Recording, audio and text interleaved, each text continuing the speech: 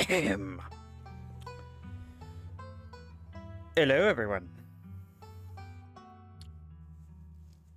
How's everybody doing today? I didn't sleep well last night at all. Couldn't tell you why, though.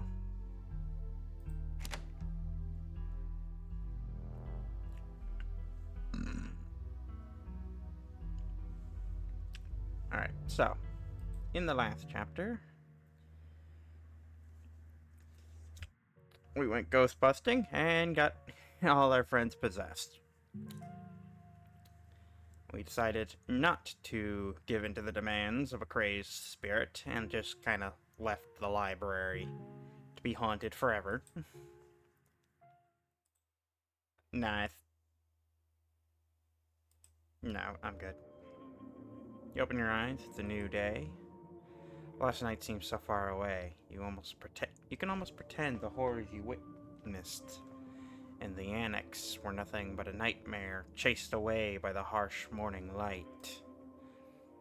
But you know that the furious spirit of Charles Shaw Jr. yet lingers, locked behind the doors of the town hall, still tied to the earth by its hatred of you and Tabitha. An involuntary shudder runs down your spine. But the thoughts are interrupted by the buzz of your phone on the nightstand. Hey, have you heard from Stella? I haven't been able to get a hold of her. Thought she might have at least checked in with you. You check your messages. There's nothing from Stella.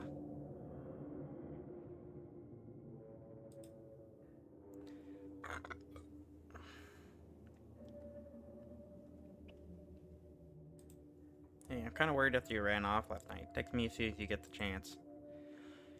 You wait for a few silent minutes. The message sits undelivered.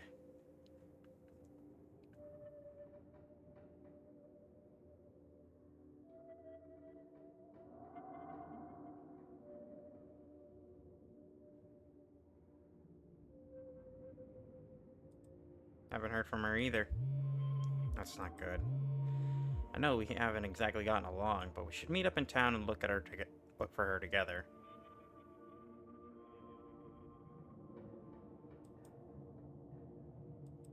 Or you have your morning plans and we haven't exactly gotten along. Huh. You open the drawer, they both have a bread now. Human is back! Maybe change mind about eating us? Could be the end of Dustin and Dustin, ma'am. I'm guessing your glass house still has that squatter? Tried to reclaim glass house last night, but asshole squatter too big and strong. Dustin mom stand no chance. Must have to live in Dustin house forever. Human big and strong too. Probably more big and strong than asshole squatter.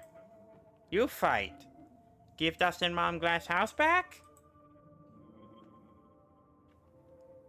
Fight someone or fight something? I'll see what I can do. No way, I'm not brave enough to get into a fight with some creepy squatter. I don't care how stickily charming you are. I'll do my best, but no promises. Squatter have sharp things on head. Human be careful, but Dustin mom would be eternally grateful to human. Dustin too. I would never eat you. I love you. Dustin mom know better than to trust.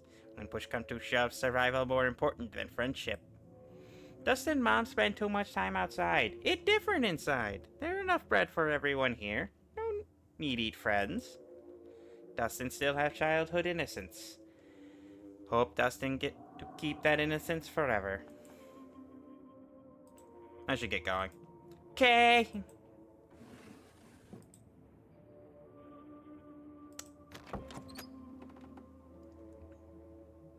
Make your way to the closet. There's no denying it. The doll had moved at some point since your most recent visit. But your long-dead relative's creepy doll isn't the only thing that's different. Someone was in here. Judging by the residue they left behind, you're pretty sure you know the culprit. That means he was in your room. Was he there while you were out the previous day, or did he enter while you slept unawares just a few feet away? something to mull over for the rest of the day. You may as well take a shower before starting the rest of your day. You step into the guest bathroom and into the shower. Feels good to wash away the grime of last night's haunting, but eventually you have to leave this place and confront the rest of the day. In the meantime, you think about the door to the clinic. You're still drawn to it even now. You'll be going back there today. You're sure of it. About Oscar and Rosalina, and how the specter of Charles Shaw Jr. has left them without home and work. But the afterlife, it's undeniably real at this point, and what you've seen is terrifying. Think about Stella running off last night. Hopefully she's just sleeping in. Think about Duke and the image of him lying there slumped against a tree. You think about someone special. Specifically, you think about... Oh god, look at the long list of names.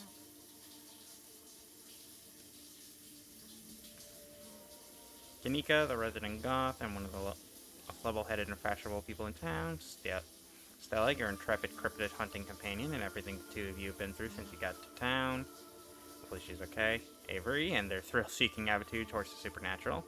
Maybe they're less chill than you initially thought. Or maybe they're even more chill. Oscar, the shy and handsome librarian. Reese, the chronically ill artist living in the clinic. Dr. Kelly, and the way her commanding presence dominated yesterday's dinner. Wayne, and the way he epically crushed that ditchling. You think about Kanika. Hopefully the two of you will finally leave this place today. You're done here. Turn off the faucet and dry yourself off. It's time to face your cousin. You find her in the kitchen, her shoulders hunched in a tight ball of anxiety. They're striking. This week of all weeks. As if I didn't have enough on my plate already. Your cousin's posture is unsurprisingly much tenser than usual. It's possible the strike is even worse than she thought it would be. Probably won't be long before she bolts out of here. As if there's not enough.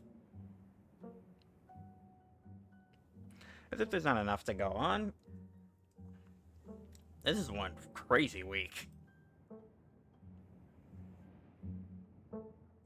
How are you feeling about the strike? You can be honest with me. Conflicted. It's gonna be tough. And despite what a lot of people would have you believe, I'm not relishing the opportunity to pick a fight with my men. I don't think many people take pleasure in breaking strikes. Perland would have, but that's not me. I don't know. It's complicated. Everything is so complicated.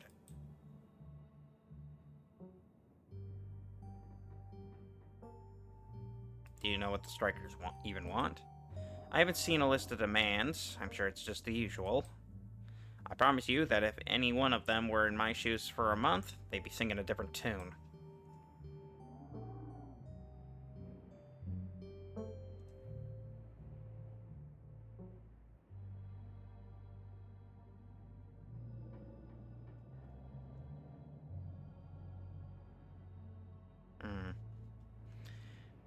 So that's why the ditchlings are here. They're predicting they strike.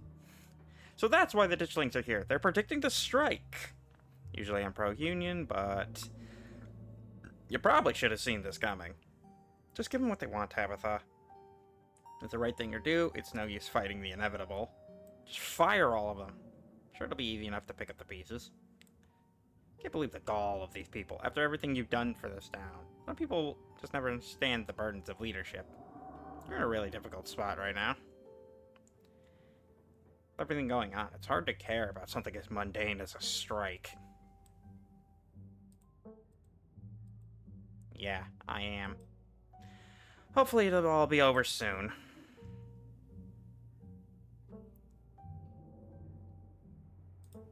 Probably should have seen this coming. Who's to say I didn't? It wasn't ever really a question of if, more a question of when. Forgive me if I didn't expect him to walk out a few days before my mother's funeral. Couldn't even wait until Perland was in the ground. I mean, fair. Like, let's bury the bitch, and then we'll strike.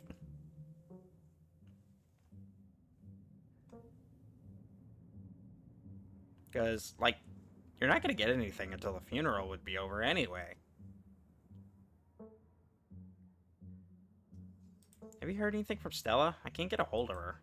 No, but that's not exactly newsworthy. I'm sure she's just processing what happened last night. We weren't the only ones that were traumatized.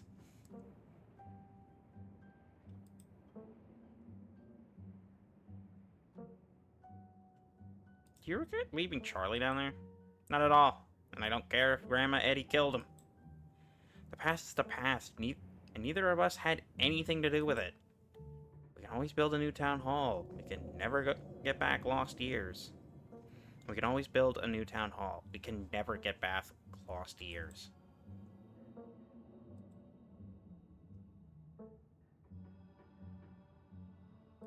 If the mine's in trouble, you should just sell it and sell the estate. Get out while you still can.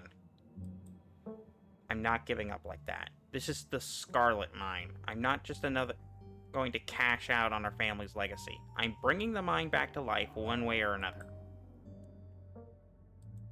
You should probably get going, right? Yeah.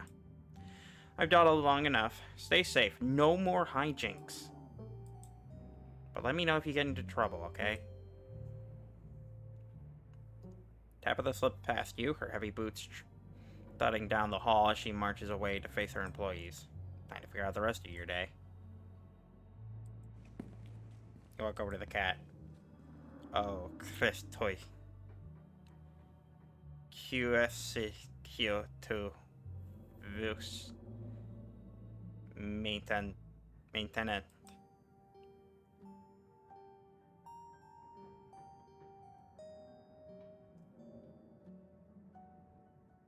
Will you ever let me pet you? And coat my fur with your disgusting human oils? No. Do you know anything about the stone carvings scattered around town? I am not here to be your commendation. She detective. Jusu Sun Shate. I am here to watch you flail about in the darkness. I am not here to provide answers to whatever mysteries confound your feeble American mind. I missed you last night, Frou-Frou. That makes one of us.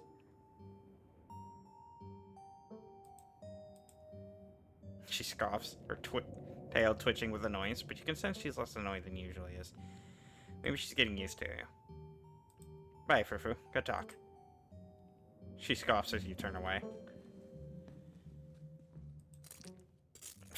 If Stella's MIA, who knows when you'll get the chance to eat. You make yourself a PB&J in anticipation for the long day ahead of you. And that's that.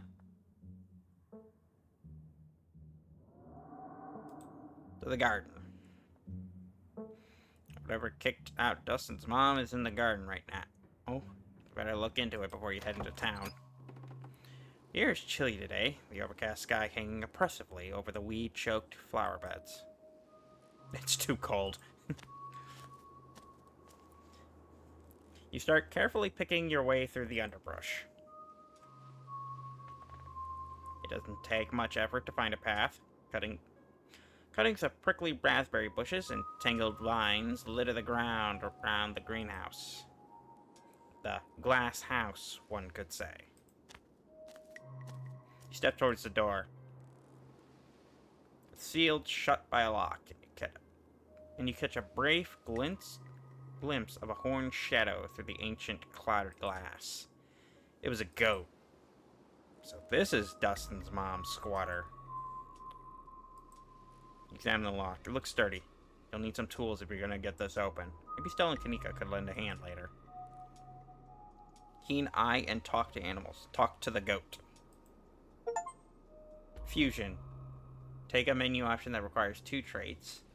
Dustin Quest. Meet Dustin's true enemy. You examine the lock. Okay. What's your name, little guy? Goat. Goat! What are you doing in the greenhouse? Yeoman put me here. Cannot complain. Pretty sweet digs, honestly. Stays nice and warm. And there's plenty of eats, too. Did the human have a brown coat and big boots? Coat like what? Fur? Nah, not brown fur, yellow fur. Just on the top. Not like all you humans. Don't know what the boots are. Can't help you there. Where did you come from? Farm. Used to live with other guys like me. Kinda miss 'em. But that's not much. Don't gotta share anymore.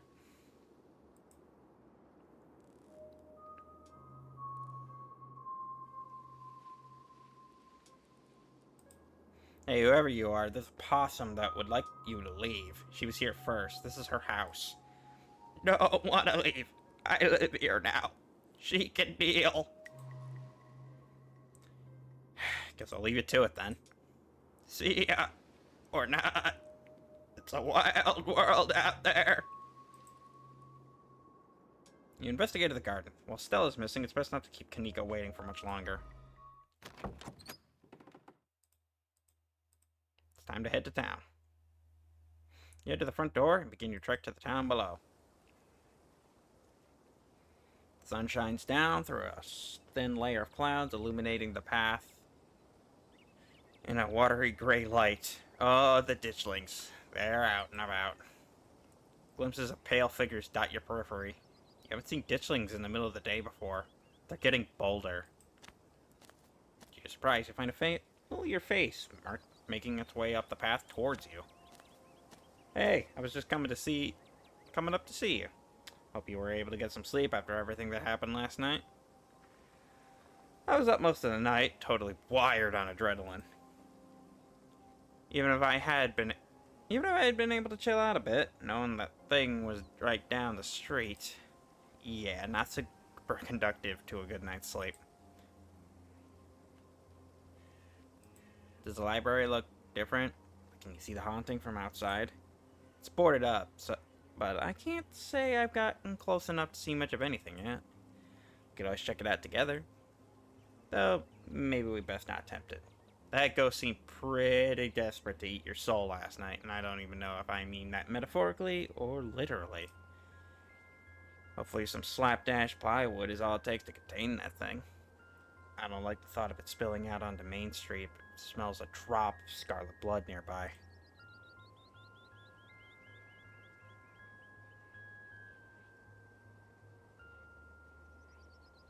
Hopefully no hooligans break into the library and get trapped in ghost hell.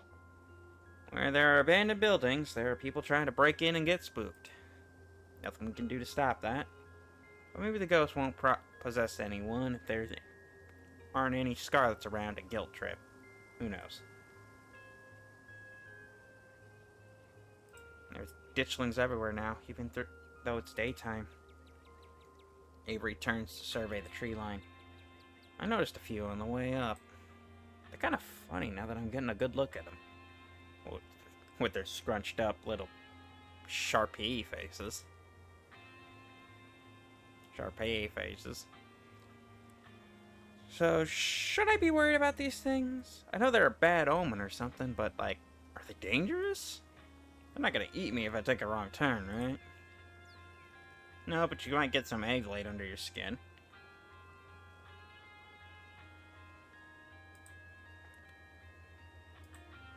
Oh, is that all they do? That doesn't sound too bad. I think I could survive a parasitic larva or two. Just glad being eaten alive isn't on the table.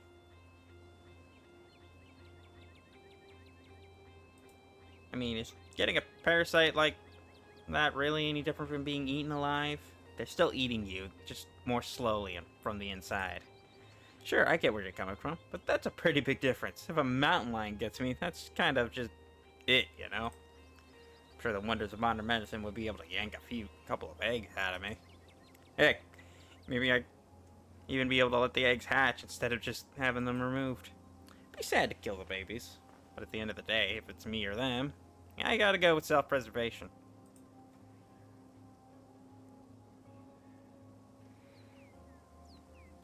What? I like how my response could just be, what?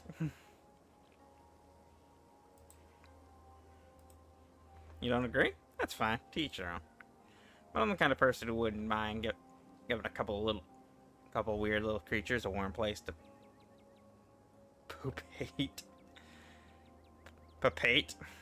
If I have it to spare. And if they don't kill me. Have you heard anything from Stella? I haven't heard from her, though we don't text much, and I haven't checked in with Winnie to see if she come in for an early breakfast or anything. But if you hadn't heard from her, that doesn't sound great. Seeing her like that last night was awful. She's usually so unflappable. Kanika and I are meeting up to look for Stella. Wanna come? Absolutely. Hey, I told Winnie I'd be coming in late today, so I've got time. I don't know how much time, though. From what I saw this morning, the diner is hopping. Absolutely packed with miners. They must be using it as a home base for the strike. Oh, by the way, there's a strike going on. I'm pretty sure you already know about that, though. Have to imagine Tabitha would have told you this morning. Let's head back. Let's head to town. Yeah, good idea. I can't decide on a voice for Avery. You and Avery start back down the path to town.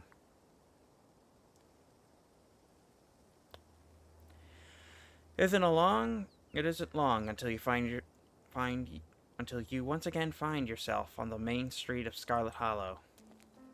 Morris, you made it, and you picked up an Avery along the way. Hope you're both doing okay, like emotionally. Yeah, I'm not too bad. That's good. I feel like I got crushed by a steamroller or something. Joints all out of whack. Totally exhausted and super foggy. Mom has been insistent I caught a cold, and I wasn't buying it. But as of this morning, I've come around. It's definitely something beyond exhausted, even considering the ridiculously stressful week we've all had. But I'm not gonna let that stop me from looking for Stella.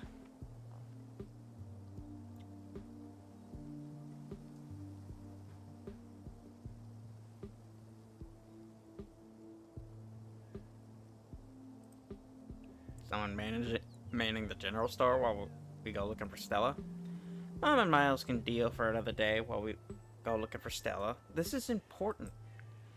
Not the store isn't, but if something happened to her and I'm spending my time minding the register, I don't think I could live with that.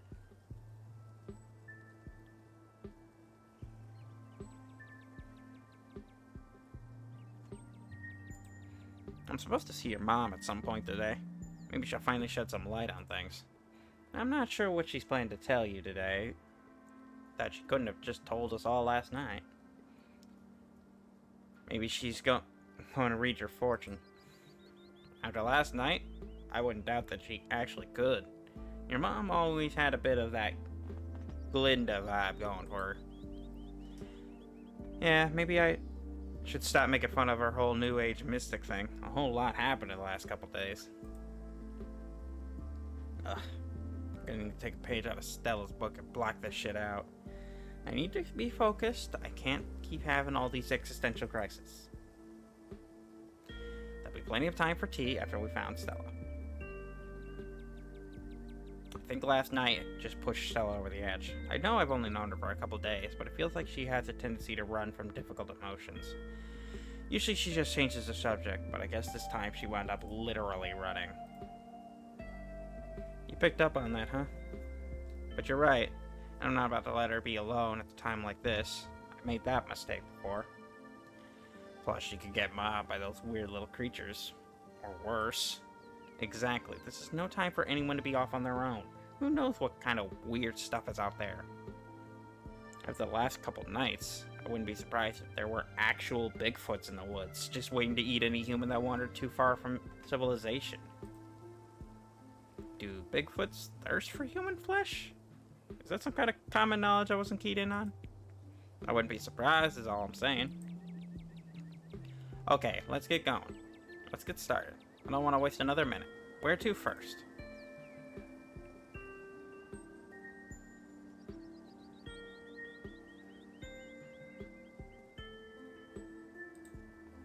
Okay, let's go to Stella's house. Good place to start. Maybe she just slipped in.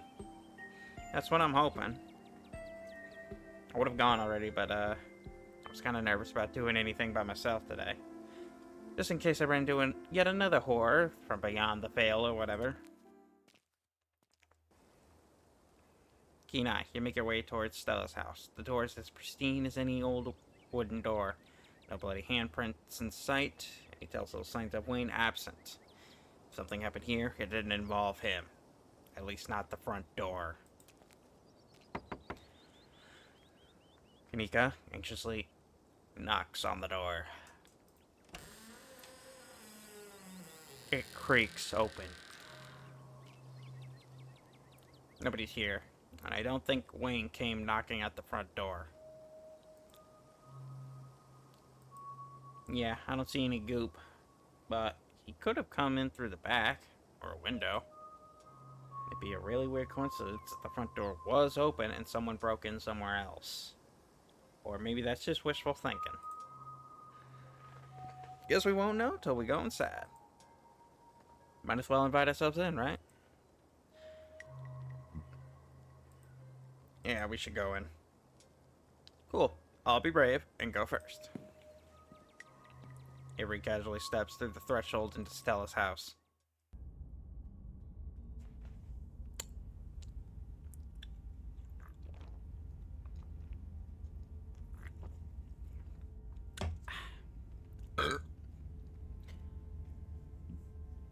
Keen eye. Aside from a corner of the room dedicated to Gretchen, Stella's house almost feels like a museum.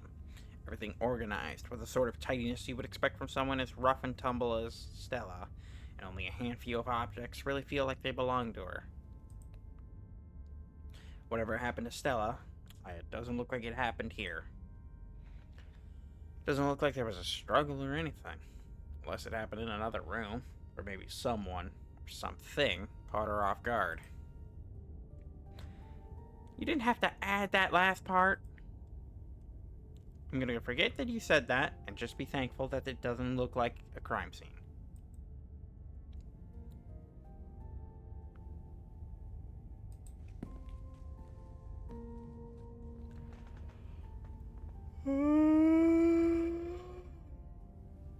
Yawn. Stella's kitchen is surprisingly messy. A couple of cabinets are hanging open, and a loaf of bread sits on the corner with a used butter knife. The crust of the bread has gotten somewhat stale, almost as if you'd expect after being left out overnight. Whoever left it here left many hours ago. It's a little messy, but it doesn't look like anything violent happened here. It's possible she came home, grabbed some food, and left in a hurry, right? Did she have somewhere she needed to be? She didn't say. Maybe she had something she had to rush off to. Maybe she just had a panic attack after being possessed. But that was over 12 hours ago. I'd hoped she would be home by now if that was the case. Still the sort of person to stop back home to make a snag in the middle of a mental health crisis? Yes. And it's comforting to think that might be all that happened. A panic attack is much more manageable than rotting ghouls or parasitic doughboys.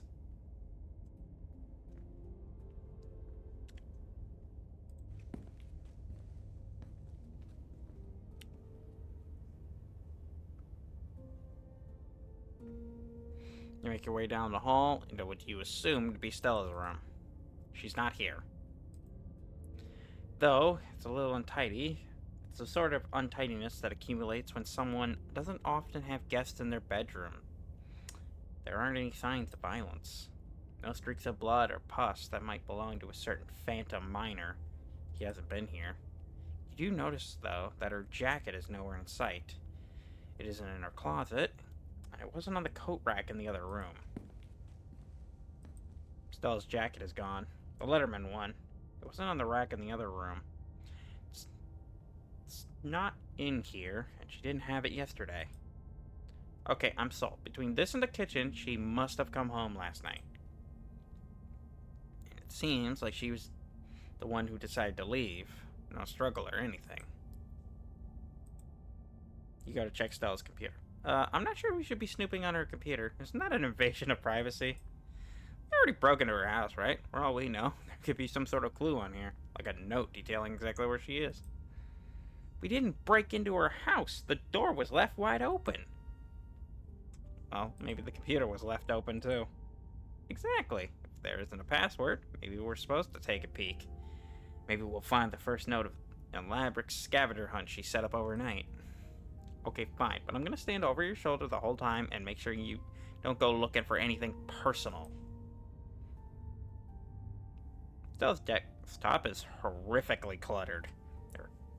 There's simply too many files and folders to fit on our monitor, and they overlap each other in a chaotic, multi-layered display. Whoa, how do we find anything in here? I'm suddenly a lot less worried about invasion of privacy, and a lot more worried about this being a complete waste of time.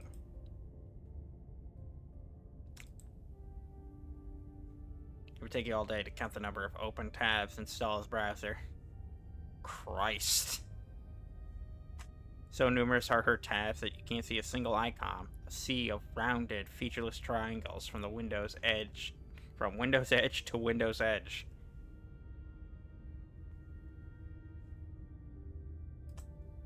Ah, crap, the pre-rolls are running.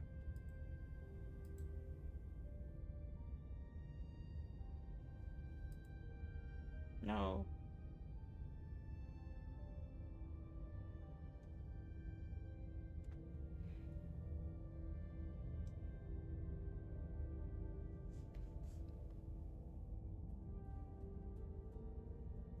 Oh, it was running 30 seconds ads. Oh, what the fuck?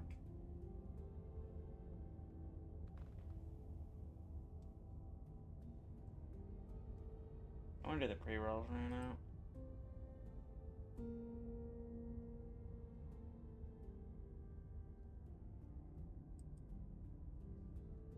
Guess I gotta run an ad.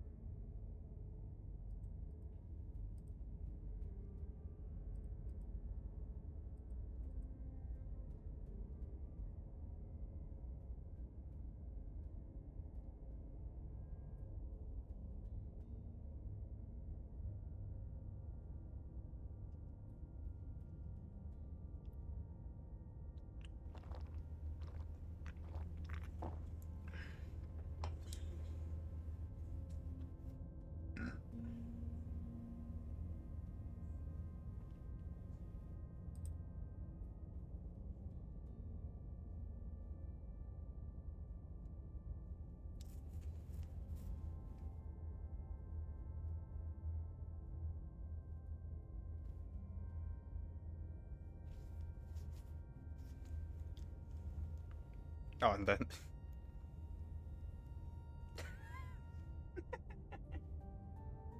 Oh, that was weird looking. Oh well, the pre-rolls are off again. Our most recently opened tab is a post on Uncle Carl's Bigfoot Farm, a forum of cryptozoology enthusiasts.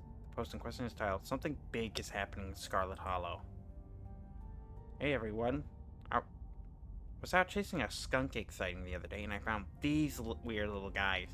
My friend's mom says there's something called ditchlings, but I've never heard of them before. Anybody have any good leads? Camera isn't shaky enough. This is totally staged. Clean footage and some sort of cryptid nobody has heard of except for your friend's mom. The only thing I'm seeing when I Google ditchlings is some city in Europe. Thought you were legit. Guys, since when did high quality footage count as anything other than actual evidence? Those things are terrifying.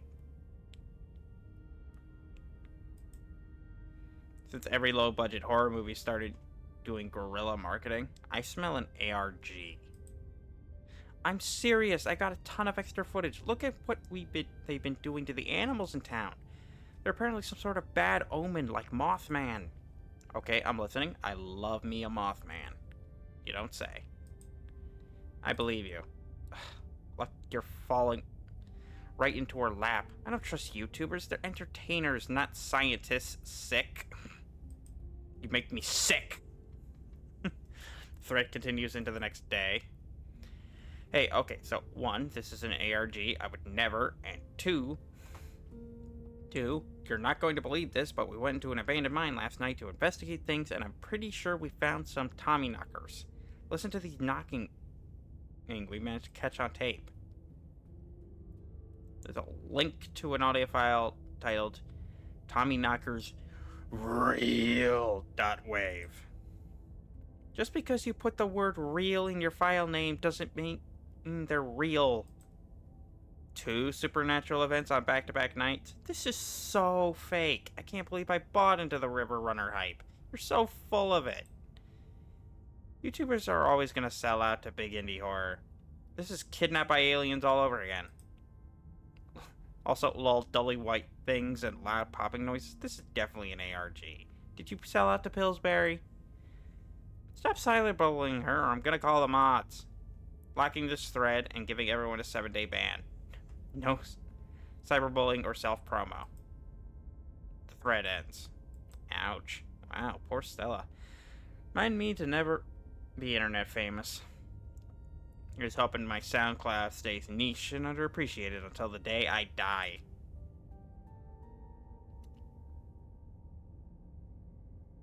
Check her search history. She hasn't visited any website since Tuesday night. If she came home after last day's incident, she didn't touch her browser. Her search history is almost entirely work-related. A furious search of queries of various monsters and cryptids that might fit the profile of ditchlings. That's that. Okay, I think I've seen enough. Thank God.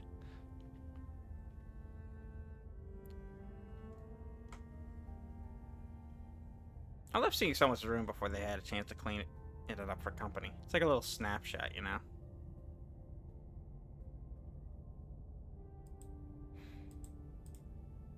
Speak for yourself. If roles were reversed and I was missing and you and Stella were poking around at my room unannounced, I'd be completely mortified. Spoken like someone with a whole lot of secrets. My room is immaculate. I guess could drop by unannounced at 2 a.m. and I wouldn't sweat a thing. Congratulations on having your shit together. Thank you. I come by. Idiot honest. I will say that this is what her room has been like for pretty much the entire time I've known her. The only thing that changes is the computer getting a lot fancier. Could use a few more houseplants. I'll put together some trimmings after we found her. Aw, she still built us those corkboard with string things. She loves putting the strings on there. I don't think they actually mean anything, but they're more for decoration anyway. Alright, I don't think we're gonna find much else here. Let's move on. Still life. Bill Stella's on Tuesday morning. Okay, so she probably came home last night, but she's not here now. We don't have any idea where she might have gone. I thought I was overreacting this morning. I hoped she would just be sleeping in. I can't believe she's actually missing. We'll find her. We're going to the cops. I know they probably won't actually do anything, but we should see if we can get them to start looking for her before we go anywhere else.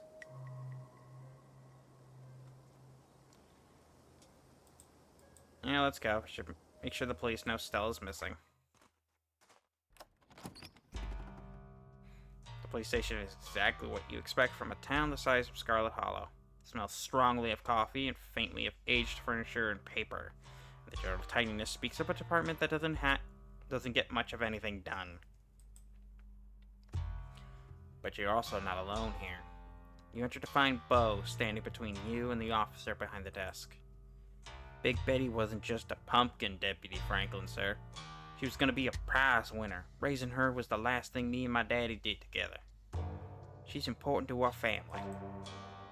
Scarlett Hollow police are spread pretty thin at the moment, young man.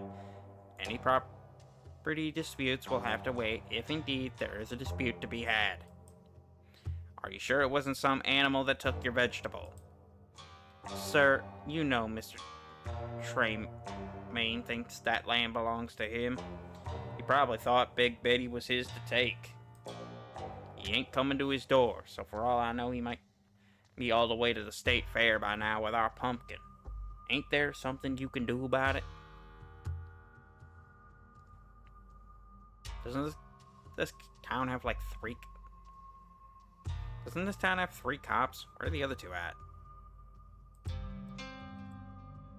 Haven't you heard? There's a nasty strike going on at the mines. Miss Scarlett asked us to try... Haven't you heard? There's a nasty strike going on at the mines.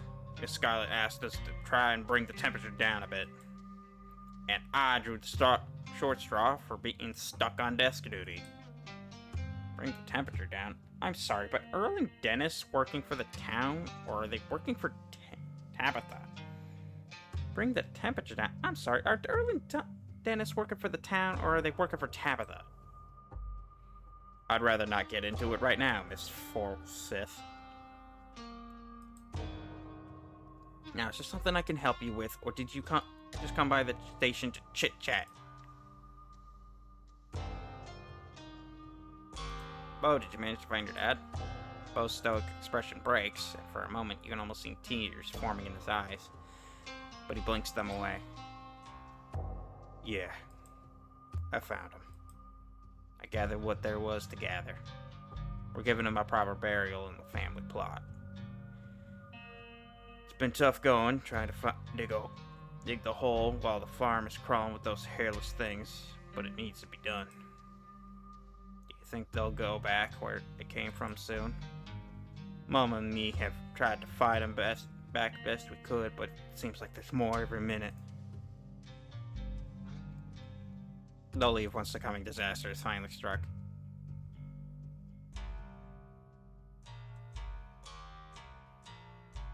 I'm sure they'll leave soon, buddy. I hope you're right. But I can't stop feeling like something even worse is about to happen. You've got good senses, my friend. You've got good senses. Things have been getting weird around Scarlett Hollow lately. But if the past couple of nights are any indication, it's only gonna get weirder. My mom did say ditchlings are supposed to be some horrible omen. That doesn't mean it's true. For all we know, the weird stuff is behind us, and those creepy things will crawl back to wherever they came from, and Scarlett Hollow will go back to normal. Wishful thinking. But I guess it doesn't hurt to plan for the worst. I'll do my part. I'll take out as many of these nasty little creatures as I can. I hope it helps.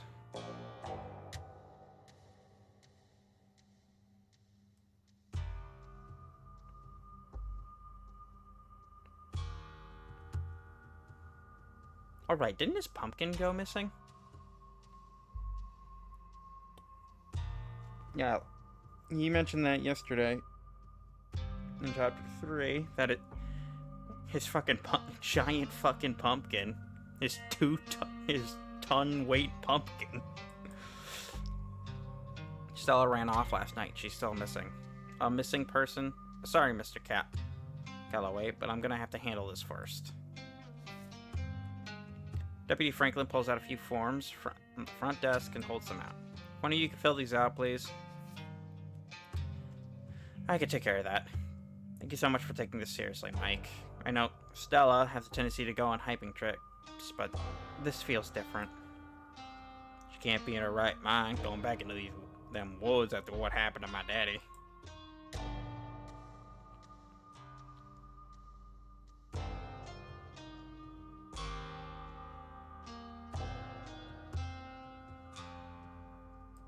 Thank you for taking this seriously.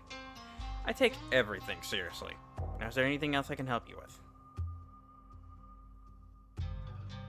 What's all this about a pumpkin?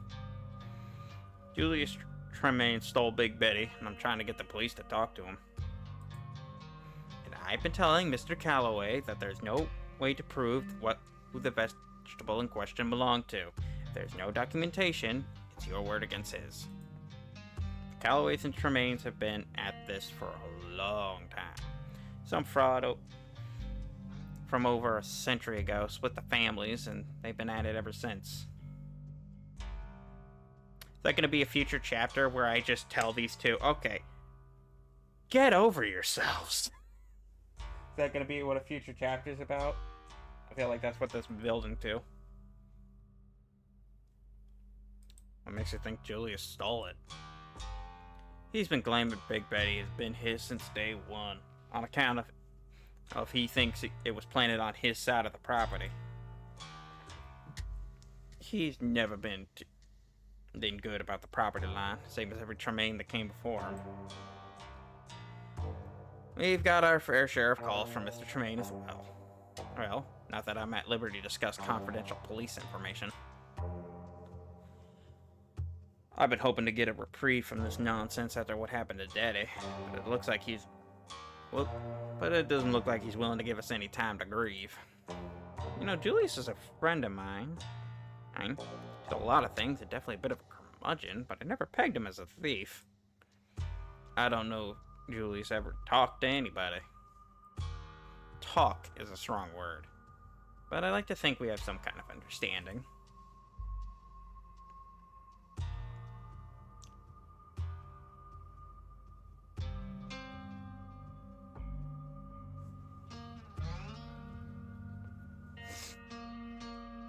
I don't think Bo's asking you to throw Julius in jail or anything. Why can't you look into this?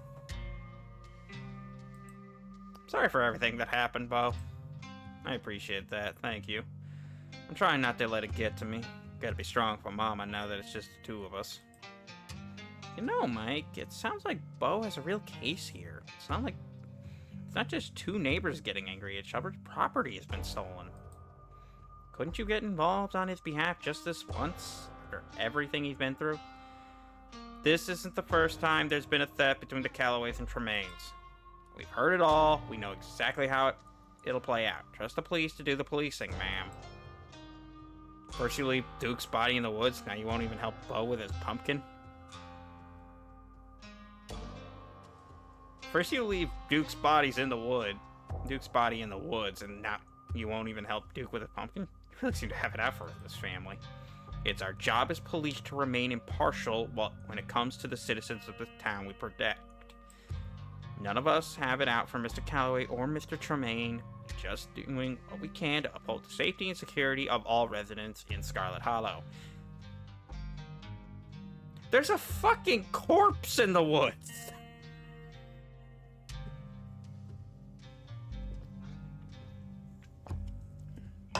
And it was left there for 3 days! The only reason it got removed was because I told Bo where to go to get him. And you're doing a great job. No, I haven't seen him since Tuesday. He's usually in the diner every day.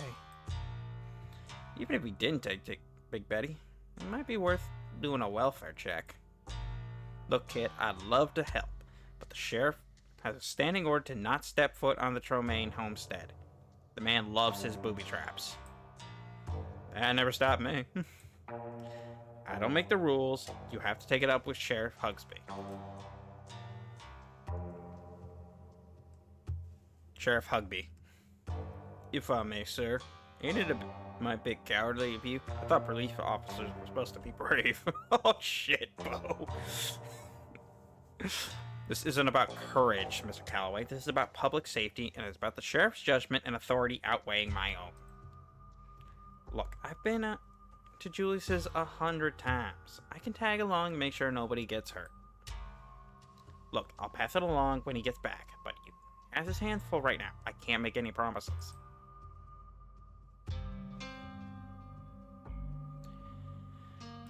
Let's just get going. Janika hands the complete report back to Deputy Franklin.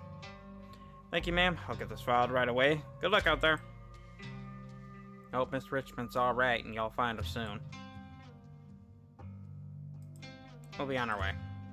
Best keep your nose clean out there, Morris. Try to stay out of trouble. Why won't they just do their jobs? Visit the police in episode 4. Well, at least we filed a report. Still, I guess fine as Stella, it's gonna be mostly up to us. And we learned about Bo, too. Apparently there's a giant fucking pumpkin missing. How do you steal a fucking ton weight pumpkin? It's 2,000 pounds. How do you steal that? How do you move that without a crane? You do.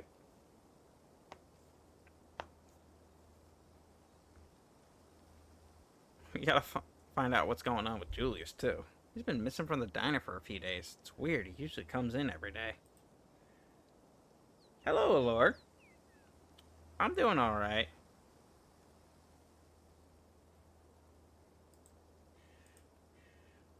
How are you doing?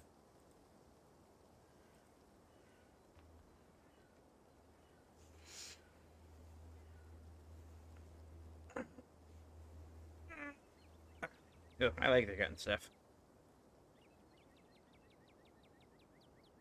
I think I've been sitting in this chair too long for too many days.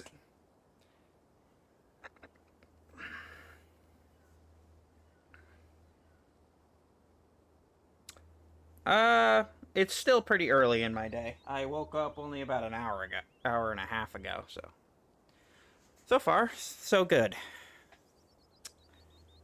But still a lot of day to go. And a whole lot of stream to go, too. Maybe he's preoccupied with ditchlings. Ooh, really?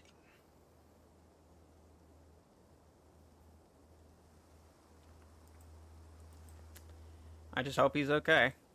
One problem at a time. Yeah, where to next?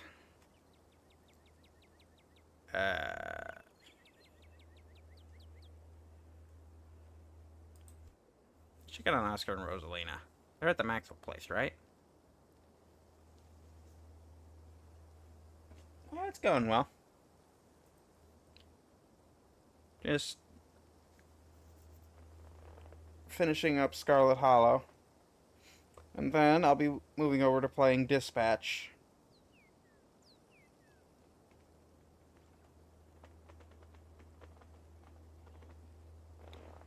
Oh, the place your so generous cousin decided was suitable for habitation.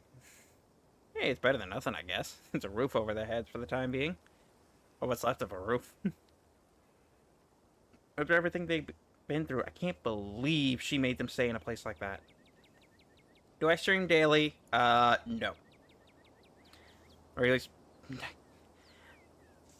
For September, I streamed almost every day to get practice in. October, I streamed every single day for the Horathon. And now I'm just gonna stream whenever my work gives me a day off, which is inconsistent. So I'll actually be using the schedule function on my stream on Twitch.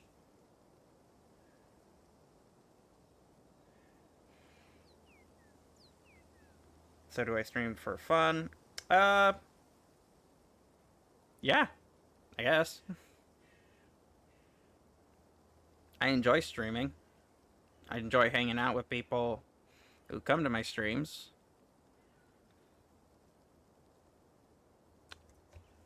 But yeah, I'd say it would be for fun. I'd say this is more of a hobby.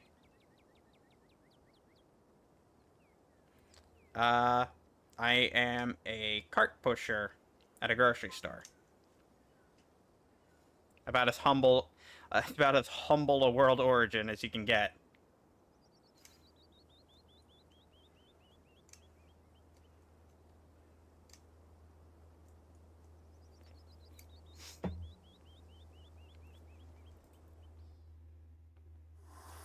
You don't get far before the sound of growling and desperate hisses grab your attention.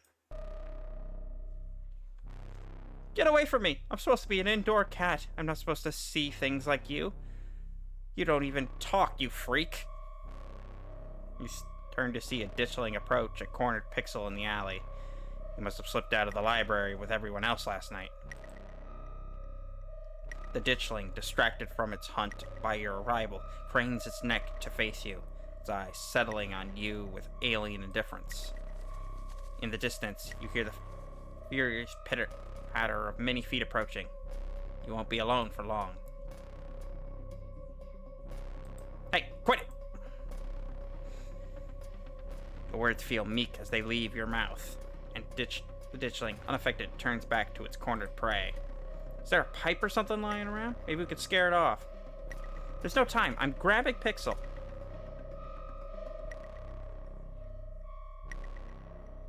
Thank you.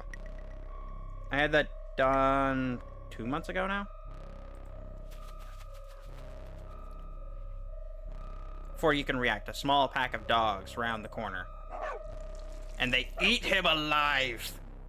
Good God. Before you can they pounce on the creature, pulling it from the wall, and they take turns biting and tearing at it until it's ripped to shreds. Rip and tear until it is done. By the goodest of all possible boys and girls. Their task complete. They saunter towards you. What the? Isn't that Daisy? And Scraps. And what looks like every other dog in town. All in some kind of dog gang. I lived! Pixel, you got out of the library. Oh, you poor cat. Come here. Pixel cautiously walks towards your grip before clambering into your arms. He has a comfortable heft to him. Thank you. I got this model off of Etsy for like $11. It was on sale. But it fits perfectly for what I want because it's also extremely customizable. Like, I could just change colors and moods.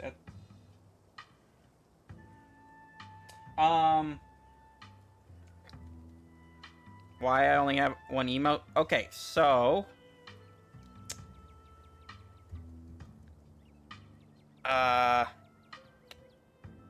I got so caught up in Horathon, I literally just forgot about it. And I just haven't gotten around to actually asking anyone to make the emotes.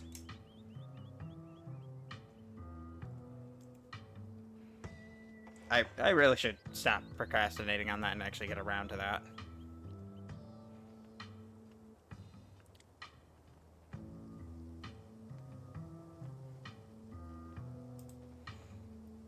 I see how it is. Everyone likes Morris, even the cats.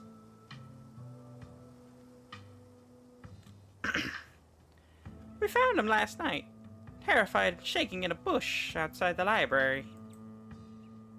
Psst, I wasn't that scared. I've been even helping them out. Little Pixel's here's been volunteering as a scout. Don't worry. We're always right around the corner. Those creatures will only like to strike out when they have numbers, but they're hardly very bright. We made sure the little guy was taken care of till the humans were awake. Do y'all know where he's supposed to be?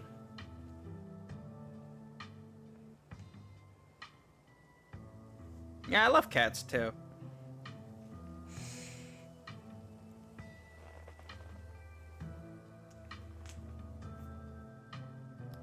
If you couldn't tell from me basing it around them.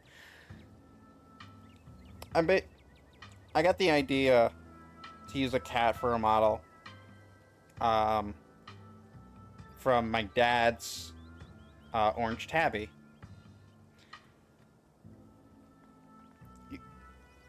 I always used to think, like, I wonder what he would be like if he could talk. And I imagine, since my family is all full of very foul-mouthed people, I always thought our cat would have like a sailor mouth.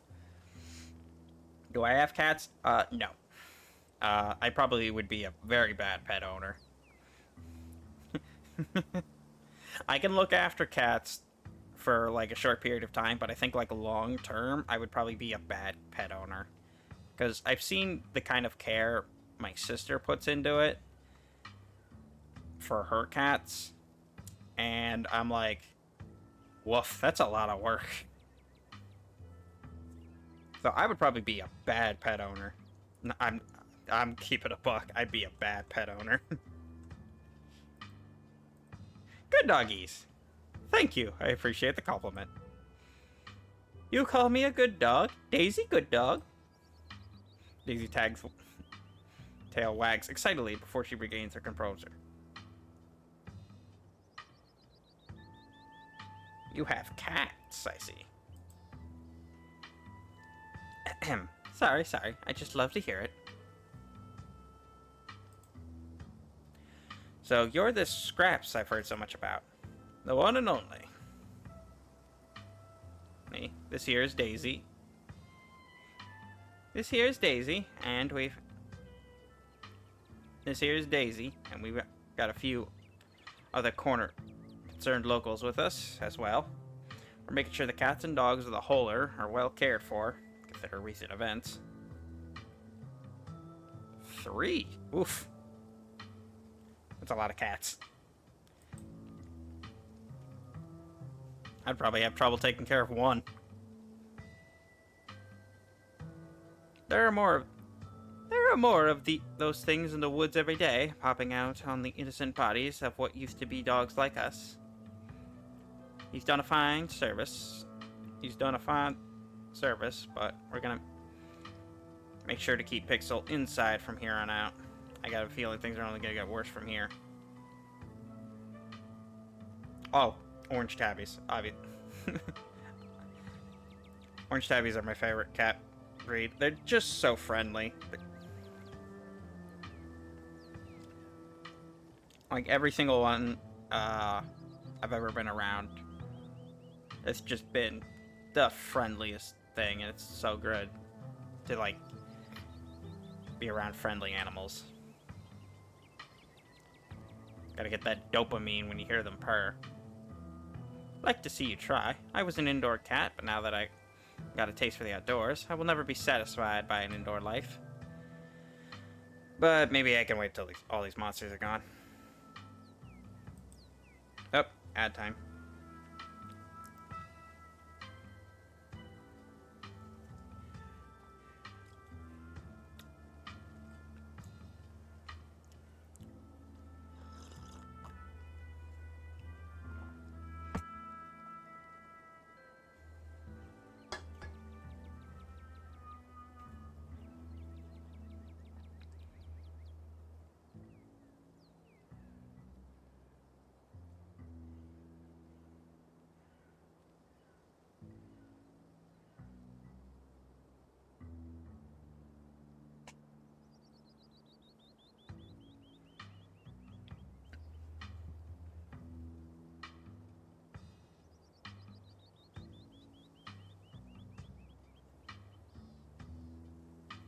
Oh, I just realized it says on SiriBot we'll be running 90 of ads.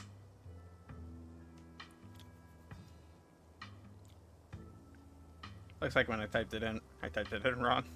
I'm gonna have to fix that later.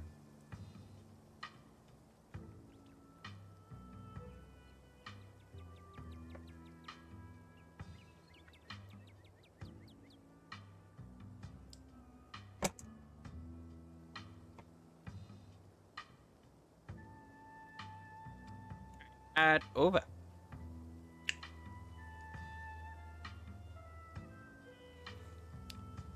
We'll make sure to get him back to his family. We appreciate it, human. Word's been going around town that there was one among you who could probably understand us. It'd be good to have you on our side during these strange times. Odd things are going on around here.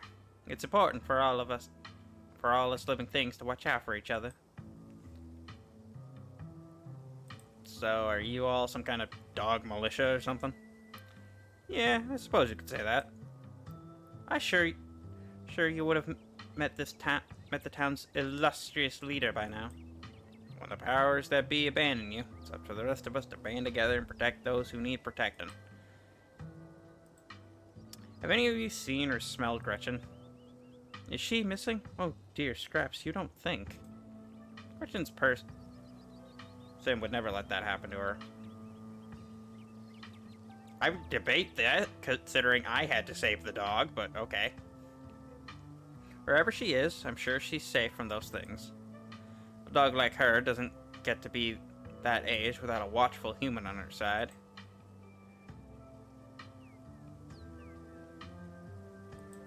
Can you help us find her? You've got better noses for this sort of thing. We'll do our best. We don't intend to make any more trips out into the woods, but if it's for Gretchen, we'll take the risk. She's a well-liked dog in these parts. Been around longer than any of us. It'd be a blow to the community for her to fall victim to these monstrosities. Gretchen really admires you, Scraps. Oh, she flatters me so. I'm nothing special, just another dog. All the more reason for her to go after her before it's too late. Don't be so modest, Scraps. You're the kind of dog other dogs listen to. That's more than can be said for that Jimmy.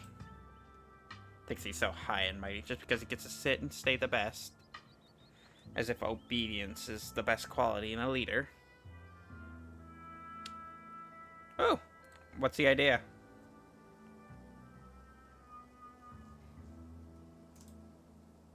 Is there anything we humans can do about the ditchlings? They ain't that hard to kill when there's a whole lot of us. They die easy enough. So long as you don't get caught unawares. That's why we're gathering all the local dogs. A big pack is a safe pack. Jimmy may not be doing anything to help, but that doesn't mean we can't take matters into our own hands. Now, Daisy, no need to start in about the mayor.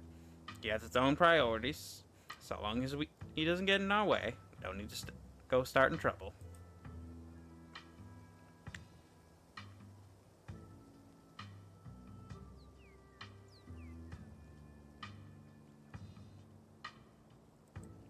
Yeah, screw Jimmy. What a joke. One of you should have been mayor. Well, aren't you sweet? Some dogs just ain't fit to lead. It's not his fault the humans of this town flung him so far out of his depths. Aren't your families worried about you off on your own like this? We're country dogs. So long as we come home for dinner, most of us aren't missed too much. Speak for yourself. I know my family's been worried sick, but I can't let that get in the way of what's important. Besides, if I went home, they might tie me up, and then I'd be a sitting dog.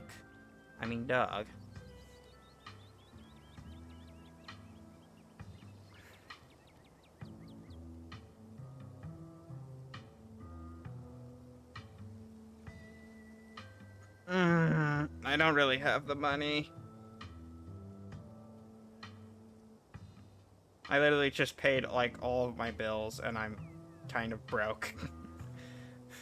I'm sorry, I don't really have the money for that.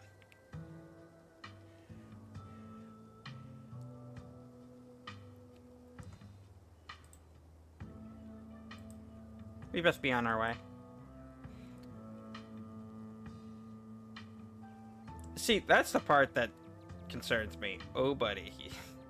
About not worrying about money. Nothing in this world is free. Same for us. From first time that we know of, those things are out during the day, which means the pets of Scarlett Hollow need us now more than ever. Make sure the humans keep an extra careful watch on their furry companions. The band of dogs scamper off. You just had a full-on conversation with those dogs. It's so weird when you do that. Does that sort of thing happen a lot with you, Morris? Yeah, it takes some getting used to. After last night, it'll take a whole lot more than Morris having a conversation with a gang of dogs to faze me.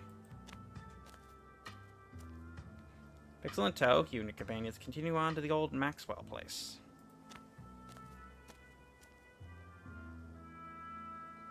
The old Maxwell place was clearly a mid-century modern home, and undoubtedly quite stylish for the time, but it's been abandoned for unknown decades, and moss and vine choke its exterior, barely concealing cracked walls and dust-cladded glass.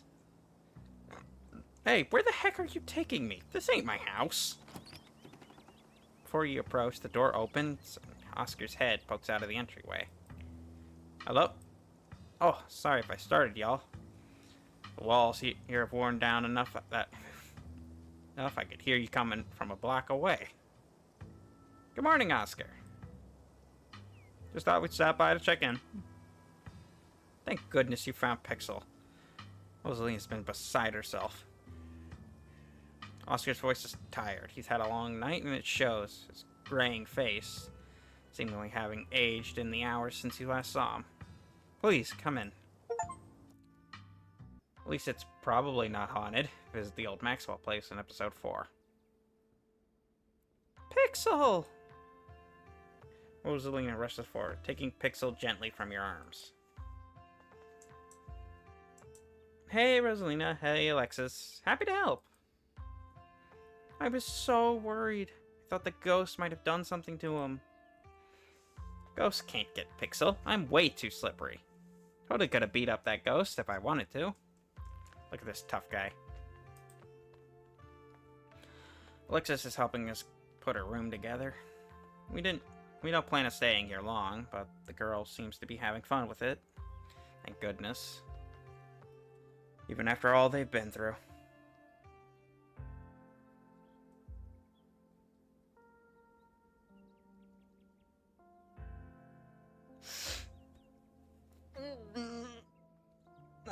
I'm good. I'm good.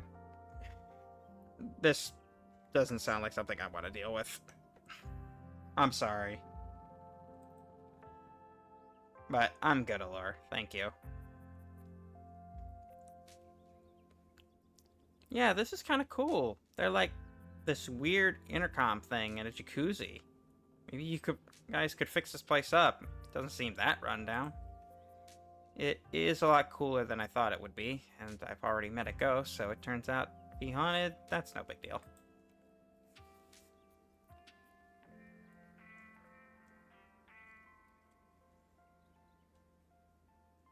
Sorry again about the library. There's no need to apologize. It's a building. You're a person. You matter more than a pile of stones. I do kind of wish we could go back for our stuff. Thanks for letting me borrow some of your clothes, Alexis. You can borrow as much as you need. I have plenty of shirts, and you can do laundry at our house, too. Of course. There are some family heirlooms I'd rather not lose. Which is of my parents, my father's mining jacket. I don't like the thought of that our last living memories being forgotten in there. And the fact that it stole the library from me, too. That one really stings. But what are you going to do?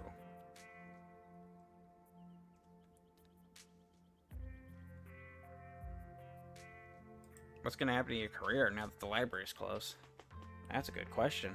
I was up all night wondering the same thing. If things stay the way they are right now, it's essentially like the library burned down. The books are inaccessible, the building is unsalvageable. In that scenario, the county would have to put up money to build a new archive, or we'd have to move somewhere where I could work in an existing library, and Scarlett Hollow would lose a valuable public service. Oscar. Oh man, that sucks. Move? You and Rosalina would leave? But we're not doing that, right, Dad? We're staying here.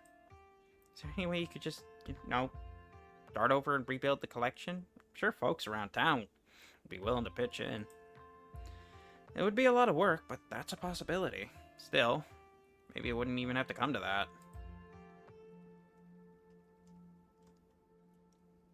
Y'all aren't traumatized after last night? No, they are. This place has a jacuzzi? Can I try it? I only just turned on the water. I don't think you want to bathe in what has been stuck in the pipes for the last 30 years. Or on bottled water until I can get the stuff that comes out of the tap thoroughly tested.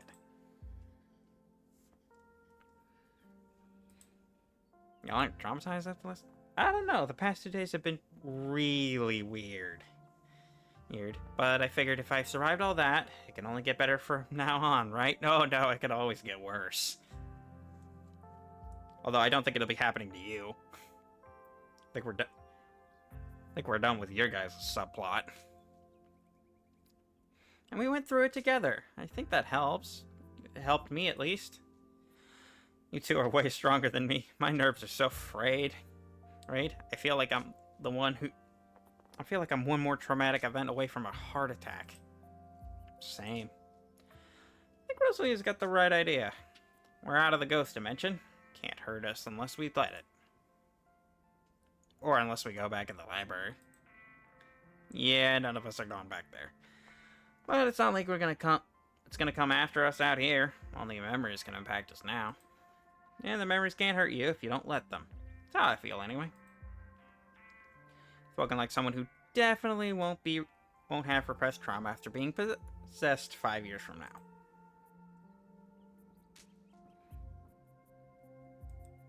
Have any of you seen Stella? We haven't been able to find her since everyone left the library last night. She hasn't got in touch with any of you? So I'm guessing that's a no.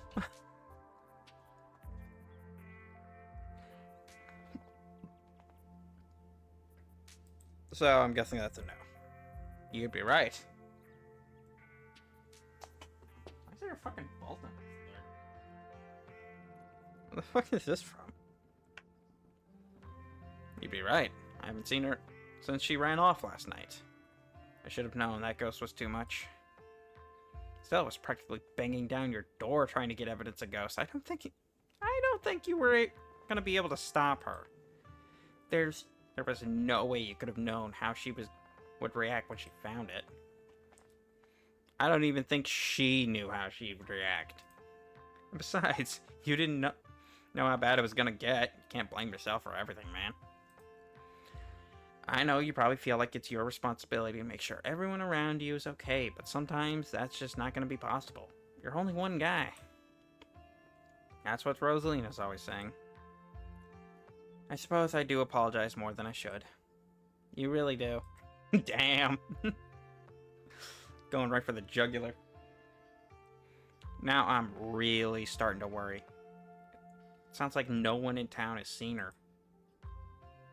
And it doesn't sound like something bad happened.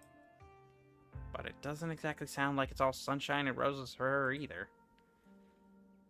I'm sure she'll be okay, but you should probably get back to looking for her soon.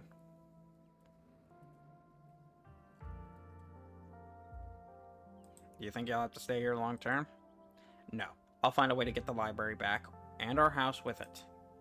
I don't care what it takes. I'm not letting that creature get the last laugh. I've been thinking. As far as I'm aware, there's nothing paranormal going on in Scarlett Hollow before very recently. Now, here we are, suddenly surrounded by weird little goblin creatures in the woods, while entire buildings are taken over by supernatural creatures. You think there was an inciting incident, right?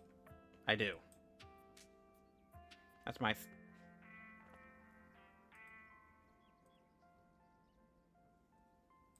That was my thought, too. It was never like this in the Holler before. Something must have happened that kicked off all this magic stuff. Avery stares at you.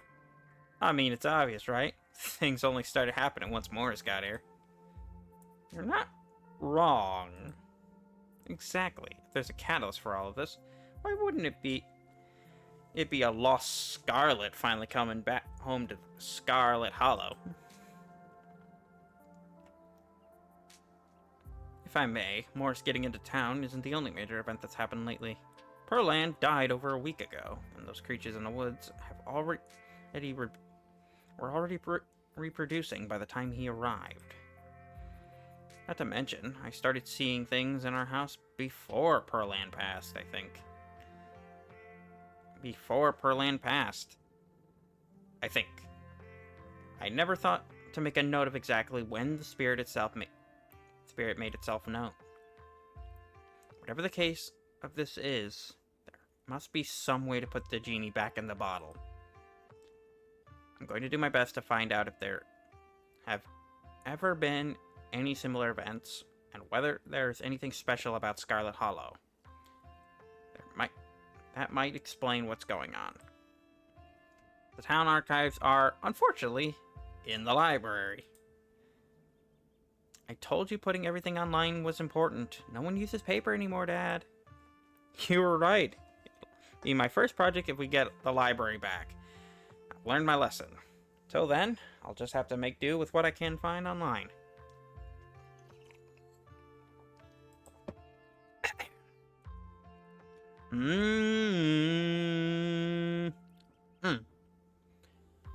We'll fill you in on what little we know, so you at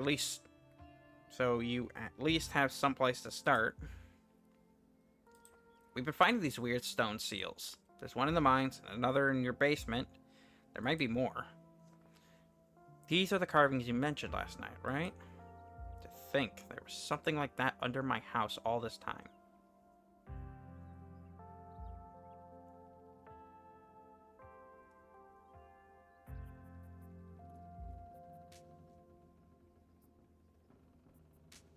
I'm good, thank you, Allure. I'm fine, thank you.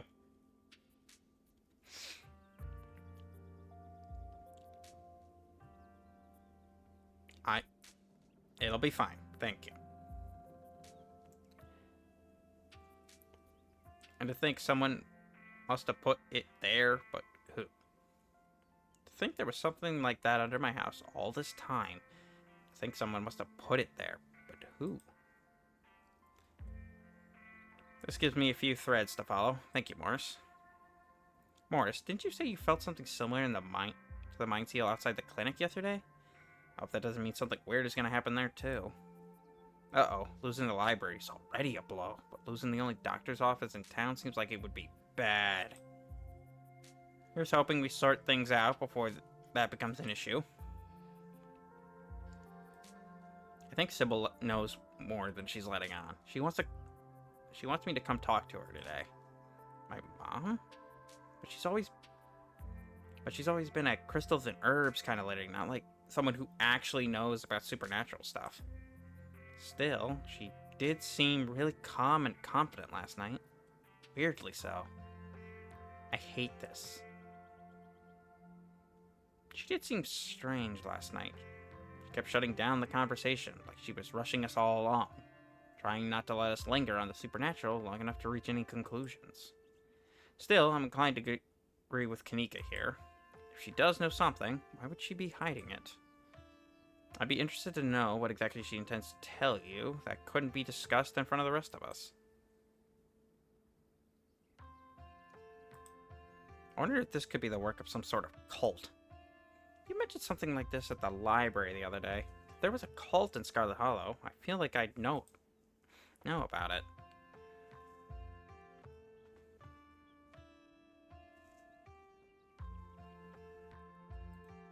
I think the cops are in on it.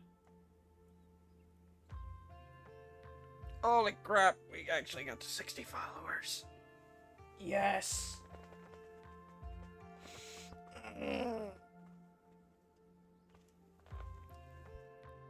Thank you for the follow, Allure. I need to stretch. Oh.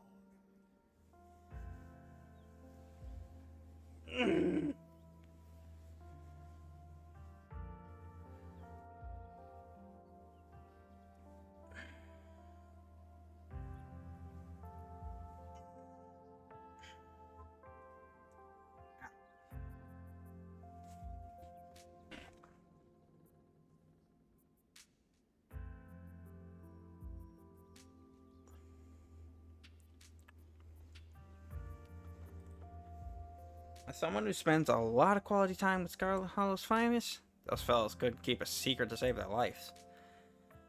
You wouldn't believe some of the things I've overheard while pouring coffee, but never any mention of some secret society or weird religious cult, unless bowling counts. Bowling could be a cover for something, but they just seem so... what's the word I'm looking for?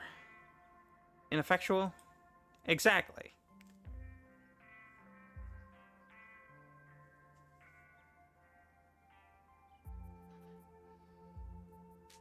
You want to have a private talk?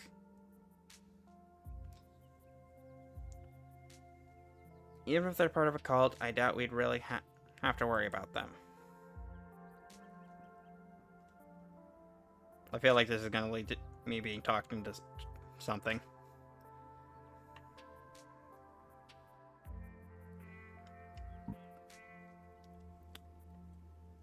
Make sure Pixel stays inside or he might get grabbed by ditchlings. The ditchlings are those things in the woods, right? Those faces? Yeah, the anguished doughboys. Kinda like them. It's like a hidden object game out there today, with all the weird little faces peeping out of the bushes. Like them? Are we talking about the same creatures that have been laying eggs in the local wildlife? I don't want to get friendly with them or anything. I just think they're kind of interesting. To each their own. Not Pixel. He's the best cat I've ever met. He's like a little dude. How do we know he didn't get affected already? He's been out last night. Is he gonna be okay? I think some dogs kept him safe. Like a gang of dogs. I know it sounds ridiculous, but we saw it with our own eyes. A gang of dogs? As most stranger things have happened. This very week, in fact.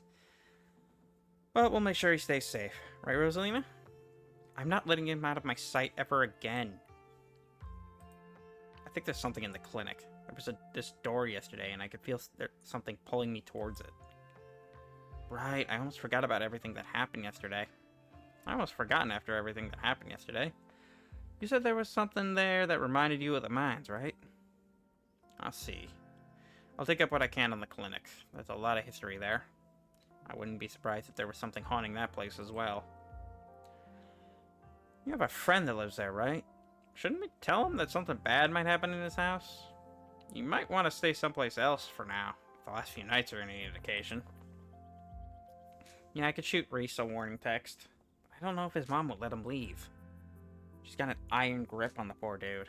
She's probably even more of a skeptic than I am. Or was.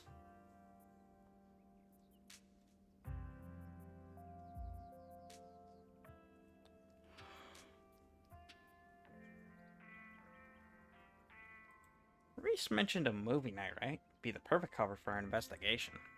Who knows if that would fly with Dr. Kelly, though. After last night, I'm pretty sure she's not going to let us anywhere near her house. She's the only doctor in town. She can't just ban people from the clinic, right? I don't think so, but hopefully nobody gets sick or hurt enough to justify a visit in the next couple days. If we're going to investigate the clinic, I think we're going to have to break in. Whoa, that is unexpected coming from you. It's what Stella would do, and she's been 3 for 3 this week when it comes to finding spooky stuff. She's also been 3 for 3 when it comes to finding her way into mortal peril. This is why we have to find her as soon as possible. It shouldn't fall on me to suggest we do something something dangerous. I'm terrible at selling it. It's not that I don't think we should figure out what's going on in there. We just need to be cautious about what we do next. We don't want anyone to get attacked or possessed by any more ghosts, even if we can help a friend. I don't know if we have time to play it safe. Just give me a day or two to do some research before you do anything rash, okay?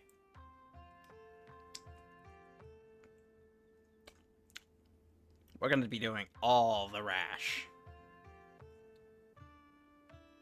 What we're doing next, I feel like we're missing a vital team member.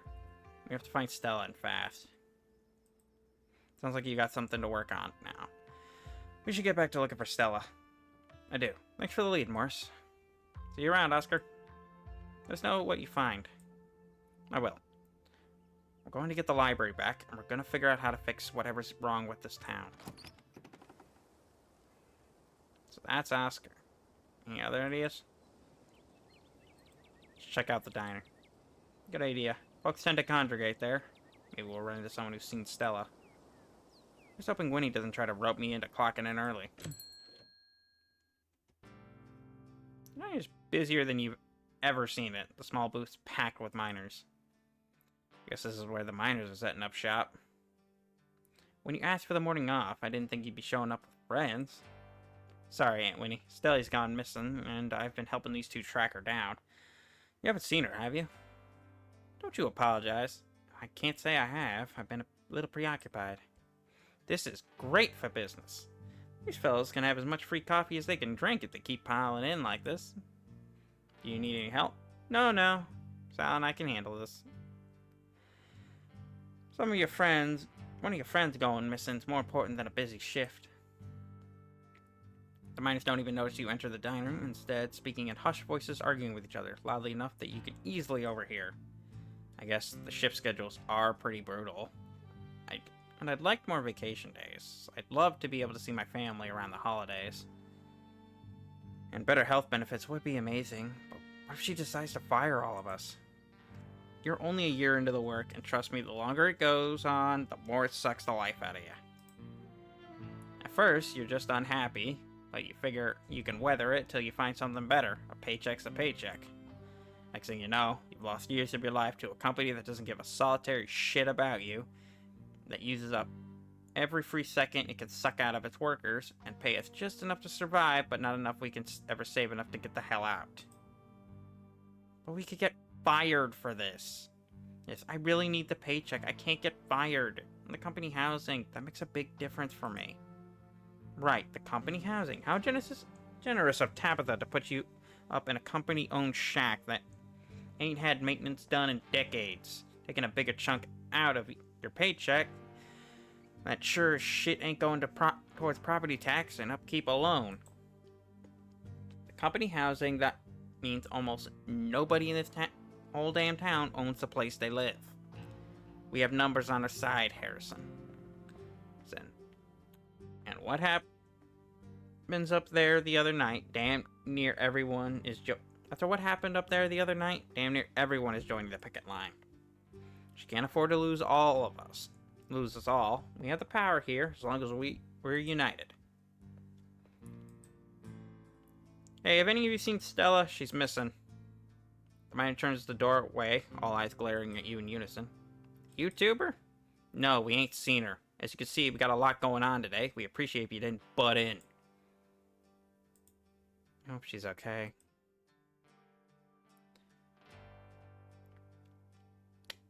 I guess we should get going. It's not my place to butt in. Still no sign of Stella. We should go to the mines. Guess there's a decent chance Stella went to find your cousin, since they're friends. You don't see it? Oh, come on. The two of them have such a dynamic, you know? Classic dog and cat situation. Come on, I'll drive us. Follow Kanika to her van. It isn't long before you find yourself outside the Scarlet Mines. Oh yes, you look very much like you're trying to calm the situation down.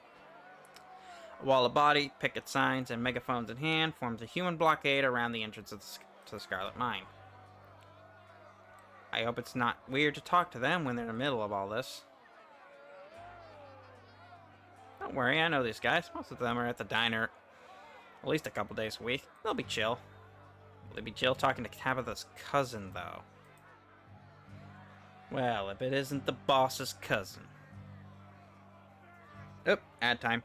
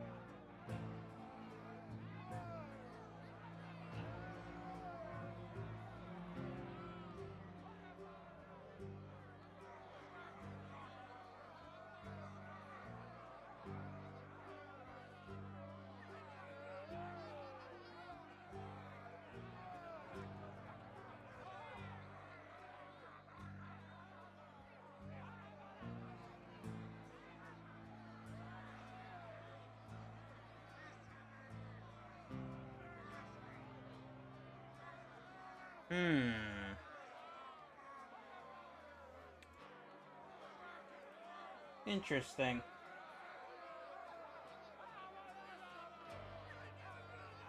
Yeah, that person was trying to sell me something. I just...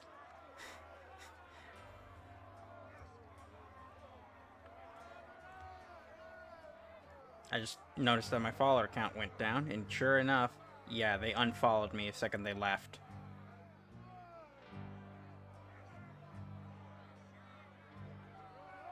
Yeah, they wanted to sell me something.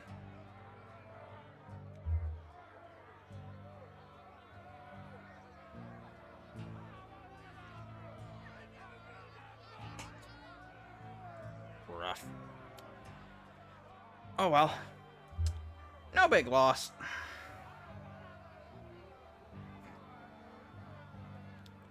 Well, if it isn't the boss's cousin.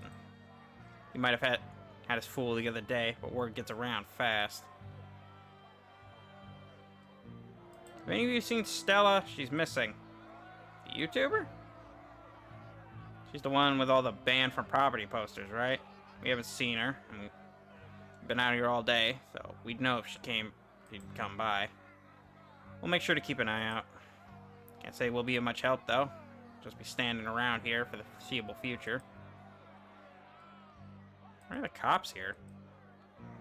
Miss Scarlett requested we supervise the situation. The mine's the source of a lot of jobs in town, and she just wanted to make sure nobody did anything hasty while expressing their concerns. That's a polite way of saying they're here to intimidate us. Oh, please, they're here with... These two are just here with their coffee. Hey, this is not intimidating.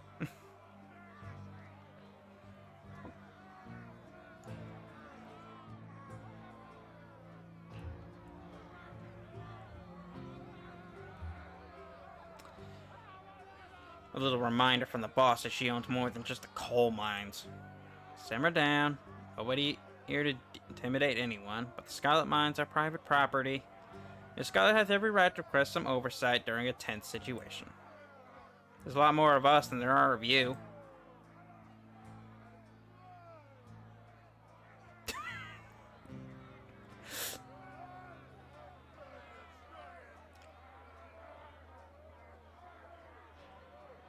I need to talk to Tabitha. So you're saying you want to cross a picket line? You don't have to literally cross the picket line to get inside. There's always that hole Rosalina used to sneak in the other day.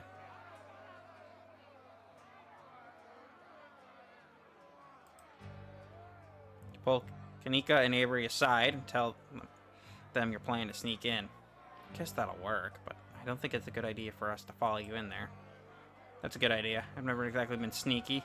Plus all the miners know me. I'll stick out like a sore thumb. We'll just wait outside by the van. You make your way to a hole in the fence and sneak into the mine.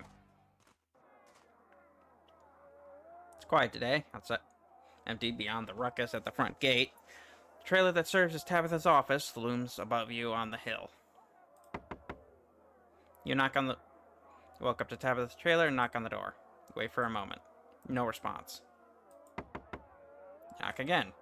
Oh, for the love of... The door swings open. Oh, it's you. Should I go? Yeah, and try not to get yourself noticed. I don't care about the strike. I just came to see you. Good, then we won't have any problems. Rodriguez, I said you're dismissed. Now get out of here. Okay, boss. Tabitha heaves a heavy sigh. Please, just forget you saw anything, okay? I can handle this on my own. Not gonna undermine you. We're good, Tabby. Oh, hang on. Got a call.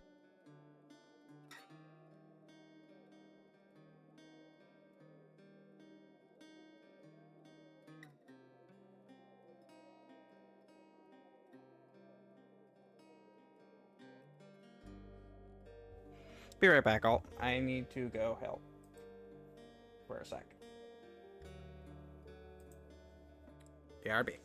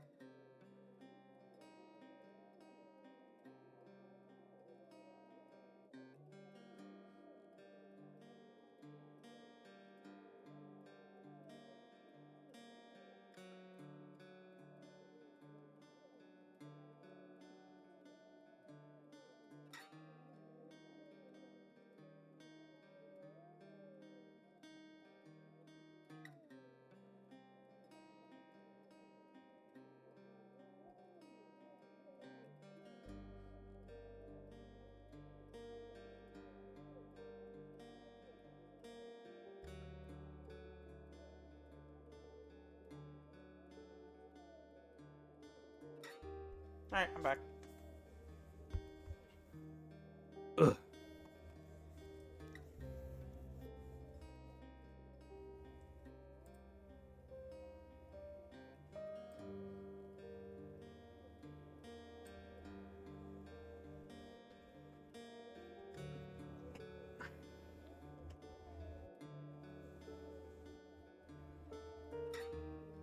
I'm not gonna undermine you. We're good, Tabby. Thanks. I know I haven't given you many reasons to be kind to me, so I appreciate you choosing to be that way, even if I'm not very easy to get along with. I'm sure you didn't come all the way here to talk about the strike. Why are you here?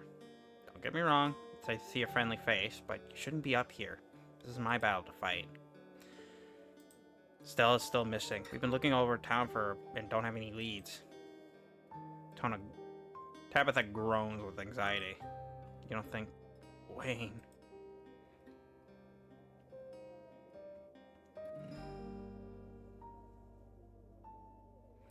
There wasn't evidence that he'd been in her house or signs of a struggle or anything. How do we know she even went home last night? She ran off in the opposite direction. She did. Seems like she at least went home to grab her jacket. Stella's been known to disappear for days while she's doing her videos, but I think we both know that's not what's going on. I'll see if I can figure something out. I'm gonna keep looking for Stella. I'll see you tonight. Let me know if you find her, okay? I don't want to sit around worrying about her all day. Tabitha's phone buzzes. I better get back to work. Stay safe out there, Morris. Call me if you run into more trouble, but please don't go looking for any today, okay? I don't need you going missing too. You leave the office, closing the door behind you. You find Kanika and Avery waiting for you outside. You don't look like you found any new leads. Feels like we've done our due diligence here. Come on, I'll drive us back to town. We can figure out our next move from there.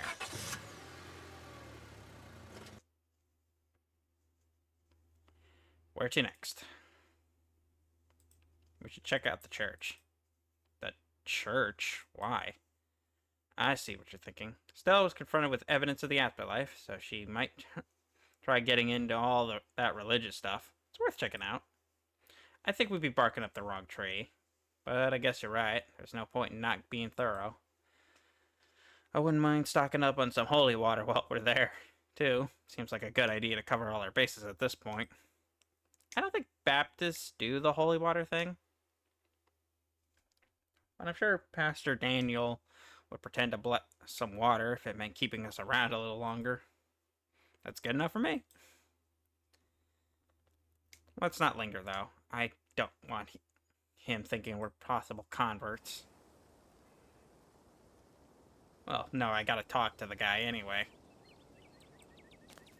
Because he can talk to animals, apparently. No, I've lived here for a few years now, but I've never actually been to the church. That's probably for a good reason. Where is that weirdo? Here is that weirdo! My, 4 visitors at once. On a Thursday? This is unprecedented. But there's only 3 of us. Oh no. Were we followed by a ditchling? Were we followed by Wayne? What's up, old people? Oh, it's just Zane. What are you doing here?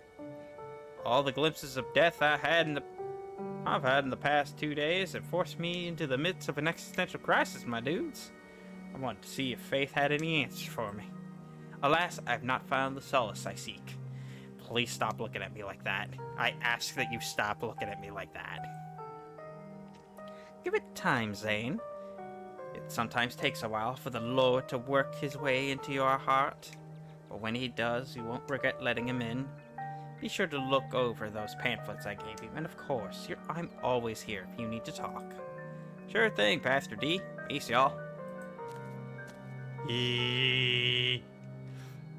Anyway, we're looking for Stella. She wandered off last night, and nobody's been able to see her since. We're starting to get pretty worried. Hoped maybe you or Janie has seen her. I can't speak for Janie, but I'm afraid I haven't seen hide or hair of Stella. I'd like to talk to my wife. She's over there. She's just over by the alpacas. Though, Boris, I was hoping we might be able to talk in private. Sure, what's up? I guess we'll leave you to it while you're checking with Janie. See you in a minute. Your friends head off towards Janie and the alpacas, leaving you alone with the nervous pastor. I'm so glad you came. I've never met anyone who could hear them. You have no idea how long I thought I might have some kind of insanity. I even thought at one point it must have been the Lord himself talking to me through them. But they never had anything very insightful to say, so I was disavowed of that pretty early on. Are you sure we're actually talking to animals? Now that I know there are always two of us, I have no doubt. There have definitely been times in my life where I thought I might just be nuts. But it's so consistent, and I've never exhibited any other signs of insanity. In my most doubting moments, I have considered the possibility that other entities may be using the animals to confuse my faith. Besides a particularly vicious hamster I had growing up, the most an animal has ever tried to convince me to do is give them more food. So I somehow doubted their purpose for some otherworldly evil. Unless that otherworldly evil wants me to overfeed my pets. Have you met Frou-Frou, Richin, Pixel? Of course I have, but I've learned early on in life to not let on that I have this gift. At least while other humans are around, so I haven't spoken to any of them. Really? Because I don't even bother trying to hide it. Though I get the feeling Frou-Frou wouldn't talk to me, even if she knew I could understand her. I've tried to befriend the alpacas while no one's around. Ever since I tried. They're surprisingly cliquey. Besides that, I try to maintain a low profile, only chatting with the wildlife when I'm sure no one is looking. Have we been cursed? Why do we suffer this fate? I don't think it's a curse. It can be annoying at times, but so can talking to people. That is true. I've experienced that today. Not that I feel that way very often. Of course, as a servant of God, I am always ready and willing to talk to my fellow man about anything they need to discuss.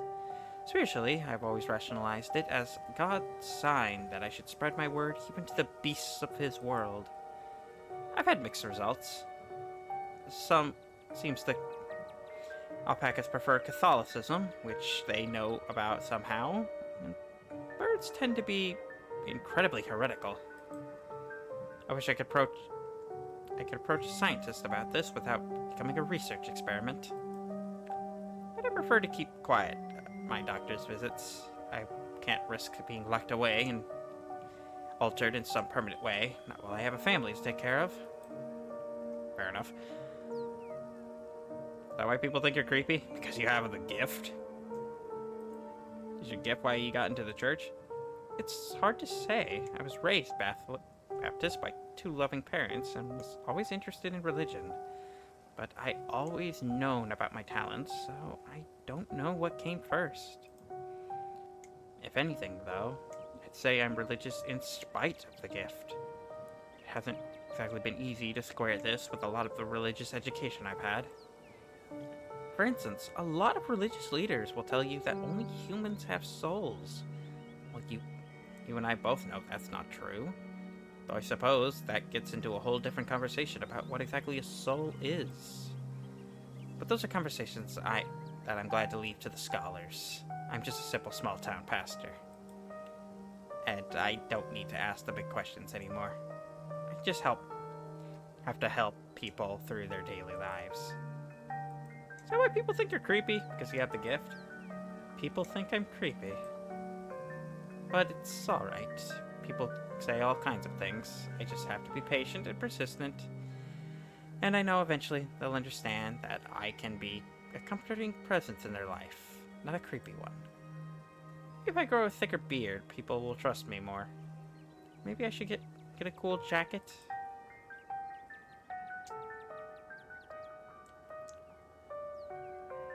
I hope you don't think the two of us sharing the gift means we're friends. I hope you know that this means the two of us are bonded for life. Best friends. Nobody understands what it's like to be us. Does Janie know? No, I don't believe that... No. I don't believe there should be secrets between man and wife, so I'll have to tell her one day. But there isn't a good time yet. Building a life in Scarlett Hollow has been a difficult process, and the last thing I need to do is to add the stress of her husband being some kind of circus act.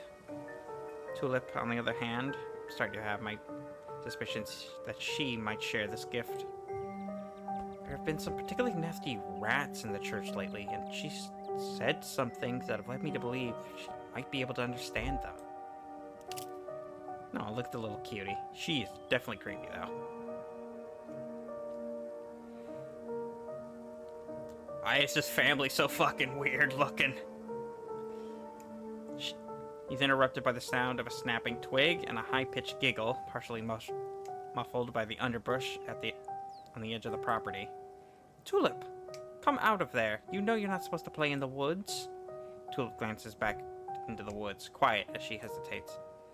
Tulip, are you going to be good, or are you going to skip story time tonight? Or are we going to skip story time tonight? I'll be good. You don't have to skip story time. I won't go into the woods, I promise. I know you won't, Tulip, because you know it's too dangerous for little girls in there. Why don't you go help Mama with the alpacas? It's just that about time they got fed. You can give them hay. Hey. Tulip smiles broadly, seemingly excited by the prospect, and hurries off. Sorry I had to have a firm parenting moment just then. She's been trying to run off.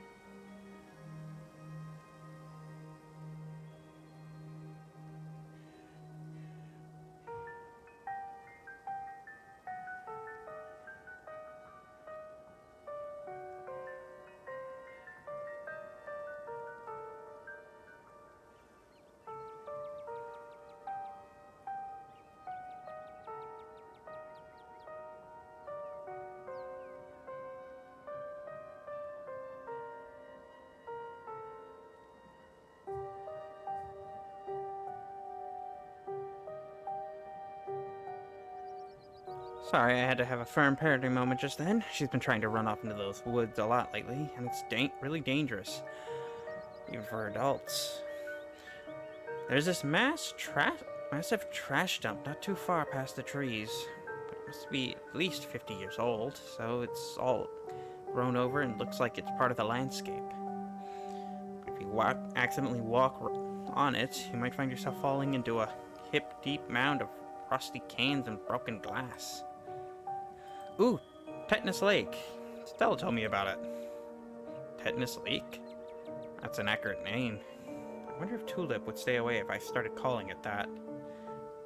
Or it would only make it sound more alluring. How big a trash dump we talking? Would a weekend of hard work clear it out? Maybe you've got a construction equipment and a team of professionals. It's a big area. I have no idea how deep it goes. In the meantime, I'll be making sure Tulip knows not to go near it. What were you saying about the church rats? Ah, yes. The rats. So you and I are used to the sort of chatter we hear from the wildlife. It's usually nothing that needs to be paid attention to. But these rats, there's something so sinister about them. They must be huge, judging by the sound of them scurrying around in there. Tulip has never shown evidence of this ability before. She's never responded to the alpacas or engaged in conversation with the birds. Retrospective, she could just be hiding it, the way I did growing up. Because I know she's been talking to the rats. She calls them her friends. She has been drawing all these pictures of them. Really ghastly things. I've tried to bring it up to her, but she just gets this little smile and doesn't say a word, like it's her fun little secret. It's all innocent enough in the grand scheme of things, but I'm pretty sure they also live out in that trash heap. And ever since she started talking about her friends, she's been trying to sneak out there. I'm concerned she's going to get hurt or catch some kind of disease. What have they been saying? They like to try to goad me into crying or becoming depressed. They watch me through unseen holes and make fun at me, try to figure out how to press my buttons. It's annoying, but easy enough to block out, especially when I'm praying. I don't think they're a good influence on Tulip, though. She's gotten quiet and secretive ever since she started talking to them. I hate to think that they say what they say to her when I'm not around to hear. Have you actually seen them? No, but I don't need to. I lived in a dorm that had rats once. You never see them. The church has all the signs of an infestation. There's no mistaking the sounds of little creatures stampeding through the walls. I've looked out some humane rat traps, but they're too smart for them. All it's done is waste peanut butter. And I caught an opossum in one, poor thing. Possums are never very bright, but at least he got a nice scoop of peanut butter out of the ordeal.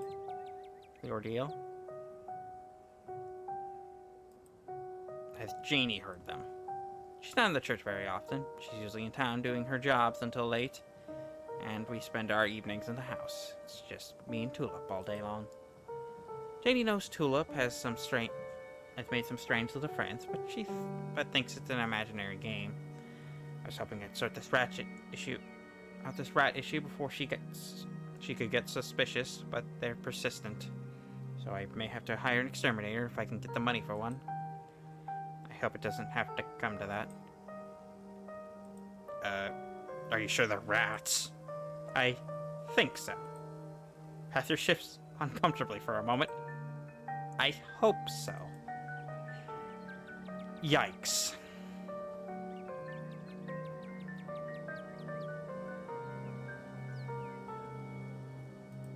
You should talk to Tulip about the gift. I'm sure both of us could have used some guidance growing up.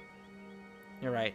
I grew up with this ability. If anyone could help her understand how to engage with evil little creatures like the rats that are eating God's house from the inside out, it's me.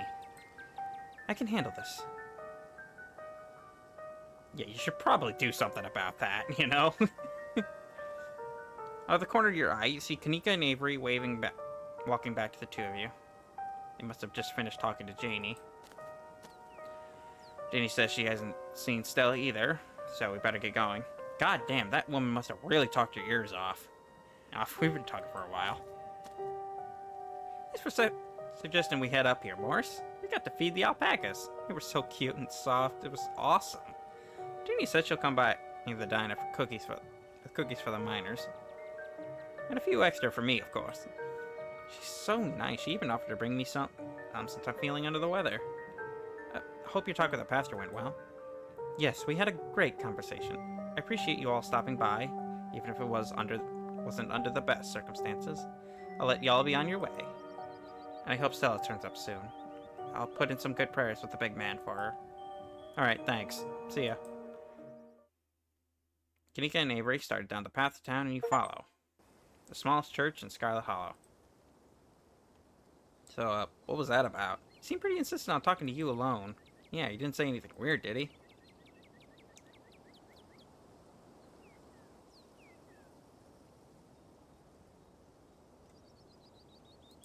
He just wanted to talk about our shared gift. Wait, Pastor Daniel can also talk to animals? Whoa, this town is some sort of hotspot for weird stuff. Cool weird stuff, of course, but it's starting to get pretty wild.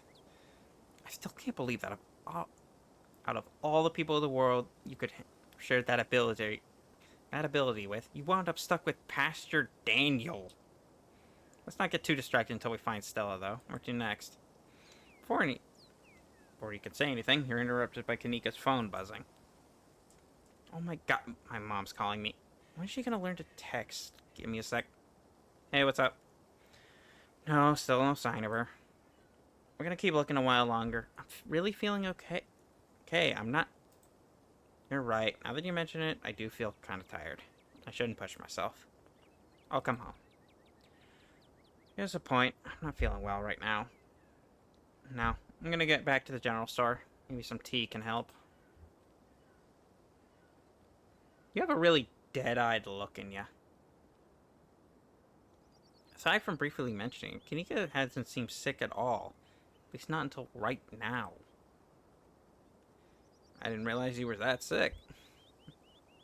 That really crept up on me. I was doing fine until... Kanika starts to sway, losing balance in her legs. I must have been running on adrenaline.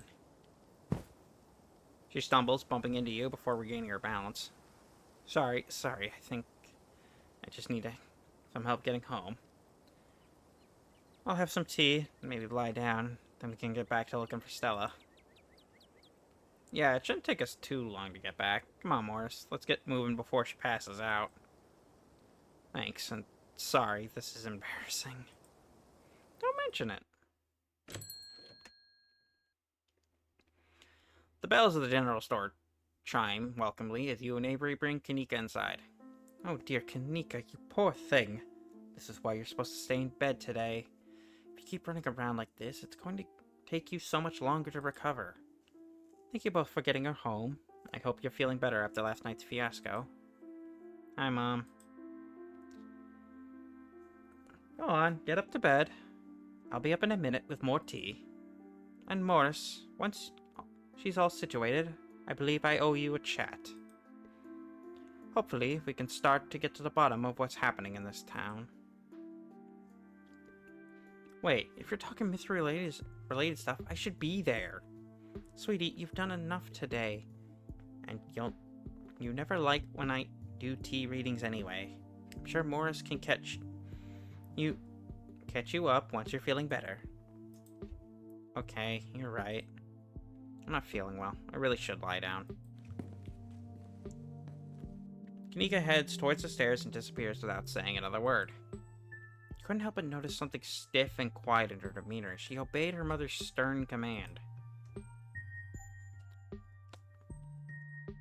I'm so sorry to be a bad host, but I was hoping Morris and I could do our reading in private. I'm sure Winnie needs help at the diner. Ah, you're right. Totally left her on her own today. Fine by me. Wouldn't want to mess with your tea vibes. I'm sure those leaves are very particular. Oh, but before I go, I did want to ask. Are you a witch? As flat as I am that you think that I'm that magical. I'm just an old lady who likes tea and has a few unusual hobbies. Look, I'm just saying, doing stuff like reading tea leaves is pretty witchy as far as I'm concerned. But I won't push it. Though just so you know, if you are a witch, you could totally tell us. You'd be cool about it. I'll leave y'all to your non-supernatural private tea leaf reading. We'll catch up tomorrow, Morris. They make their way out of the general store, disappearing down the street in the direction of the diner. Shall we? Sybil motions to the tea room. Kanika didn't seem like herself just then. You're right, she hasn't been feeling exactly herself the past few days. All the stress she's been under, plus that cold of hers. But I'm sure it'll clear up soon. She just needs to take it easy, drink some tea, and not go running all over town until she feels better. I'm allergic to tea. Run away!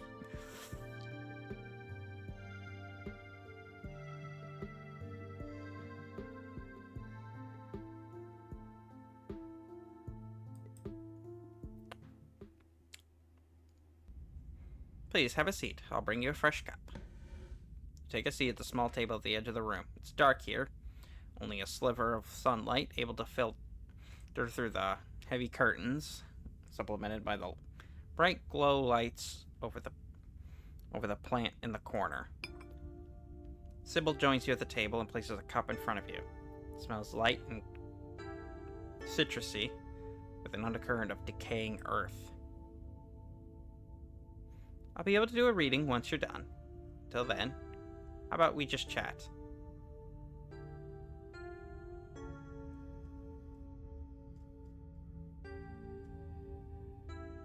So how did you wind up in Scarlett Hollow?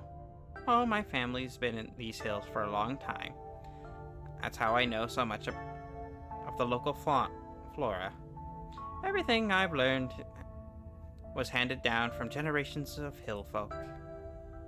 There hasn't always been a reliable doctor up here, especially not one most folks could afford.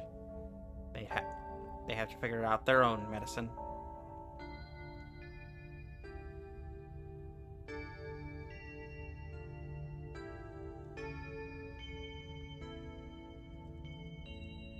The other day you promised to tell me, what was it, unsavory tales of my mom's youth? I most certainly did, though I might have been exaggerating a bit for dramatic effect. I'm prone to do that. In a town this size, you get to know everybody, no matter what the age difference might be. Vivian was a little younger than me, which meant I always had a certain older sister instinct about her. Her family wasn't good to her. Pearl Ann was a lot like your great-grandmother Edwardine, which is to say, she was not a very kind woman. Similar to Tabitha, but with more social grace and considerably more hatred for her fellow man. But her mother wasn't a shrieking violet either. She was just as stubborn as any other Scarlet, so her family choosing her as their punching bag made her into quite the rebel.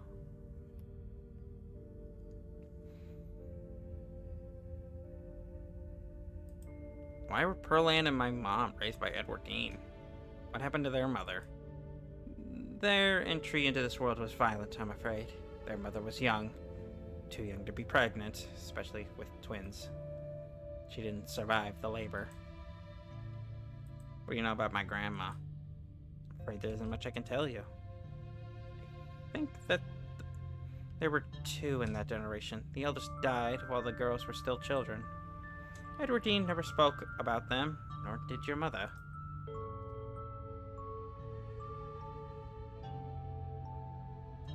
I feel like I know a lot about the women in my family, but what about the men? Do they even exist? How do I have a penis? How am I male?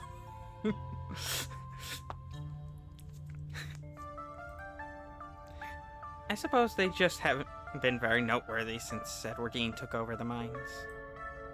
Her husband died a long time ago, and to be honest, I don't even recall his name. Might have been Stuart or something just as forgettable. From what Vivian said, her father was some teenaged fling that ended once your grandmother found out she was pregnant. Did it end with a...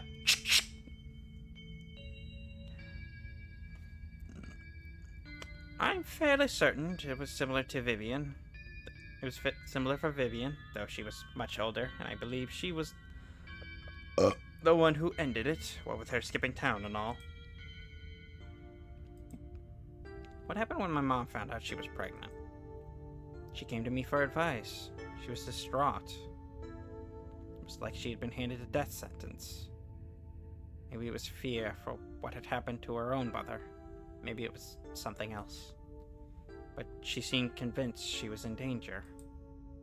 Tabitha had already been born by then, of course, but she was born in wedlock. So I assumed your mother's worries had something to do with religion. Though the Scarlets weren't particularly religious as far as I knew. By the way Vivian was that night she came to me, it stuck in my mind. It's always had me wondering what it was about your family that made her panic so much at the thought of having a baby.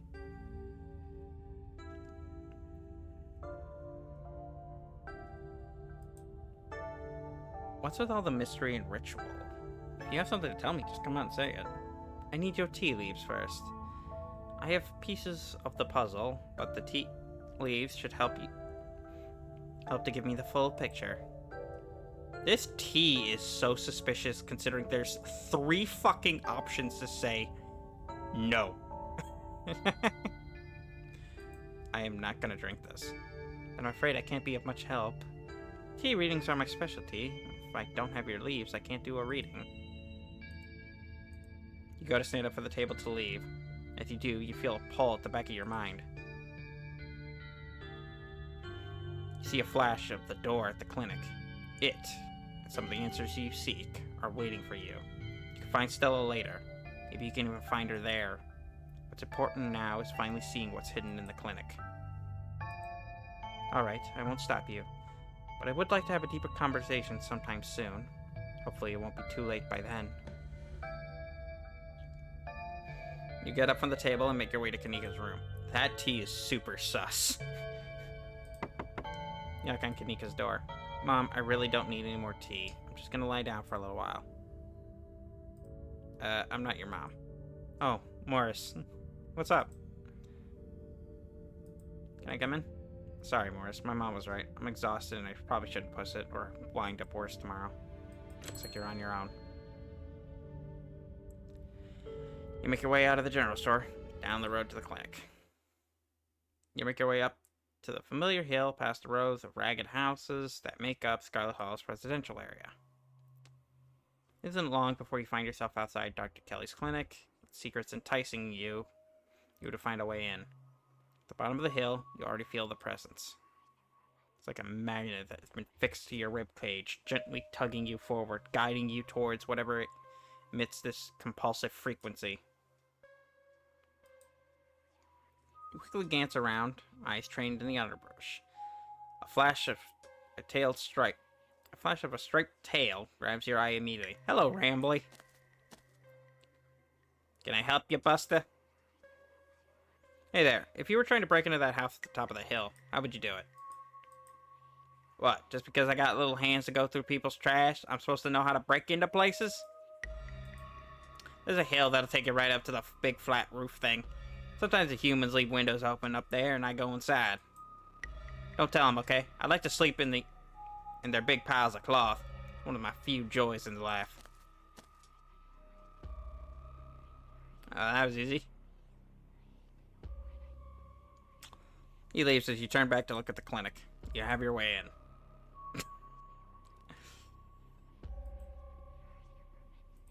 You're pretty sure you can make the jump to the second floor, at least with a running start. Make your way up the hill and bend your knees in anticipation, then you jump. You land and try the door. It's unlocked. Nice.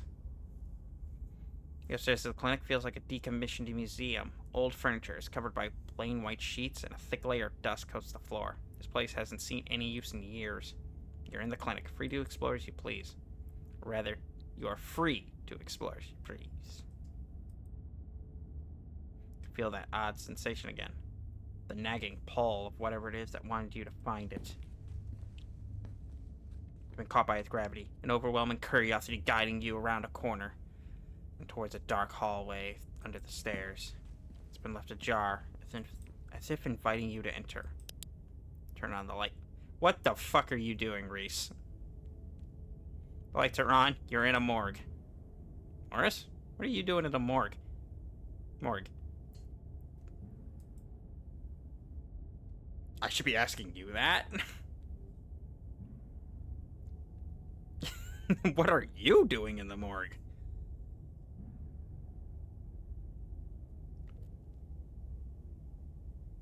Am I interrupting something? Am I interrupting something? No, I was just practicing, I guess. Sometimes I just come down here to rehearse. Rehearse, you say. Good one. His words seem distant to you. The tugging is strong down here.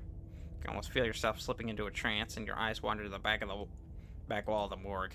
You need to see what's back there. You touch the wall. It feels disappointingly solid under your palms. Hey, are you okay? Feel Reese's hand gently shake your shoulder, and for a moment, the thing on the other side of the blank white wall loosens its pull on you. Kind of look possessed for a second there. You good? Make him understand. Why wall? Need see thing, but wall stand in way. What the fuck?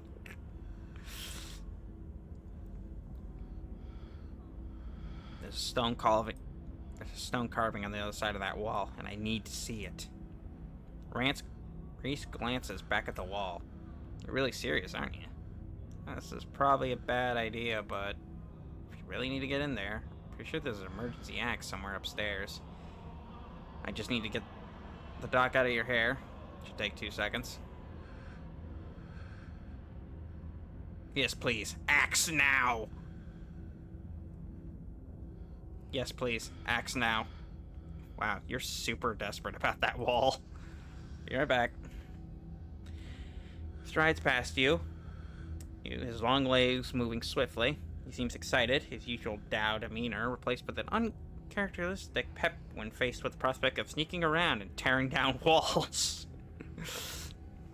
You hear his soft voice filtering in through the open doorway at the top of the stairs, a hoarse and sickly edge added for effect as he speaks to his mother. Hey, Mom. Reese, I didn't know you were awake. I still feel like shit, but I think I could finally try to keep some juice down. Looks like we're all out, though. Really? Thought I'd just pick some up. I got an errand to run on Main Street anyway. I'll pick up some orange juice and some ginger ale, too. That would be awesome. Thanks. Sorry to ask, but I know you're probably busy. It's no problem. It doesn't take long. Don't do anything too strenuous while I'm gone. Just lie in bed until I get back. Thanks, Mom. I'll take it easy. You hear her footsteps move down the hall, the front door opening and closing. It worked! The theatric rasp has lifted his voice, excitement rising in its place. Come on up. We don't have long until she's back. As you step out of the morgue, you relax. The space between you and the carving has weakened its hold on you, and with it, your desperation to claw your way through the wall and unveil it. God damn, man, like, you're gonna take an axe to it. Just calm down. It's one of those emergency fire axes, so it should be pretty obvious wherever it is. Though, I'm not sure where she'd be keeping it. I'll show you around. Let's try the doc's office first. Make your way to the doorway of her now vacant office. I don't see an axe in here. He's right. A cursory glance reveals nothing but a stack of papers and cabinets of medical supplies. Something on the desk catches your eye. Some sort of records with your family's name on them. Reese stops in the doorway, turning as you leaf through the documents. Find something interesting? They're your family's death certificates. Cause of death, sleep apnea. Discovered by your daughter, Tabitha. What the fuck is that name even? Chrysanthemum? Chrysanthemum. Tabitha Chrysanthemum Scarlett. No autopsy performed. Tabitha's middle name is Chrysanthemum? Wonder who cursed her with that mouthful.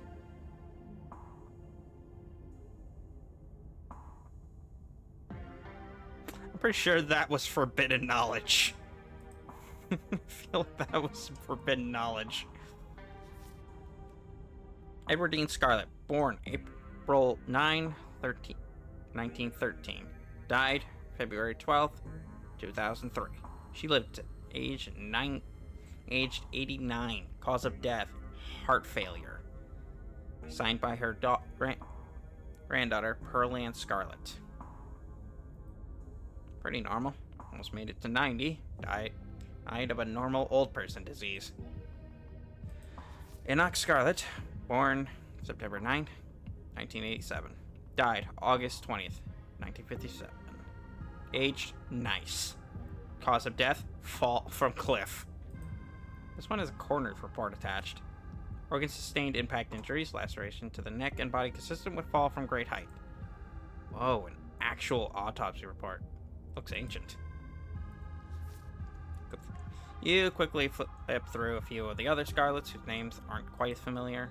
Theodore Scarlett, born May 24th of 1890, died 1918, age 28, cause of death, crushed in mine collapse, body now recovered, signed by his brother Enoch Scarlett.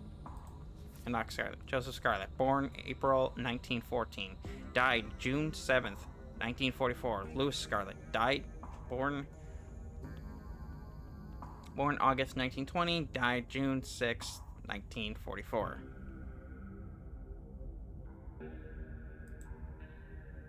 Both killed at Normandy in the line of duty. Those must have been Edward Dean's brothers. I thought the dates looked familiar.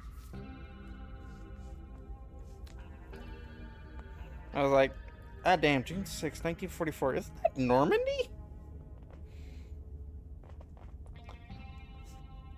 Certificate of fatal death. Infant boy. Andrew Charles Scarlett, delivered April 3rd, 1945. Stillborn. Stillbirth. Mother, Edwardine Scarlett. Cause of death, complications during birth. No doctor present. Home burial. Alexandra Scarlett. Born December 12th, 1947. Died August 20th, 1957. Age 9. Missing, presumed dead. Signed by Mother, Edwardine Scarlett. Alexandra, the owner of the doll. So she went missing. Marybelle Scarlett.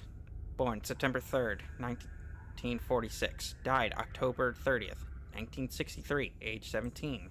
Cause of death, complication during childbirth. Signed by her mother, Edwardine Scarlett. Wow, that's a lot of kids to outlive. Time to whip out the old string and corkboard. Read your family's medical records. Well, I guess we now know what Grandma's name was. Mary Bell.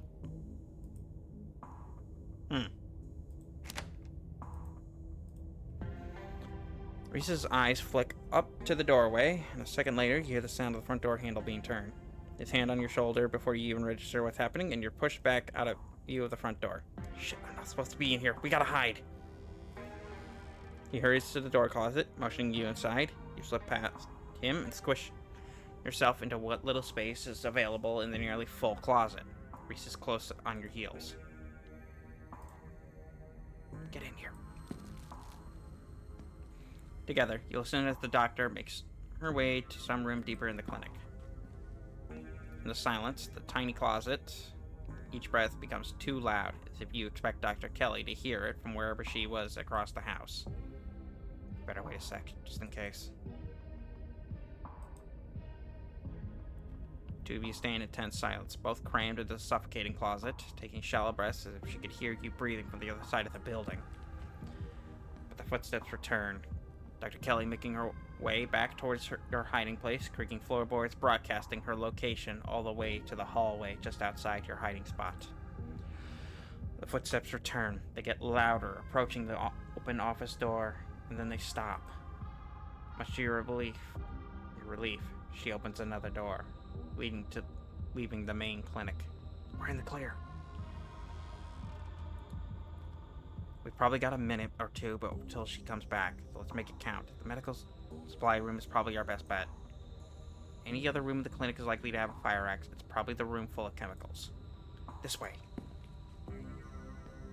He motions you down a hallway, slipping through a slightly ajar door, what you assume to be the supply room.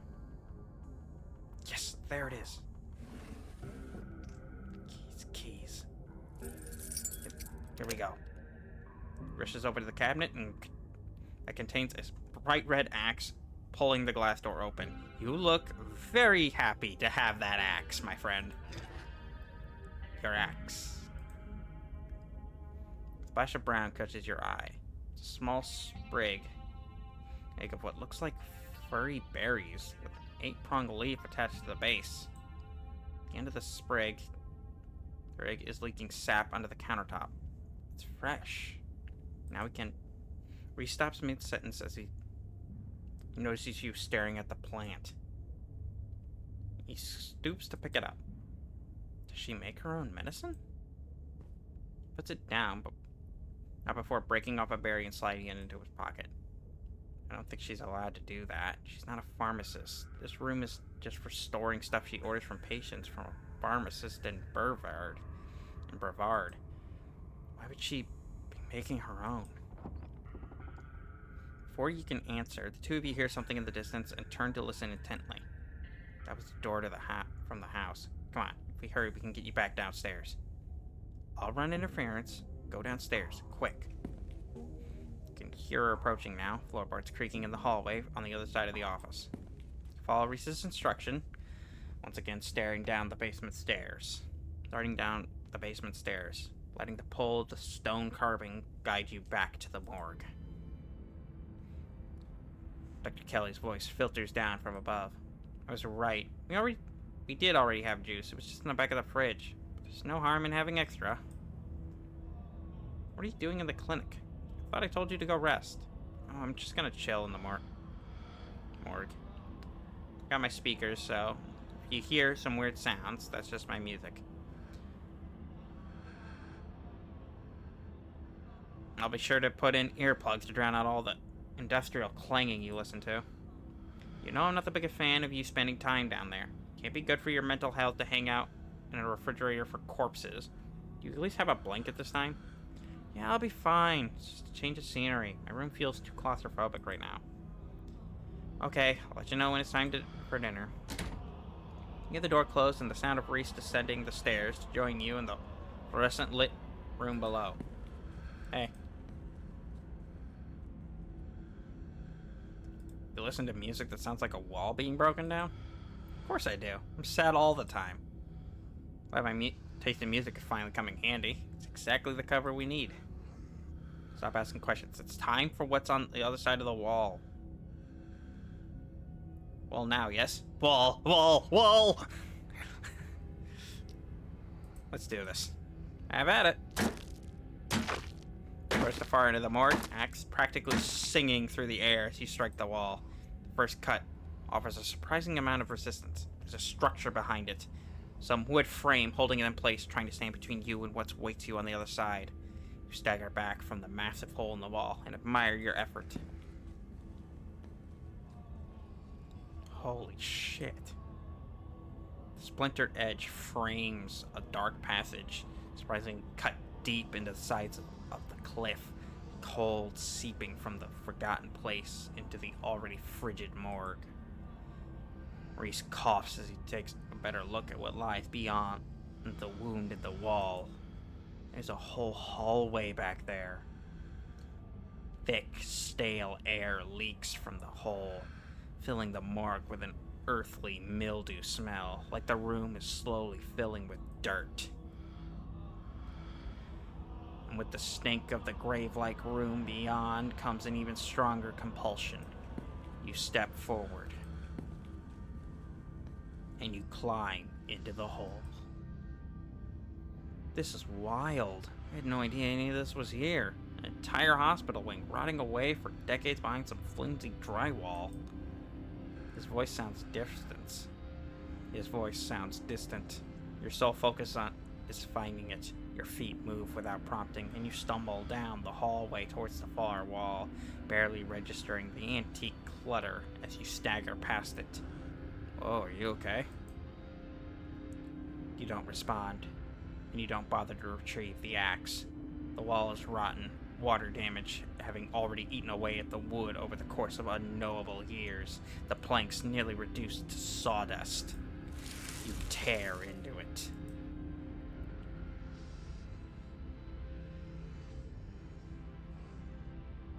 They said there's nothing they could do. I'll never use my legs again. Enoch, what am I gonna do? Nonsense, Teddy. Those doctors don't know what they're talking about. I've been doing my own research, and I found us an alternative. Someone who can fix everything in one fell swoop. We're taking you home today. By this time next week, everything will be resolved. Everything goes black. Your vision swims back into focus. It takes a solid second or two to reorient yourself. You're in an unfamiliar bed. Reese leans against the far wall, eyeing you with concern and curiosity. Hey, I was worrying you slipped into a coma or something. You tore down a wall like a wild animal, found some weird carving, and collapsed. I think it might have had some kind of seizure. You okay?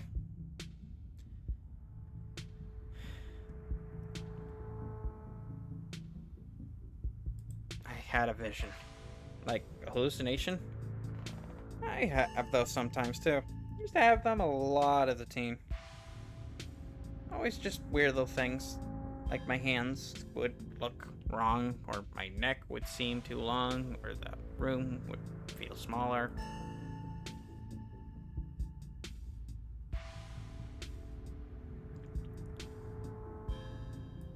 I think the carvings are trying to warn me about something. My family has dark secrets. No family like yours, I believe it. Hopefully, they're all ancient history, though.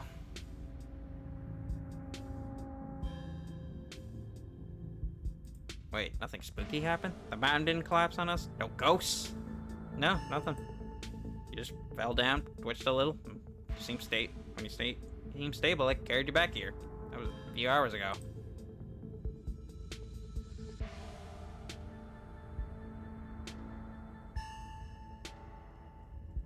But you have a delicate constitution.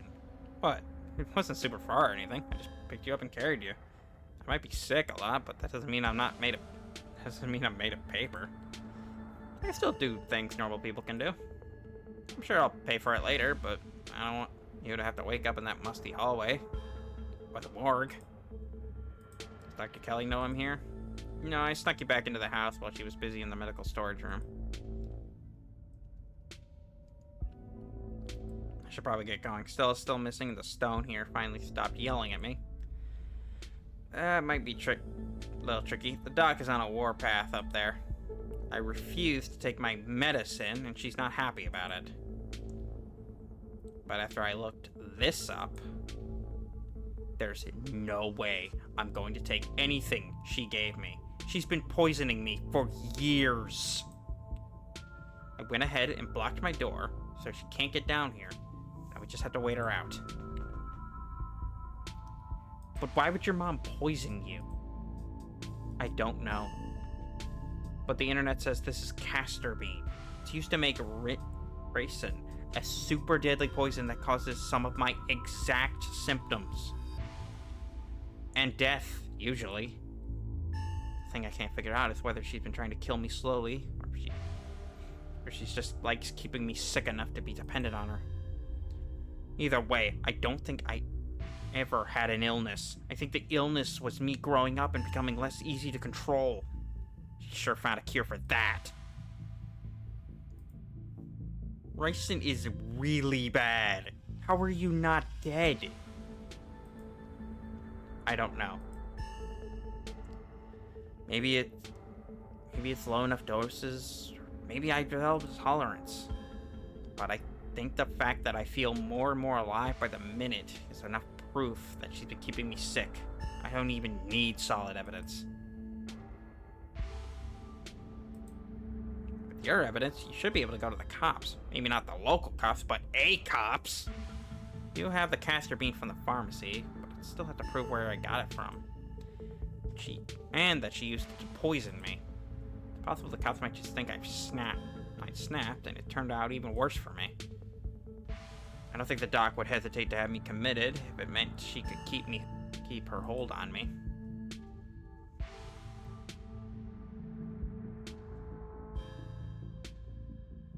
No matter what, we need to get out of this. We should get out of this basement soon. Where would we go? The only person I know who has a car is Kanika. She's not answering her phone. I don't know anyone else. I don't have any other family to go to. I never even finished high school. When I get out of this house, I don't know how I can make sure I don't wind up right back down here. One step at a time. We'll start by waiting out your mom and getting out of here. Shouldn't call her my mom. Hello, Ribby. As far as I'm concerned, she forfeited that title. I don't even think I should call her doctor. She's just some woman now. Can't wait for her to be in the rearview mirror of the rest of my life. We'll see if we can wait her out. If she doesn't fall asleep by 10, we can figure something else out. Those windows are supposedly shadow-proof, which she always said was for burglars, but now I assume it's yet another way of keeping me boxed in. We can try and break them anyway. Distraction seems like a good idea. As far as I can tell, I'm getting a little jittery. Maybe it's the lack of poison in my system for the first time in years. Or the fact that my whole perception of reality has been turned on its head. Probably a combo. Doesn't feel awful, to be honest.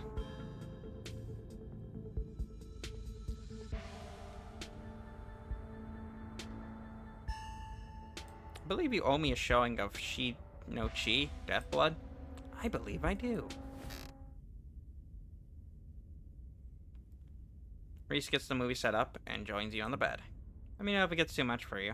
I'm not a great judge of how other people will react to the sort of things I watch, but I definitely don't want you to feel uncomfortable. This is a slow burn of a movie, but the dread is managing to build is palpable in the room. Or maybe that's just how it feels down here all the time. Well, with the grisly paintings, lack of lighting, cinder block walls, and, of course, the fact that the woman currently lurking upstairs has been poisoning her son since his teens. I've seen a couple of the director's other films, and they're all interesting. Though this is probably the best introduction to his work. The way it jump cuts to seemingly unrelated TV show recordings that then wind up tying back into the narrative adds a level of realism and depth to the world that I find really engrossing. It's found footage used to its fullest. I can't believe I'll be able to just do things from here on out, like watching movies with another person, or talk to people ever. I can see the difference in energy now that Reese hasn't had his daily dose of poison. He's uncharacteristically chatty, clearly not used to talking to another person, let alone when he has the energy to carry on a long conversation.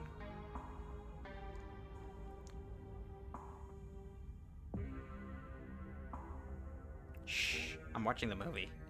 Shush him. Sorry. I should let the film speak for itself. A man on the screen yells portents of doom into the camera, trailing off into a wordless scream. The plot is really heating up. I love that there are all these distinct sorts of vignettes. Little pockets of horror can affect a small number of people. Only once you see how they fit together can you realize some fundamental horror about the universe. And then it sees you back. Incredible cosmic horror in the truest sense. Are your teeth getting pointier? Reese is becoming very animated. It's probably safe to assume he's dealing with a lot of extra adrenaline right now, with his entire reality turning out to be a lie. But he's also talking over the movie.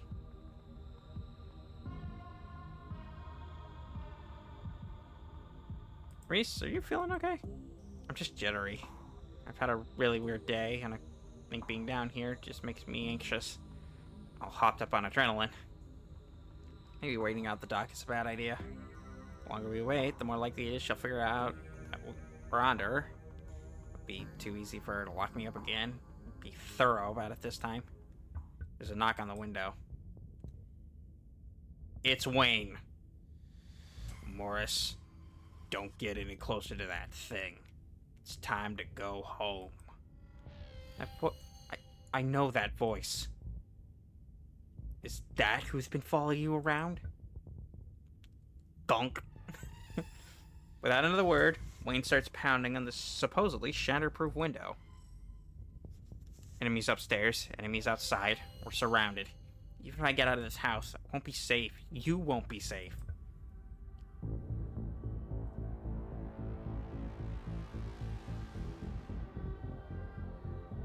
Being weird, man. I don't need you to protect me. It's only because you don't know what kind... Oh, I thought I was talking to Wayne. It's only because you don't know what danger you're in. I know what it's like to have my life stolen by someone else. It destroys you in every way. But I'm not that weak anymore. No more cowering. If someone tries to hurt me, I should hurt them back. I can do the same for you, Morris. We're in this together.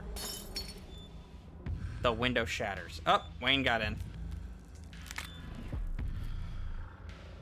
Oh. What's going on? As Reese tears at his clothes, do you have to go shirtless for this? Paint bubbles out from the canvases, his ghoulish figures peeling themselves out of their two-dimensional worlds, invading yours, crawling up the walls. Oh, there's a ditchling. Huh. Grab my hand. I'll pull you out. Oh god, he's got a tail now. Leave us alone! What the fuck are you supposed to be? In a surge of violence, the change that has been brewing inside Reese finally comes. As it manifests, the broken basement window is sealed off, and Wayne along with it. We aren't safe, but I feel strong now. I think I can save us. Stay here. I'll be right back. I just have to deal with the doc. Reese storms up the stairs, leaving you with his creations. Well, this seems like a good time to call for backup. Hey, where are you? Hi. I'm at the clinic. I think Dr. Kelly's in danger. There's a monster on the loose. What? Don't move a muscle. I'm coming to get you. Cousin hangs up the phone.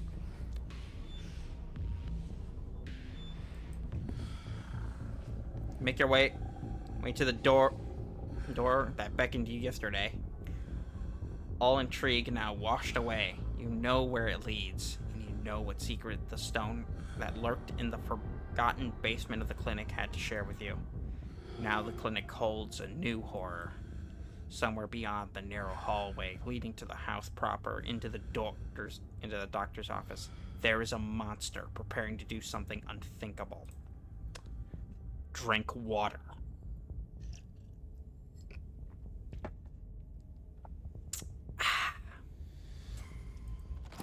Open the door. You grasp the handle and turn. Doc! Doc! You do as she says, ducking out of the way. She shoots. The gun isn't very loud. It's only a pop as the projectile leaves the barrel, whizzing through the air. You turn to see a dart embedded in Reese's chest. He looks like he likes it. He pulls the tranquilizer dart out from between his ribs, heaving heavy breaths as the drug courses through his system. You're gonna have to try harder than that, you bit. No. How did you... As if you could hope to stop me, you pathetic waste of flesh. As Wayne takes another step down the stairs, paint flows out between the cracks in the wood. Reese's panic, pulling in the mob of furious creatures to hold his enemy in place. The artist darts away, but his creations continue to work in his absence. Dr. Kelly makes her escape down the hallway as Wayne is overcome, glued in place at the top of the stairs by stiffening globs of paint. Dr. Kelly. Well, you're on your own, Wayne. You run forward, braving the onslaught of Reese's creations, dodging them as best you can as you try to see where Dr. Kelly went. The door in front of you is smothered in paint. Hey. Dr. Kelly's voice cracks out from an unseen speaker. You, Morris. I'm stuck in the safe room. I can't help you from here, but you can help the both of us.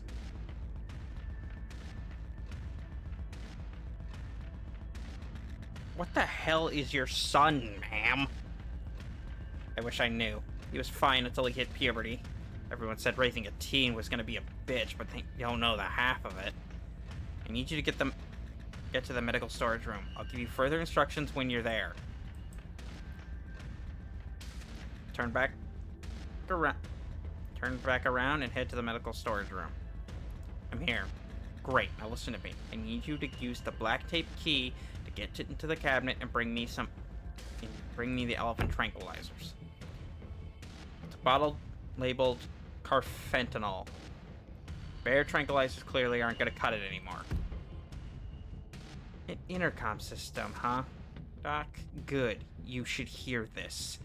Morris, you don't have to do anything she says. I'm not going to hurt anyone else. Just her.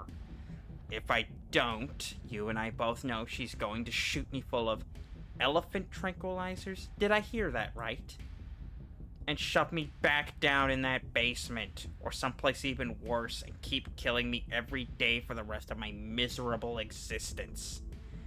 I feel amazing right now. Better than I've ever felt in my life. I'm not dangerous. She's just scared because she knows she has to finally pay for what she's taken from me. I'm not gonna let you kill someone, Reese. Why not? She wasn't afraid I might die. Does she know those tranquilizers aren't going to kill me? Does she care?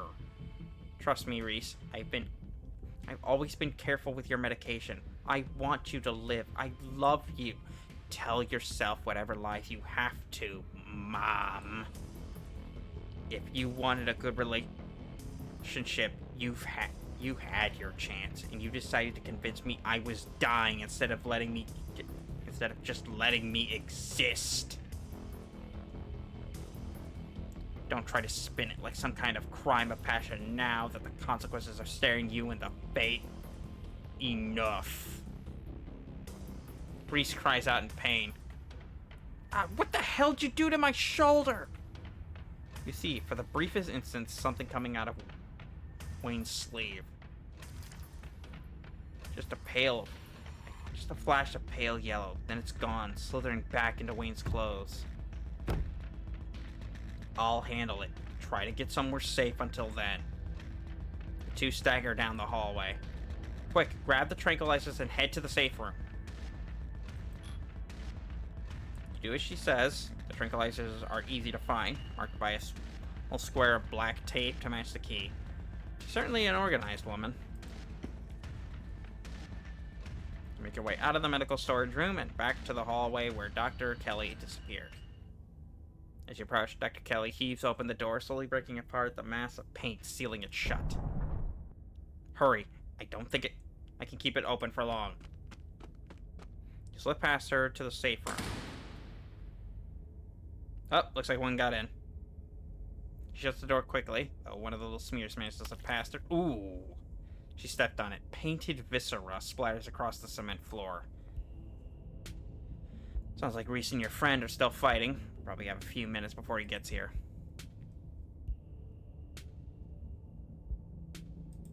Let's talk, Reese. Yes.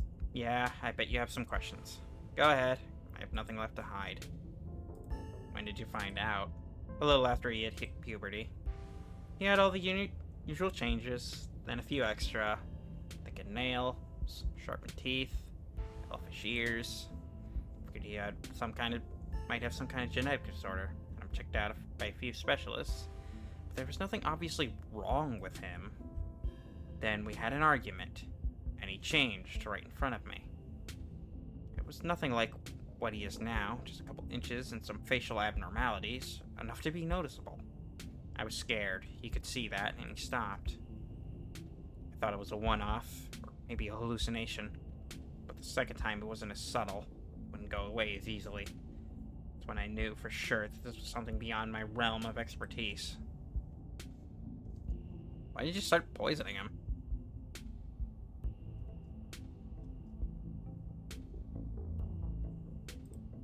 When did you start poisoning him? Can we stop calling it poison? Yes, it's poison, but the act of me giving him poison was not me poisoning him. I was medicating his illness. It started when he was around 15. I've been giving him increasingly high doses of Klonopin, but his body kept adapting and the systems will come back, especially if we ever fought. I couldn't keep ordering all those drugs.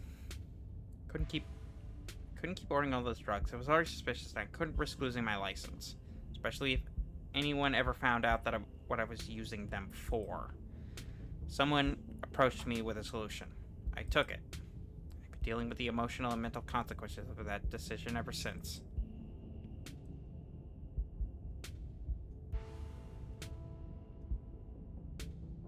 Who approached you, and what did they say? Dr. Kelly gives you a long, hard look. I don't want to talk about that woman. Screw it. I might die tonight. Sure, I'll tell you. It was Sybil. Sybil? Oh, I knew that woman was up to no good. I don't know how the hell she found out. Maybe Reese had an episode while it was over at her place. Who can say? I thought she was insane. She was telling me to give my son ricin, like it was some mystical mountain folk cure for fussy teenagers. She was right, though. I hate that. I hate the power it meant she had over me. Still has. don't trust her more. She puts on that sweet old lady act, giving everybody tea and talking about healing magics or whatever. But she's a snake. How did he not know what he was? I've been medicating him since he was 12. Well, we've only had 3 incidents like this before, maybe 4 depending on what counts. This is the worst one by far. He doesn't seem to understand at first that he looks different. I just make sure to stay on top of his doses, so he rarely ever does. But I've been preparing for this inevitability. He's an adult now, so there's only so much I can do to control him. What is he? At first I thought he was some kind of werewolf. But if he is, it doesn't follow any kind of full moon rules or anything. Silver doesn't do shit to him, and you've seen what he looks like. It's just weird. I almost wish I could examine him while he's fully transformed. I'd be fascinated to know what happens to him or how his body does it. But he seems pretty hell-bent on ripping my throat out, so I guess it'll just have to remain a mystery. Was his dad similar? I wish I knew. Reese just kinda happened. I wasn't seeing anyone. I just woke up pregnant one day. I know how impossible that sounds. I'm a doctor, for Christ's sake. I kept having these weird dreams, almost like sleep paralysis episodes. Romantic sleep paralysis episodes. They were actually kind of sweet. They were just dreams. And then, all of a sudden, my periods stop. I got morning sickness, and roughly 9 months later, Reese. The relationship between you seems so difficult. Yeah, you could say that. He was such a sweet kid. He was such a cute kid. When I found out I was pregnant, I was terrified. I didn't know if I'd be ready, but he made me love being a mom. Not like it was going to be sunshine and roses forever. No matter what, kids grow up and they change, sometimes for the worse. This is part of being a mom too. Doing what you can to make sure the child you brought into the world isn't going to go around eating people. How do you know he's dangerous? Well, he wants to murder me. So that's clue number 1. It's not like he's usually a violent kid. He's mostly just sad. Every now and then, he'll butt heads, and that's usually when this side of him comes out. Imagine if this happens at any time he gets frustrated with anyone. Imagine he gets road rage one day, turns into a 12-foot tall monster with a million teeth, and rips somebody apart in the middle of a major metropolitan area. Yeah, he's dangerous. Ooh, posture check. And stretch. Ooh, I'm doing a lot of stretching today.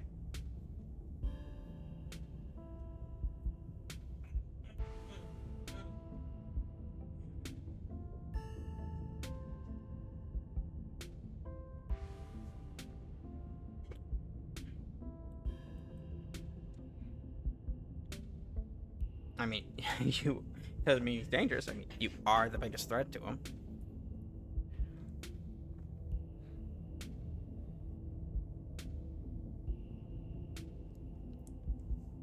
He's indeed a menace to society.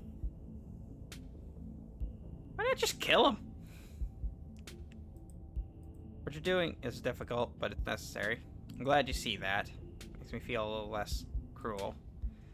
Hasn't been easy doing all this to him, but I know it's for the best, for him, for everyone else. What is this room? Old x-ray room, lead walls.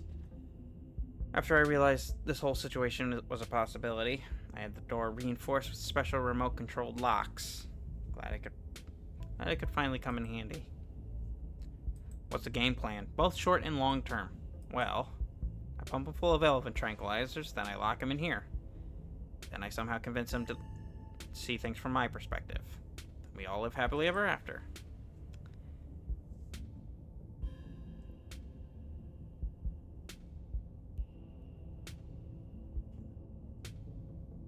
I see no flaws with this plan. There has to be some other way. It's just gonna make him feel trapped. Sure is, especially since I'll have to isolate him even more now that he knows what's going on. He's gonna hate me. But you gotta work with what you're given.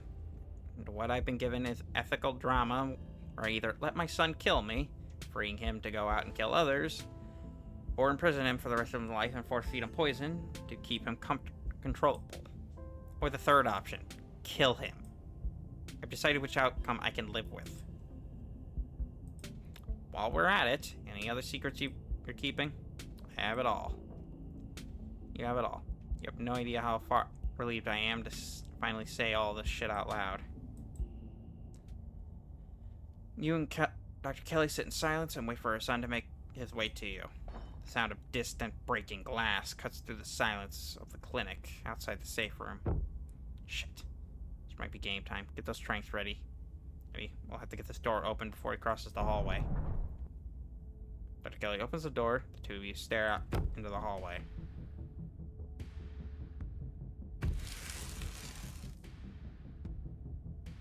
Oh god. It's gotten worse. How is it worse? Is this what you're so afraid of? Hand over the tranquilizer. This is our shot.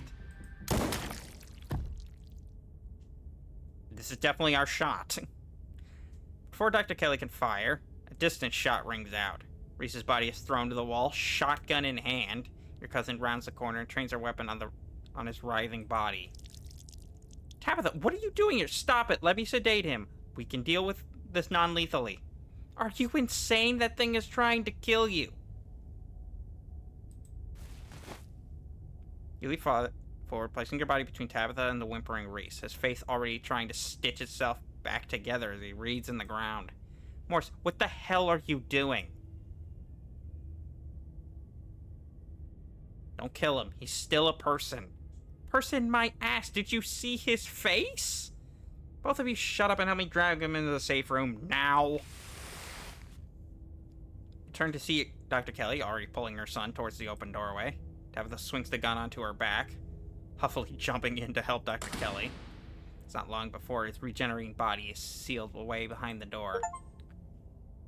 Keeping the status quo, lock him away. Not exactly how I thought that would play out, but at least none of us are dead. If you've done any permanent damage to him, you're going to be paying for the medical supplies, Miss Scarlett. You aren't seriously going to keep that thing alive, are you? It's clearly dangerous. What makes you think you can keep it locked up? It's my son, Miss Scarlett. Despite appearances, he's still human. I prefer you refer to him as such. I've managed to keep him safely locked away and harmless for years. Sure, it'll be a little more difficult now that he knows about his condition, but this room is lined with lead. He's not going anywhere. He's human? Are you sure about that? Are we talking about the same guy? Trust me, I've done genetic tests. He's human somehow. And it's my job as his mother to protect him and to protect people from him. It's not a burden I take lightly. You don't have to worry about him getting out anytime soon.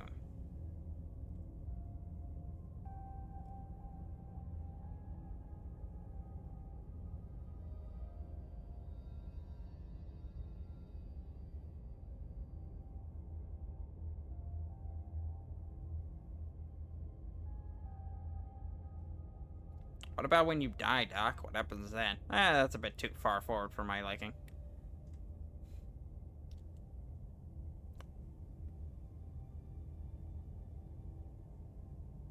He's a monster, but even monsters deserve a chance at life, Tabitha. Don't give me that line. He was about to eat both of you if I didn't show up. I don't care what your ethics are. I care about my cousin not being digested by some 12-foot freak with a million teeth. You don't have to defend him, Morris. I have a lot of cleaning to do. I don't feel like entertaining a couple of bickering cousins while I do.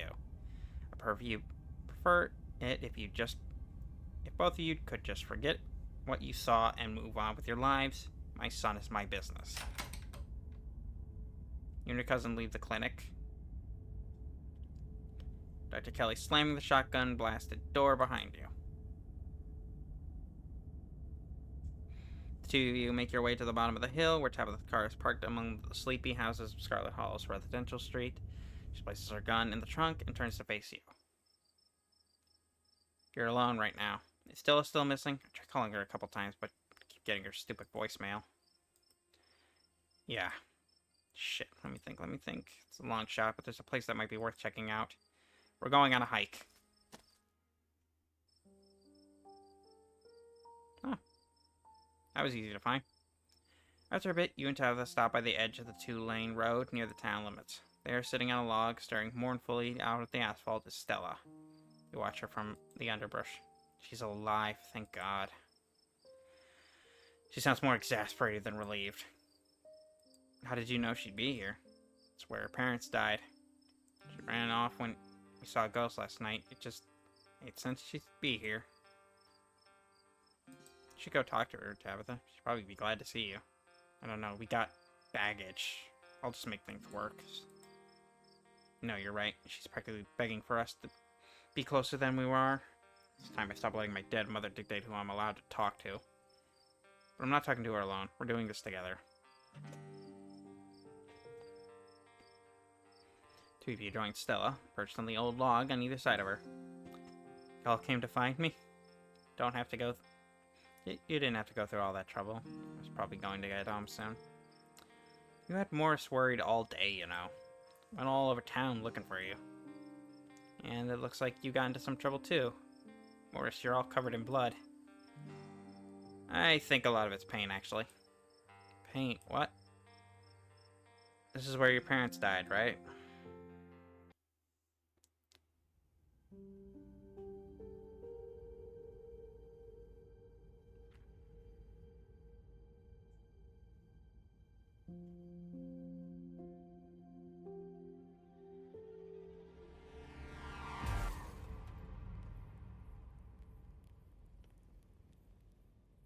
Oh, shit.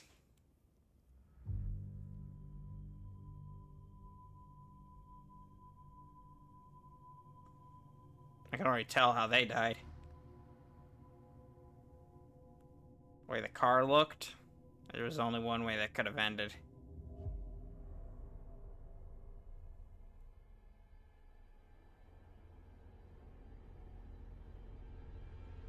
Yikes.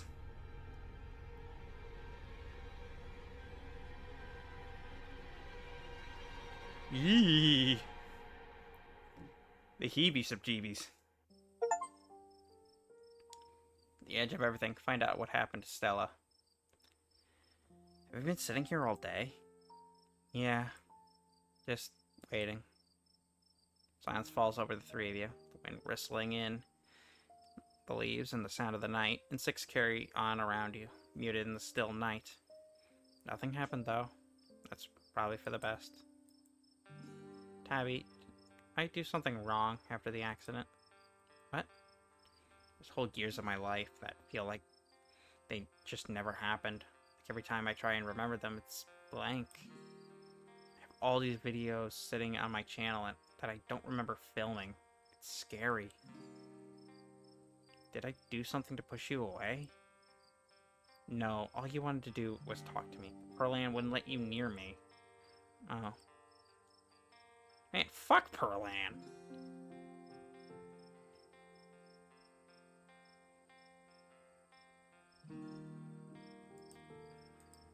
Three of you stare out in the quiet night. I think the accident is probably why I got into ghost hunting. I think I just wanted to see them again. I wanted to know whether I even could. I never found anything, so I eventually gave up. Then last night happened. And I ran out here to see if maybe it would happen with them too. Even if it meant seeing the crash again, or seeing them all messed up and dead. I just wanted to see them. It's been a whole day. I don't think they're coming. You want to say goodbye?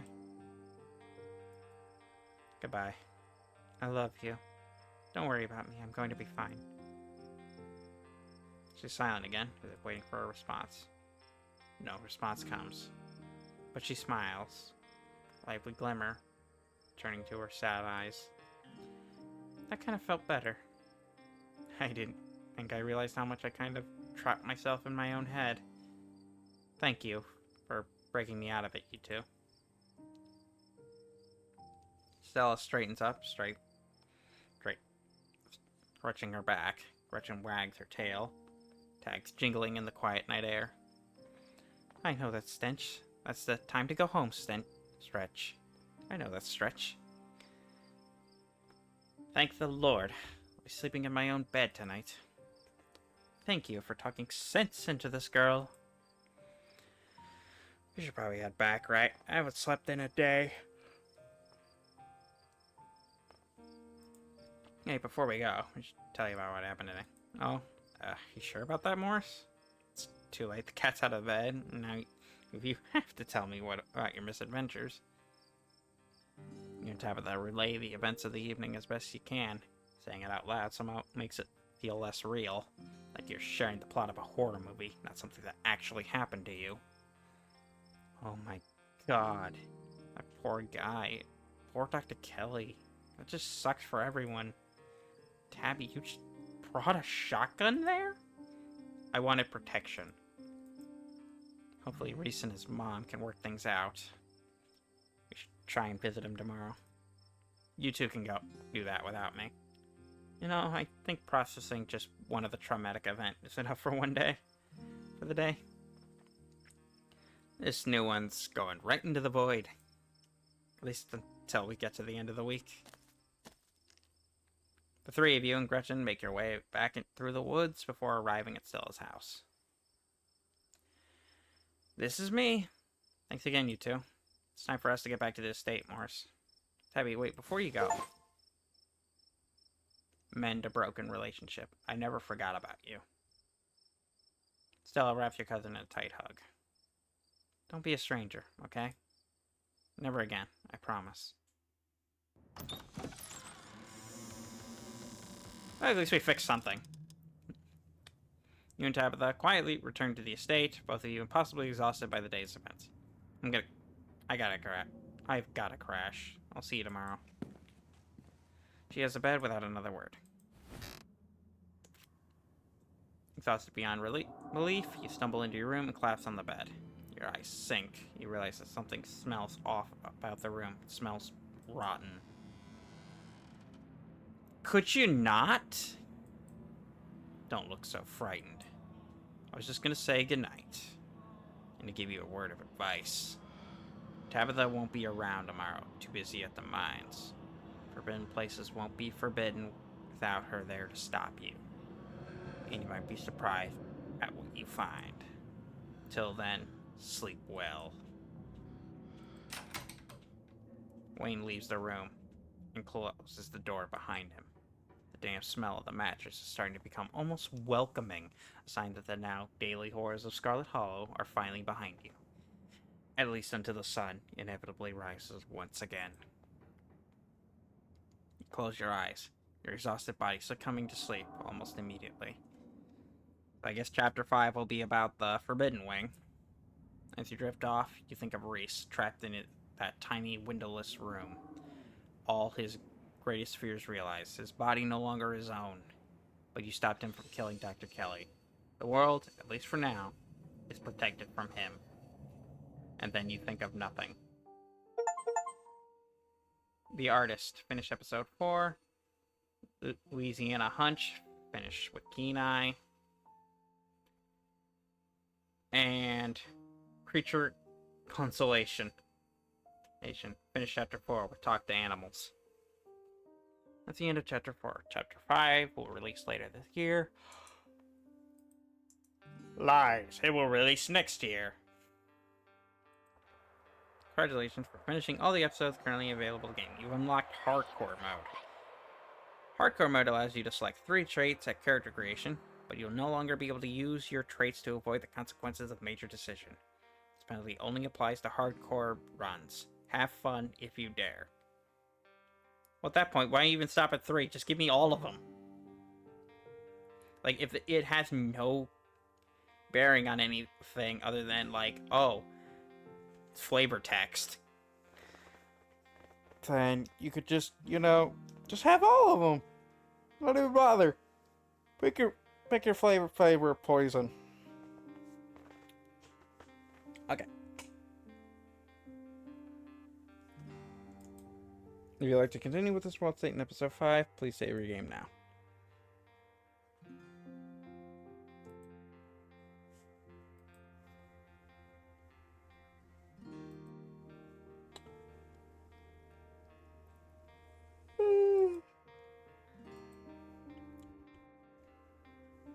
Ooh, that's a lot of people.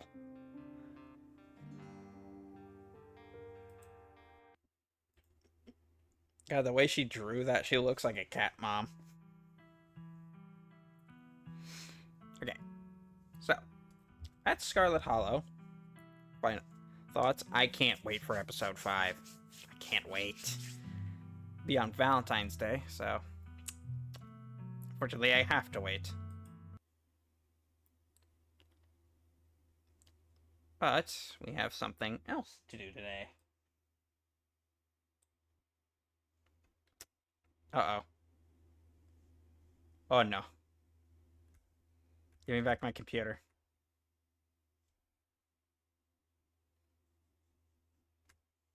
Thank you for the hydrate. Oh no.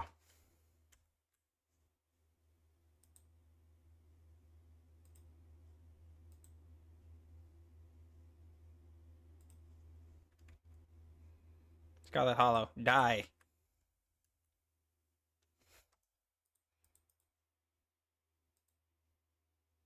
Okay, there we go. Got my fucking computer back. Jesus Christ.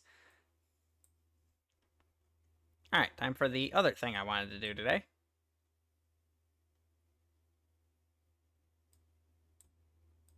Now that we got the dead guys out of the way, let's do dispatch, finally. I wanted to play this for ages.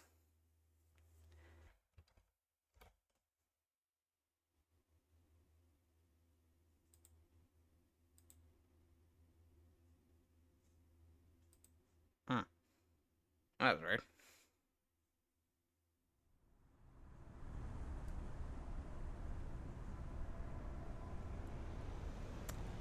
Okay.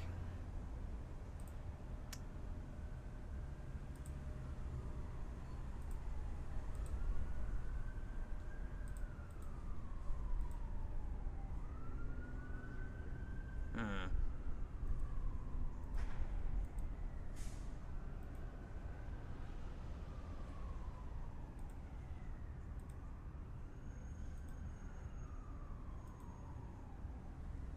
Well, that's definitely not dispatch.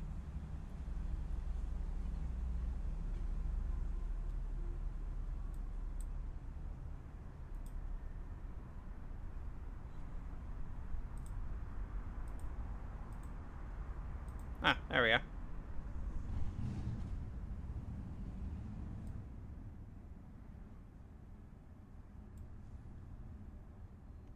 Ah, looks better.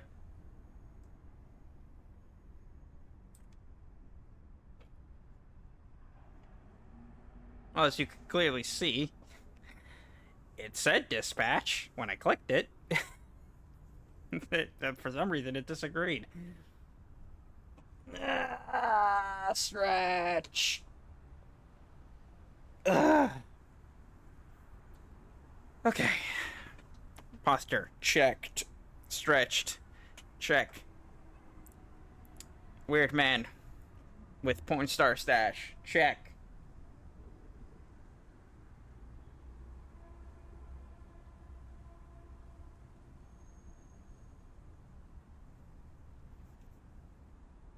Oh, you mean like the title? Oh, yeah. Still on the wrong category.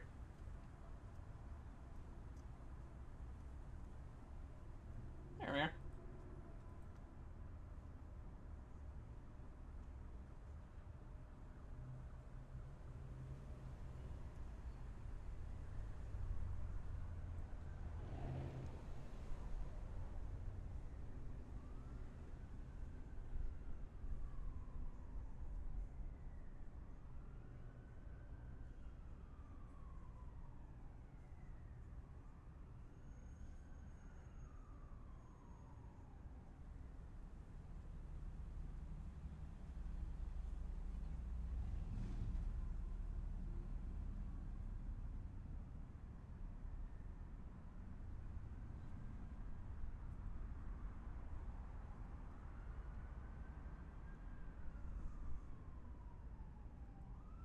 Right, there we go.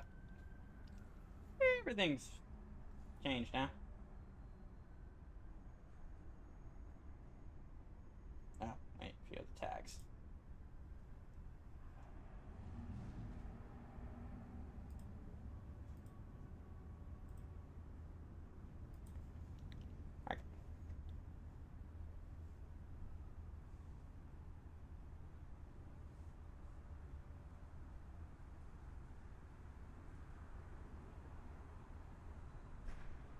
said it updated.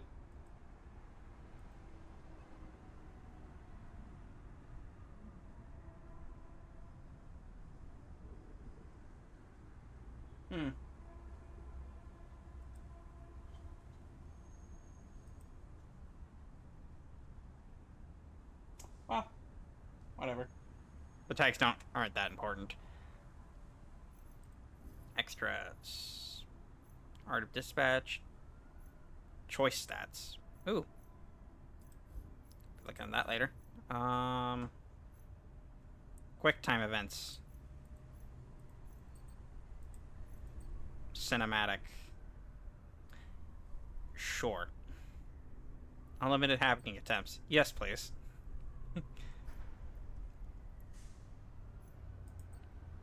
Subtitles, yes. Speaker's name. Per character. Animation, yes. Background. Yes. There you go. Subtle enough. Replace licensed music. Yeah. Profanity censorship? Absolutely not. Visual censorship? Probably. Probably for the best.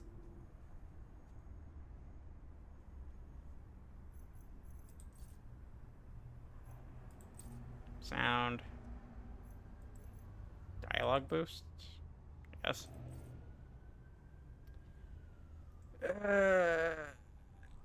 Yep, that looks all good. Alright, let's play.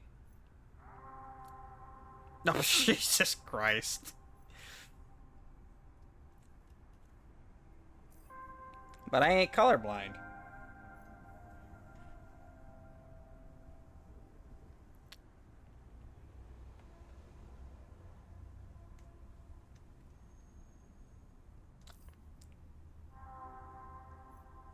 I'm pretty sure you can make your monitor colorblind.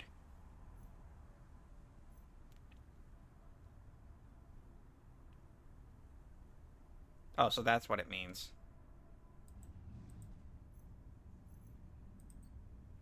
Be a part of the action includes quick time events.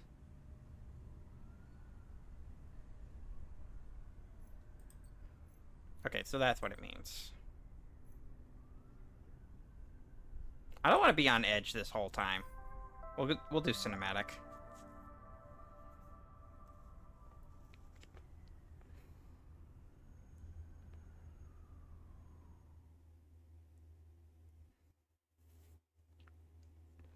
Ad hoc studio.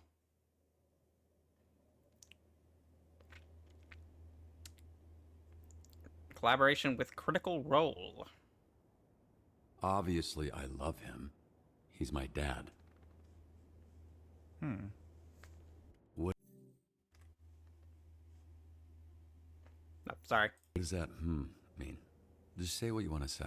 It's just, when you add obviously, it feels a little less obvious. So, I'll ask again. How do you really feel about your father? He was a prick. It's as if maybe it's a little more complicated than you feel comfortable admitting, which is completely understandable. Look, I love my dad, all right? I love my dad. That's the truth. Loved. That's what I said. You said love. Your dad's dead, so you don't love him. You loved him. Just so sensitive. Listen, if I didn't love him, we wouldn't be here, right? Was that We coming don't out of your have to nose? get into it. Nope, we're in it now. Why would I be trying to find the man who killed him if I didn't love him? Why would I be doing Oh, it's a nosebleed. Shit. My nose is bleeding. Thought I was getting emotionally snotty. No, it's probably from when I kicked you in the face. Yeah, thanks for reminding me. So, here's what's gonna happen. I'm gonna hang you off the side of this building, and you're gonna tell me where Shroud is, or I'm going to drop you to your death. Come on, I thought we were having a breakthrough. Hey, we did. You know, for being a real piece of shit, you're pretty easy to talk to, but the only breakthrough I need right now is the location of Shroud. I'm not telling you shit, you fucking loser! See, this is more like how I thought this would go. I hope Shroud kills you just like he killed your father. I hope he fucking spanks your little daddy as you bitch ass to death, you hear me? Are we outside? Windy up here tonight, huh? Why are we outside? No telling where you'll It land. smells like outside smells. He told you why Wait, he'd be I outside. have neighbors. Use your inside voice and just tell me where Shroud is. Okay. Steel mill, Llewellyn Steelworks, okay? Fuck. You sure about that? Yes, please. That's all I know. Stop screaming, goddammit. Help! Help! Hey, I will pull you up if you quiet the fuck down. Help!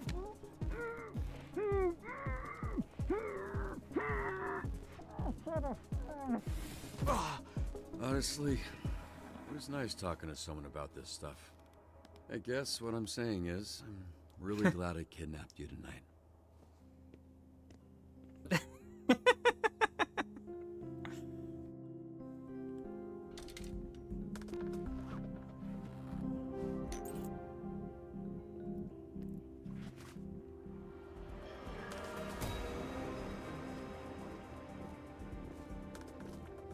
I gave him the D, indeed.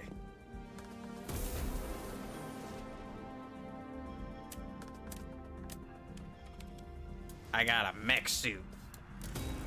We're going full Iron Man.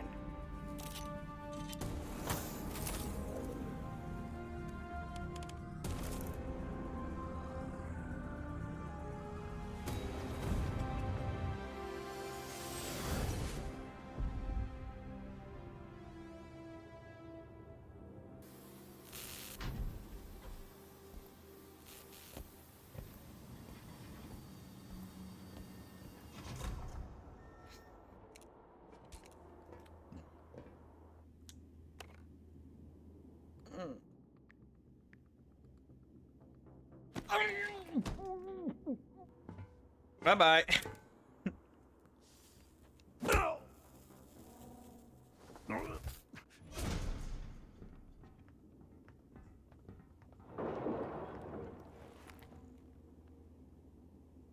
Iron Man on a stealth mission.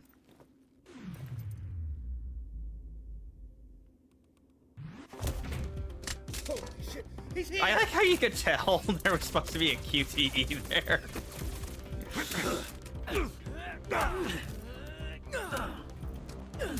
Damn, man, you suck in a fight.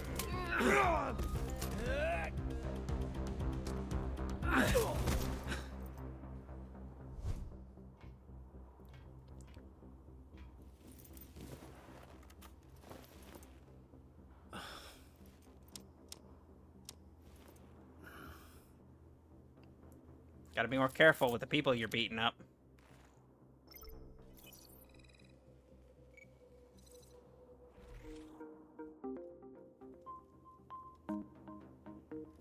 Time to finish this.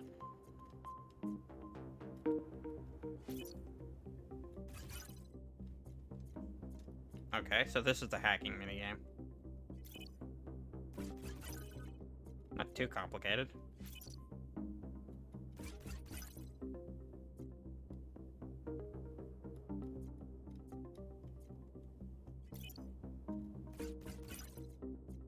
So,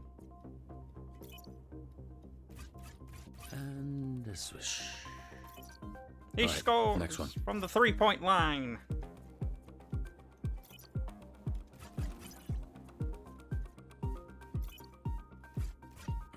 Yep.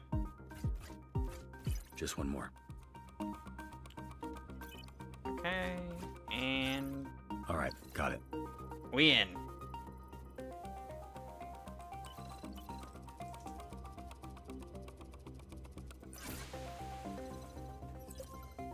Location data extracted.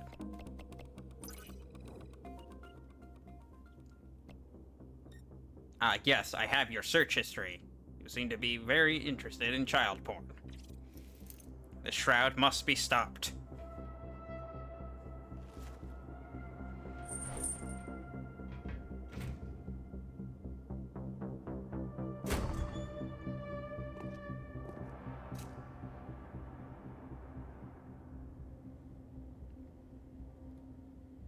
Hey, I'm here to fuck you can I up. get a copy of that video when we're through here? Cause it's over, Shroud. And it would be nice to watch that back at a different angle. Oh no, it's over, Shroud! All this build-up, face to face with your father's killer, and you come in here with that lame shit? Ugh, where the fuck is Shroud? He'll be here in a bit. Oh, hey! After our conversation, I asked him about your dad. Fun little tidbit. He was very well hydrated. Turns out right after Shroud shot him in the chest, your dad pissed his pants. Bet you didn't know that, huh?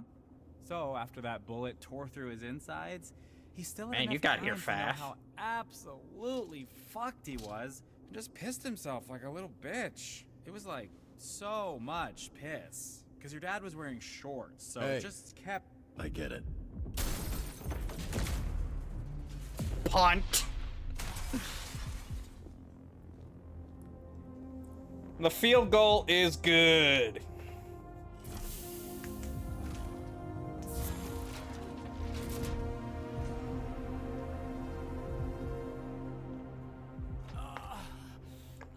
He lived through that? Are you kidding me? We just skip to the part where you reveal your bullshit superpower so we can fight for real.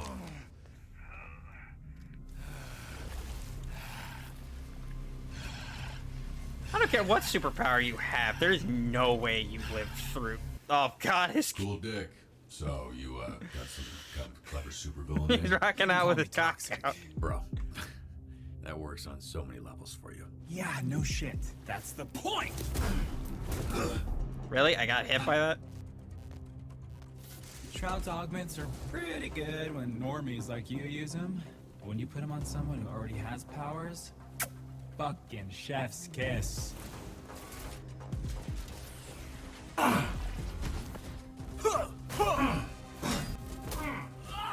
Hey, man.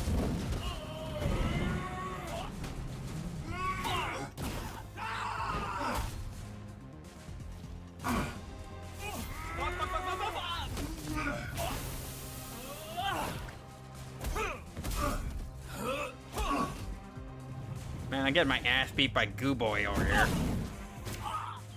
Fuck.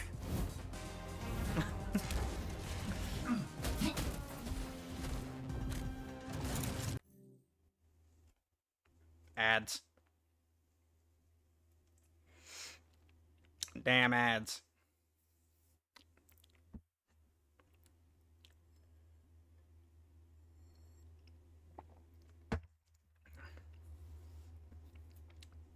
Well, it's a good thing this game has a censor feature. Although I'm curious, how many how many characters are just gonna have their fucking dicks and their cock and balls out? Jesus Christ.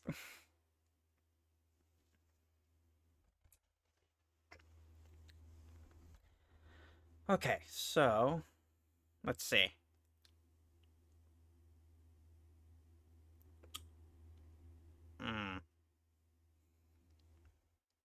We are Mecha Man, a guy with his own Iron Man suit whose dad got shot so bad he pissed himself.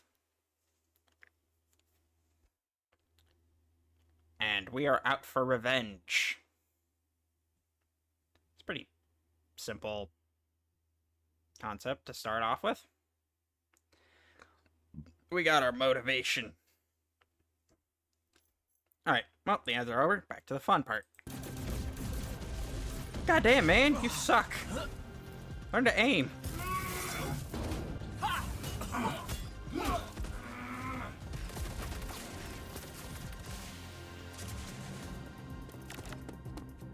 You expect... Figures. Here come all the ads.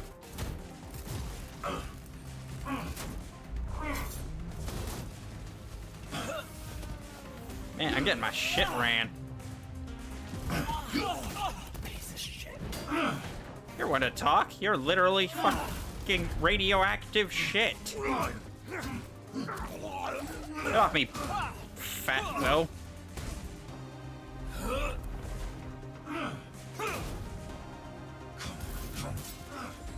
Am I seriously getting my ass beat by a rando?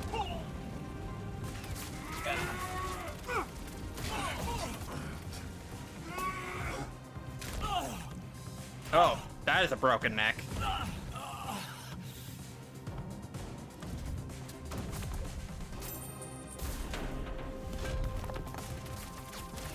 At least I took care of him.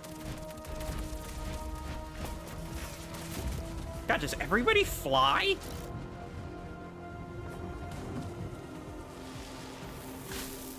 Oh, he's just fine. Okay. Dick Boy's just fine. Hurry!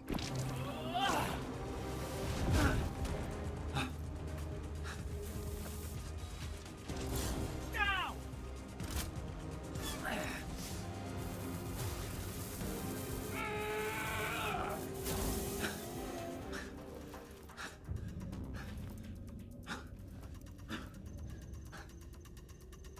Rebooting, rebooting, rebooting. Error, error. You're getting your shit rammed.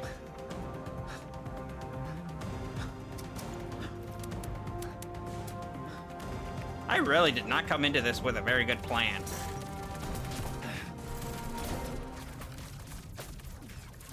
You had a barrier this whole time? Probably should have used that to start.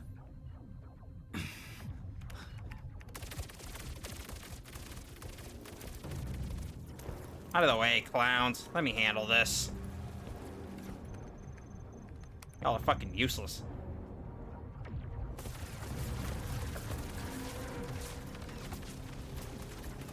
So, what do you got left on them shields? I said 40%, but Boss Man says you're down to 28. And he is not wrong about these things.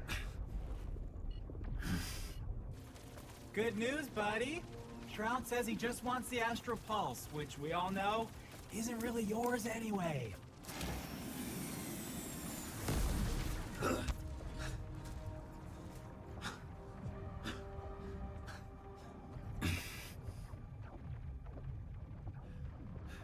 System check. Calculate the damage per second hitting shields. Then tell me how many seconds I need to divert Astral Pulse energy to rocket boosters.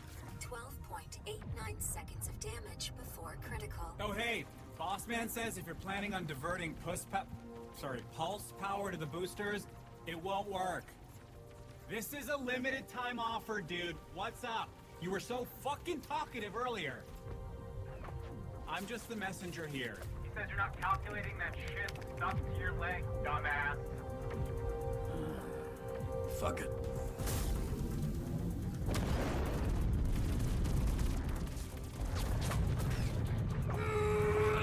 Hey, great! All going to plan. Now get out of there, babe. Come on!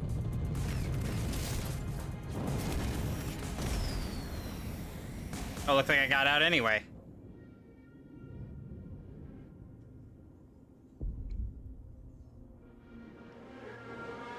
I guess he called it wrong.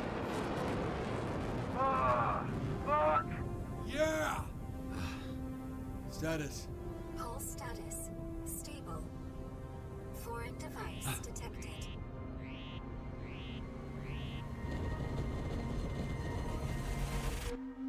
Ah. Warning. Warning. Warning. Warning. Yeah, that'll do it. Oh, that thing's really not coming back from that.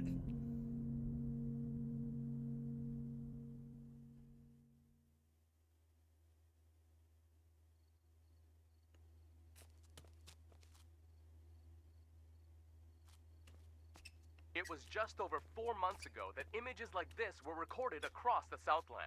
Videos flooded social media and our newsroom, showing what many thought to be the death of Mecha Man. Again. For nearly 50 years, a Mecha Man has protected Los Angeles. Built by an ordinary civilian with no superpowers. This first suit was dubbed by some fans as Mecha Man Prime. 3 generations of pilot, their identities kept secret, have given everything to protect this community, including their lives. After the tragic passing of Prime, the next Mecha Man, known as Astral, teamed up with a star And his mustache. known as the Brave Brigade, leading to an unprecedented period of peace in the Southland.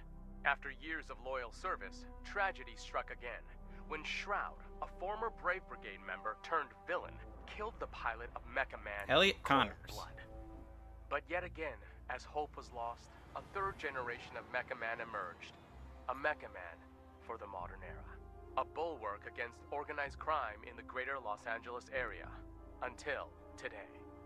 Earlier today, Mecha Man broke his silence and addressed the media.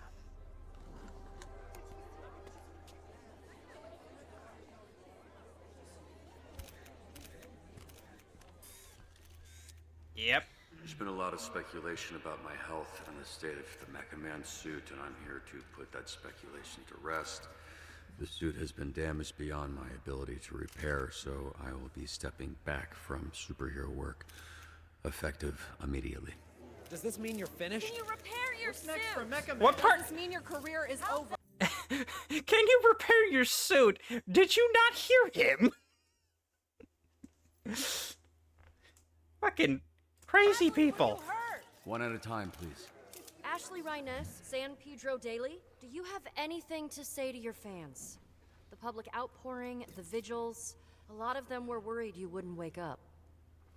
Everything I've done, every sacrifice me and my family have made has been for the people of Los Angeles. Next question. Chris Stratton, Torrance Tribune. Does this mean you're retiring as Mecha Man? Word on the street is, you're donezo. Are you 100 years old? Why are you talking like that? Answer the question, buddy boy. Are you retiring? My readers need the skinny, and I aim to deliver. Let's get it on the record. Well, I don't have a suit, and I don't have any superpowers, so yeah, short of a miracle, pretty much. Is pretty much the same as definitively? Pretty much is the same as pretty much, buddy boy. All right, just one more, please. I gotta get back to, just one more. Preferably What a weird someone it. from the Century. Charles Please. Kingsley, South Bay Signal. So, Shroud kills your father, goes to jail 15 years, breaks out, and immediately dupes you into a trap where he destroys the Mecha Man suit and puts you in a coma for months. I didn't hear a question in there. Two-parter. First, why didn't Shroud kill you? You haven't been conscious for months. It'd be easy money taking you out. Okay, Shroud wanted the Astral Pulse and Mecha Man gone. He got both. I'm not sure I mattered much. Right, you're unimportant. Which leads me to my next question. Most heroes avenge their family. You did the opposite. You killed their legacy. How disappointed would your dad be if he were here right now? Your father, your grandfather, they must be rolling over in their graves. I think he'd be proud, because I'm alive. Which, as you so sensitively pointed out, he isn't. I think he knows that I sacrificed everything and that I did my best. Being Mecha Man, protecting my community, was the greatest honor I'll ever have. Now I have to live knowing that. Thank you for coming. Honestly, that was the best answer you could have given in that kind of circumstance. Up next, is Mecha Man a mecha quitter? Yeah, I mean, it seemed like it'd be better if he died than be a mecha coward, you know? What kind of example is he setting? Stay tuned to find out.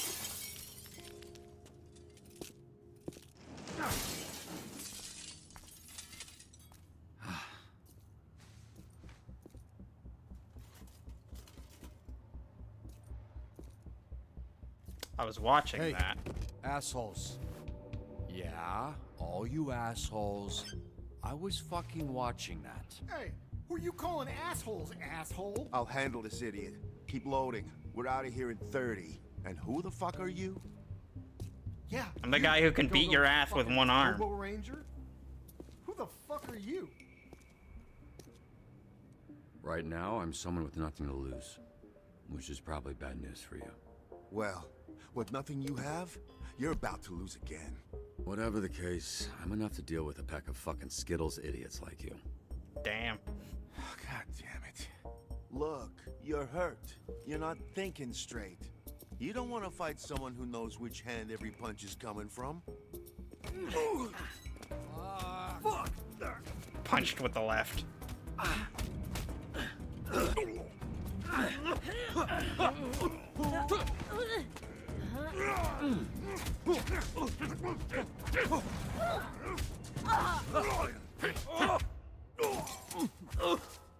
What the? You're next, buddy. To the roof with you.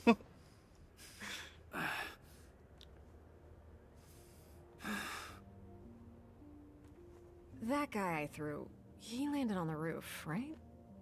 All good. Phew. Hi, I'm Blonde-Blazer. I feel like I'm I watching a work late over at Marvel Superhero movie. Dispatch Network. Hey, hi.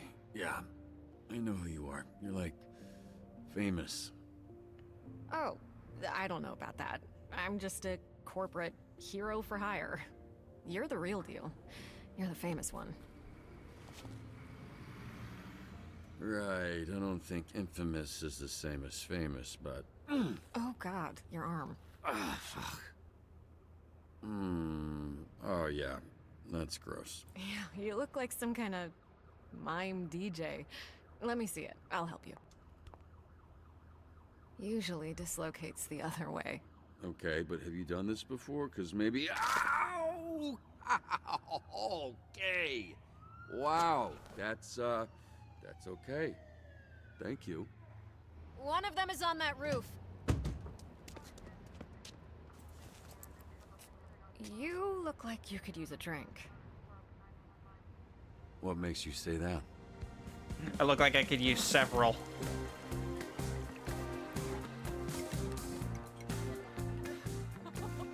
Shit. They were all Skittles colors. I didn't even realize it. Yeah, well, you know what? They can taste the rainbow in jail. What do you mean? Like different colored dicks? Shit. Sorry. I actually didn't know what I meant, but you know what? It should have been that. I'm a little buzzed. I don't really make jokes like that. I think Vizzy's rubbing off on me. Who? Someone I work with. It's... yeah.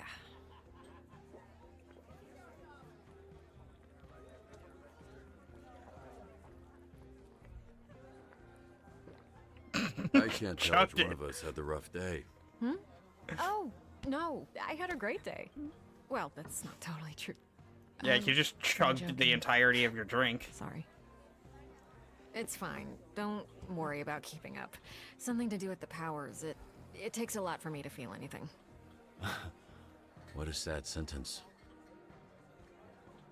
Hey, Just start you drinking should give yourself Everclear. more credit to do what you did for as long as you did, especially without superpowers. Not true. What do you call this? I can fix that one for you too. No thanks, I like this one. Thank you. Just broken thumb. So, I'll keep the broken how thumb, did you though. afford all that? You must have spent hundreds of thousands of... Millions. So you'll understand when the check comes. You're serious? Millions. Yeah, I basically burned through my entire inheritance keeping it going. The last couple of years have just been duct tape and sheer determination. Geez, no wonder it fell Why apart. did you do it? Do what? Sacrifice everything to be a superhero to the point of financial... Ruin? I was gonna say hardship, but ruin was the first word that came to mind, yeah. You must be completely broke at this point. Honestly, it's the only thing I'm good at. Now that's a sad sentence. Come on, that can't be true. I guess it could be true. So, are you... I guess it drunk yet could or be what? true. Yeah, I should probably switch into water. Good, because I was hoping, after some drinks to loosen you up, I could learn a little more about you. And, if all that went well, present you with a proposition. A proposition? Yeah, I'm just trying to figure out if this is a fit or not, you know? Then it's just a matter of picking the right moment. Well, propositions late at night in a bar can go any number of ways. That's actually not water. God, this is like pure alcohol. It's not like alcohol, it is alcohol. I know because you spit it directly into my open mouth. That's water. Oh, God. That, see? How it has ice in it. You drink hard liquor from a pint glass? Actually, I usually just drink it straight from the bottle, but I thought that would be embarrassing. She just drinks straight alcohol. I'm gonna go. I'm so sorry. No, it's fine. I will be right back. What are you doing? Hey, bitch! Hey, I'm talking to you, bitch. Yeah? Alright, just so you know, I only turned around because someone yelled, not because I'm a bitch or anything. Don't you watch the news? This is a superhero bar. Oh, wow, are you a superhero? That's so cool. Is this your power? You're like, tell people obvious shit guy? Well, you're really going to act like you don't remember me. Wait, it's coming back to me. Hold on. Yeah, it's coming back to me. Oh, wait. I know it. You know what? You are Mr. Wet Ponytail. Your superpower is then obviously your ponytail, which, aside from being disgusting, has the ability to never not be wet. In battle, you whip it around and anyone it touches fucking kills himself. Shit. That is... Damn. You good? Sorry, I choked on my spit. No, like a bitch. I control the fire. The fire? And the flame. And my skin does not burn. I am Flambe. And you... Wait, oh shit, I do remember you. You're that shitty villain I busted up. Not anymore, mecha dick. As I literally just said. I am Flambe, a real superhero. And you are not Mecha Man anymore. So, you need to get the fuck out of here. Now, we can do this the easy way. Sorry, which way was that? Hey! No, Punch Up. You're literally fanning the flames right now. Shit, yeah, you're right. Anybody got a rug? You gotta drop and roll, lad. Thought he doesn't burn. Some people.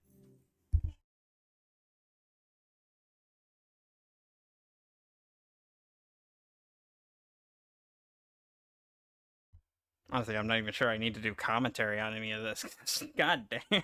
Just fucking light it. See, alcohol. Light his ass on fire. People become scared before they even know they're hurt. Like babies.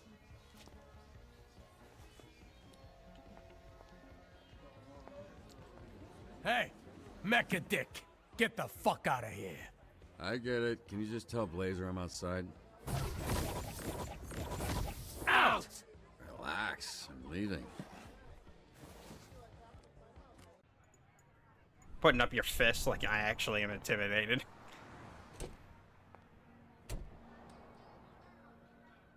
Hey, I couldn't find you. It's cool. I was just admiring the art on this dumpster.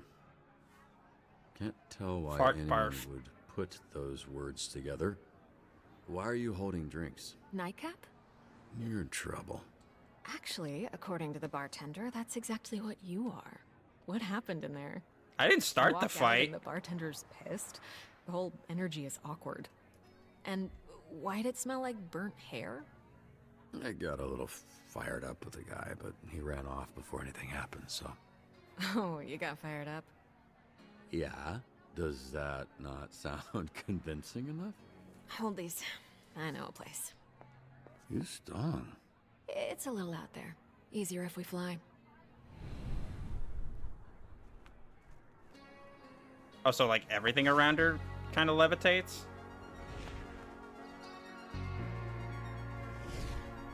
Did we just steal the guy's glasses?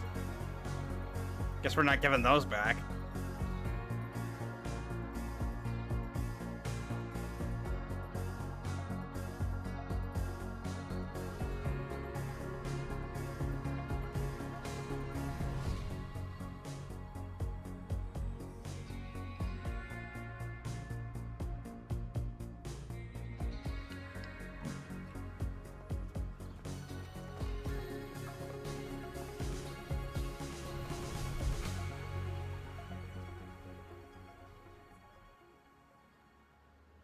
I actually thought you were taking us to sit on it. Hmm? Oh yeah, that would have been cool. Oh no, yeah, this is better, cause you can see it. And it looks like there's a couple up there already, so. I really appreciate you coming to my rescue back there. I still think I could have handled it, but all I'm trying to say yeah, is... you could have handled it thanks. 5-on-1, getting your I should've shit just said ran. that, but... Yeah, I'm still talking.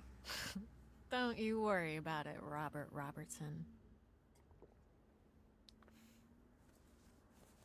How do you know my name? Oops. What's going on? Okay, I'll tell you. But only after you tell me how you ended up with a name like that. Oh, you mean a name like Robert Robertson III? The third? 3 times this happened?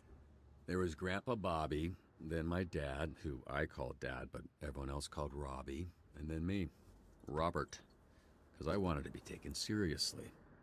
Family tradition. In more ways than one.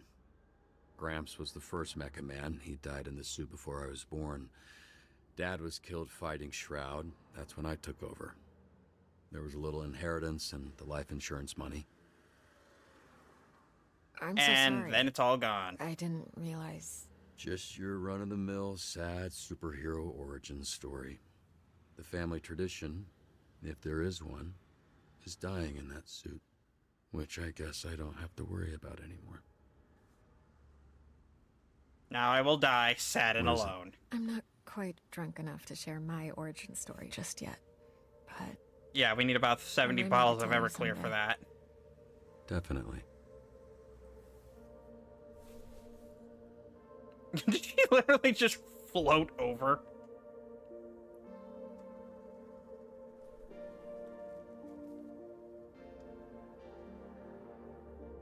Oh, I'm missing a piece we of my can ear. work with this. With what? Might be a bit too early for a kiss. Sorry, I'm actually here with a purpose. The way I went about things tonight, I'm sorry. It was all a little loose, a little unprofessional. Just a bit. Unprofessional? I'm not sure that applies to this, but... I'm actually here on official business. How I know your name, the proposition I mentioned right before you spit in my mouth. Still mortified about that. It's fine. Do you remember a superhero named Trackstar? Remember, of course. He's like family. That I haven't talked to in a while, but what about him? I work with him at SDN. He recommended you. Mentioned that he worked with your father. Yeah, he was the youngest member of the Brave Brigade, so he was kind of my babysitter for a while. How's he doing? He's doing great. He's why I'm here. Robert, I would like to make you an offer. In exchange for dispatching and mentoring some of our rookie heroes, SDN can make you Mecha Man again. But this time with all the resources that a company as big as ours has at their disposal.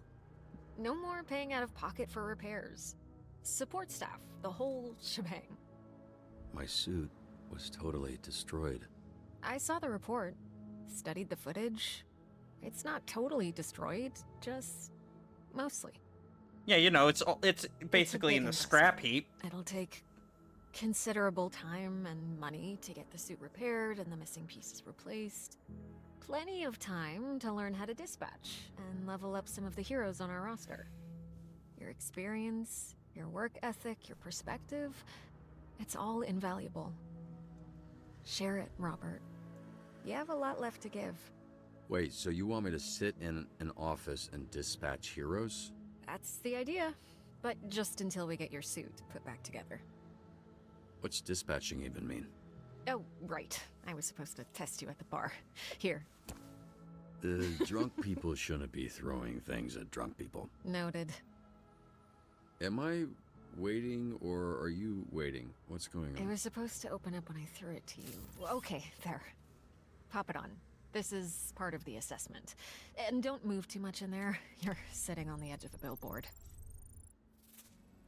Okay. Greetings and welcome to this training simulation. We may be superheroes, but Oh, we're we actually nothing get to play the without game now. SDN's real hero, the Dispatcher. So, Dispatcher, where do we start? You tell me. Well, well. It appears we've got our first call from a subscriber. Excuse me? I saw some scary, suspicious men last night. We leaving have the old movie theater. subscribers? You'll receive requirements to help you determine which heroes to send. Okay.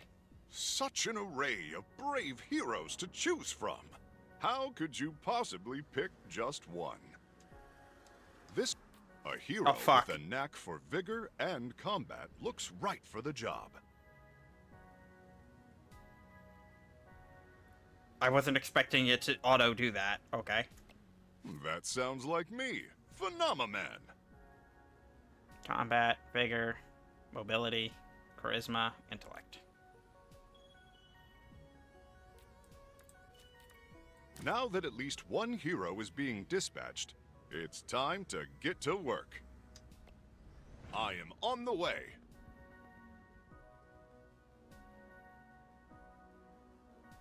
I will now return to SDN.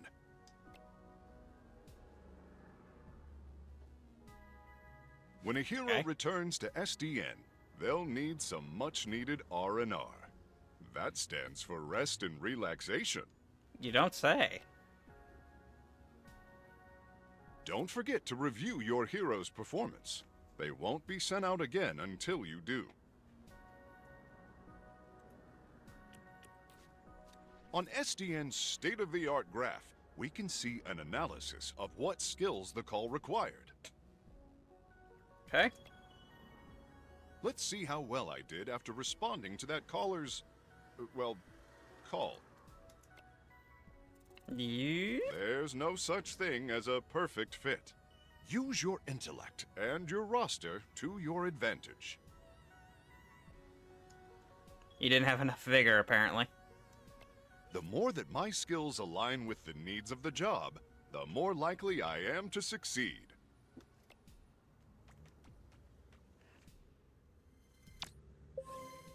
Organized criminals, often led by figurehead supervillains, are the scourge of Southern California. We work tirelessly to root them out. Alright, there we go. Ads. Damn ads. The damn ads. The ads everywhere. I love superhero stuff. This is such my jam. I am enjoying this, though. It's a bit corny, but I kind of like it. So far, anyway.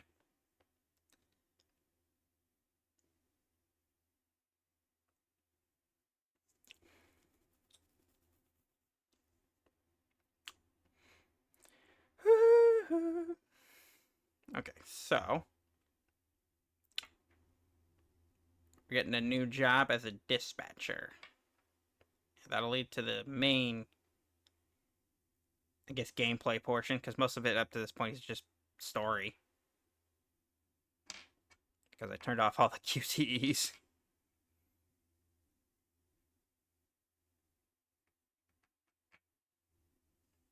Alright, ads over. We've got a potential villain hideout on the college campus. Sometimes the solution is brains, not brawn. SDN's diverse array of heroes can solve any problem. Investigate. Try and keep up. Decode.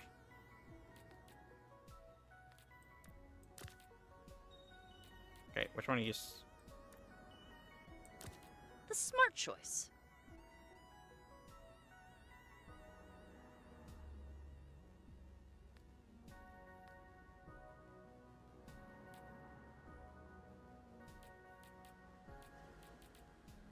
Oh, jeez, everyone's stats compound on top of each other.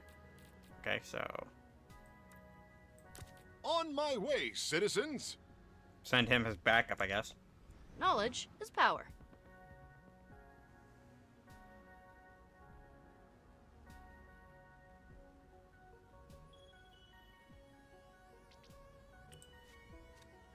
Alright.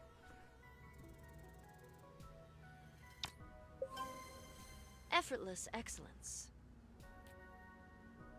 So it's basically just how her thing looked. Okay, well. The museum is doing an exhibit on local superheroes and needs a guest speaker. Sweet talker. Excellent choice.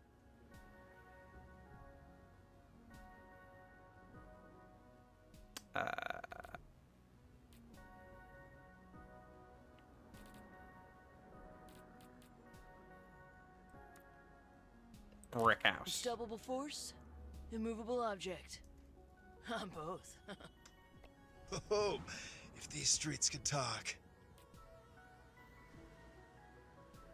One of your heroes needs you. As their leader, your heroes will look to you. Make choices and follow where they lead. The speech SDN prepared is boring to the crowd. We're gonna have to improvise.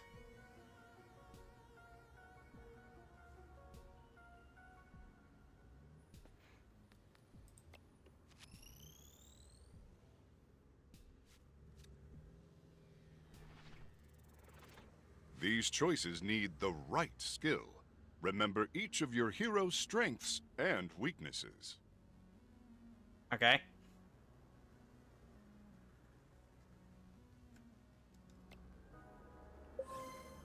Folks, Opening call me tasteful. Justice. Opening tasteful.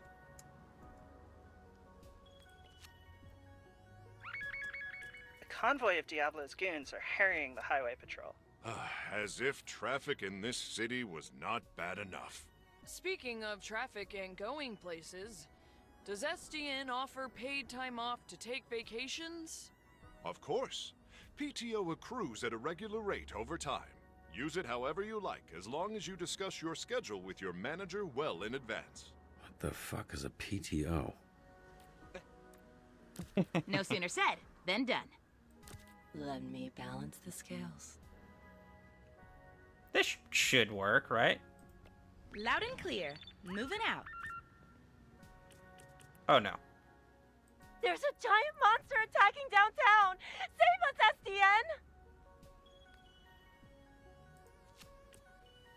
SDN! Okay. The diabolical supervillain El Diablo is attacking Los Angeles General. Oh no, it's one of my arch nemesises, El Diablo. That means the Diablo in Spanish. Huh, he must have been using the convoy ambush as a distraction. And to attack helpless hospital people. That craven bastard. Speaking of hospitals, did you know SDN offers a robust benefits package for all full-time employees? That's phenomenal! What a weird day. Okay.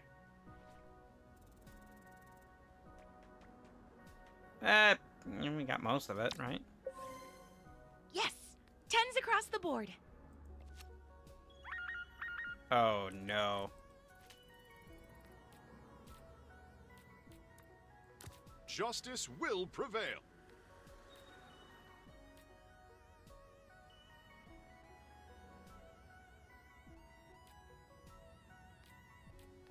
Actually, not you two. Flattery will get you everywhere.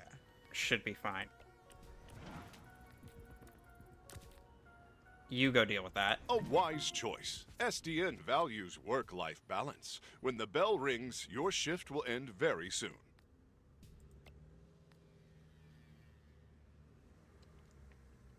Help Grandma cross the road.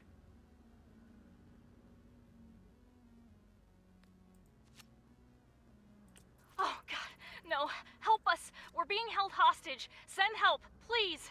You can find suggestions on how to handle hostage situations on page 234 of SDN's Guide to Dispatching. I don't think you'll be of much help.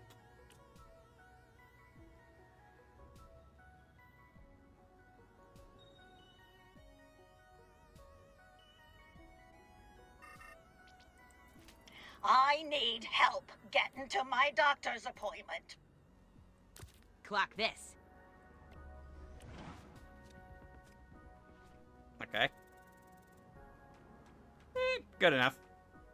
Alright. That should be fine. Sometimes a hero can use their talents to tip the scales. They are superheroes, after all. Oh, go get him, buddy. El Diablo's rough threat up. has been eliminated. The children are safe and sound. El Diablo's goons are running scared. We're right on the heels of his sidekick, El Diablito.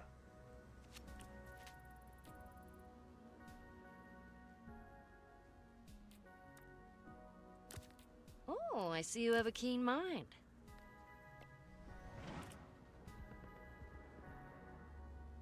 Well, just have to pray they finish. Alright, how'd they do? Good enough. Good enough. SDN solves all problems, big and small. We never ignore the people of the city, particularly the elderly. Speaking of retirement, quick question, Phenomenon. Does SDN offer 401k matching? Yes, there are limitations. Your HR representative will have all the details. I feel like I'm actually in orientation. I hate it. Let me go home.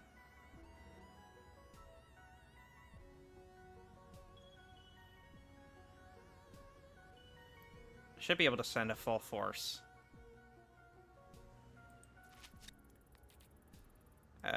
You. Crime doesn't pay. You. Gladly.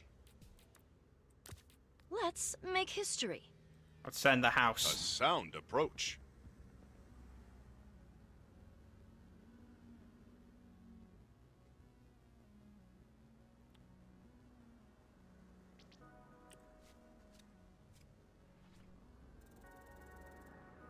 Yeah, no, he was doomed. Effortless excellence. Our shift is done now. It is time for lunch. We couldn't have done it without you, dispatcher. Too true. I'm going to enhance my break time with some of the snack offerings in our break room vending machines. Great idea. Thank you again, dispatcher. I hope to be seeing a lot more of you. Goodbye for now, and don't forget to be phenomenal. Did he just say phenomenal? Well, looks like I'm great at this, so that's gonna be bad for your negotiating position. Expect a lengthy... No, she just fell asleep waiting for the orientation to be done. Did I drool on you? I don't think so. Well, you see why we thought of... Well, why Trackstar thought of you. It makes sense, yeah.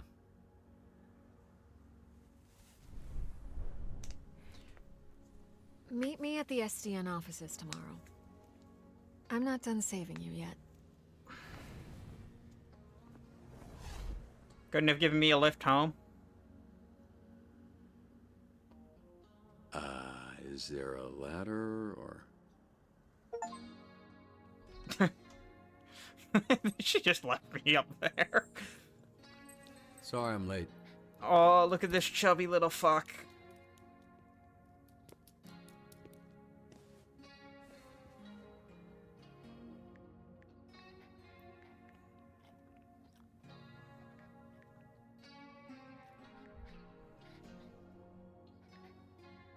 Were you a good boy? The folks at SDN are the best in the business, and we're striving to create a safer, stronger city every I single met a nice lady. The folks who live here have to deal with a lot. She wants to help us out. People with bad intentions and super strength. And that's what SDN is here for. We respond to emergencies. He's such a chubby dog.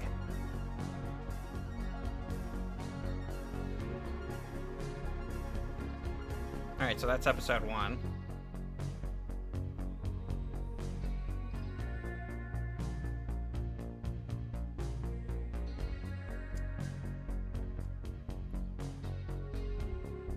If you and 51% of players threw alcohol at Flambe. Look how unimpressed he is. Like, get this trash out of here.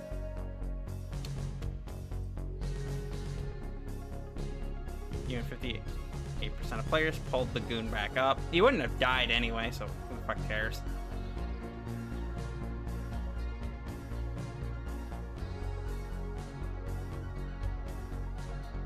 %2 of people had a problem with the tutorial. Oof. You and 51% of players answered the reporter. You and 28% of players dubbed Flambe Mr. Wet Ponytail.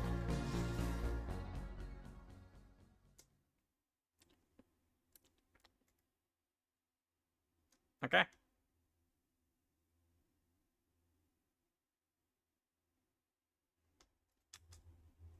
In collaboration with Critical Role. Is it gonna do this every episode?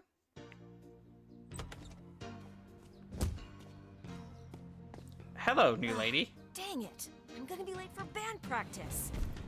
Unexpected things happen every day. Phenomenon! Can SDN help me out with this? It's blocking the driveway. You can count on SDN to help lift the burdens life throws at us. Let SDN be your rock, so you can rock. SDN is not an insurance company and does not cover damages to property, persons, or animals. She's definitely not making it to band practice. Yeah, well, yeah. Wait, what's that? No, just the commercial. It was weird. Weird. Yeah, right. Who are you? Phenomenon Man. He's like a rock star. It's Waterboy. Because of the rock and the roll. Cool commercial.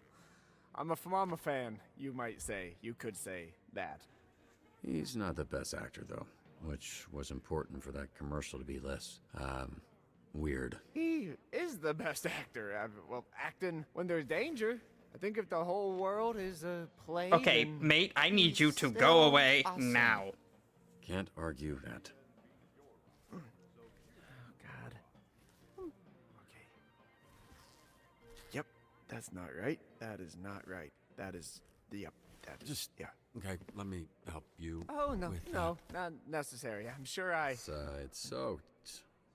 You nervous? Big job interview? No, I mean, yes, but yes is more. My powers make everything wet, moist. Water boy is how they call me, but yes, I am. Oh, you again.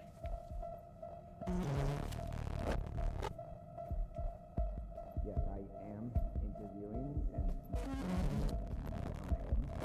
yes, but if I'm honest, I'm nervous most of the time, so... Oh, okay. Oh. Now that your face is next to a side of my face, I see that I know you, of you. You're Mecha Man. You're dead, I thought. Just on the inside. You, look small. Ow. Or different in person. Never meet your heroes, kid. Oh, wasn't sure you'd show up. Oh, wow. Laser, Lon, a real hero. Oh, sorry, but I need him for something. Follow me.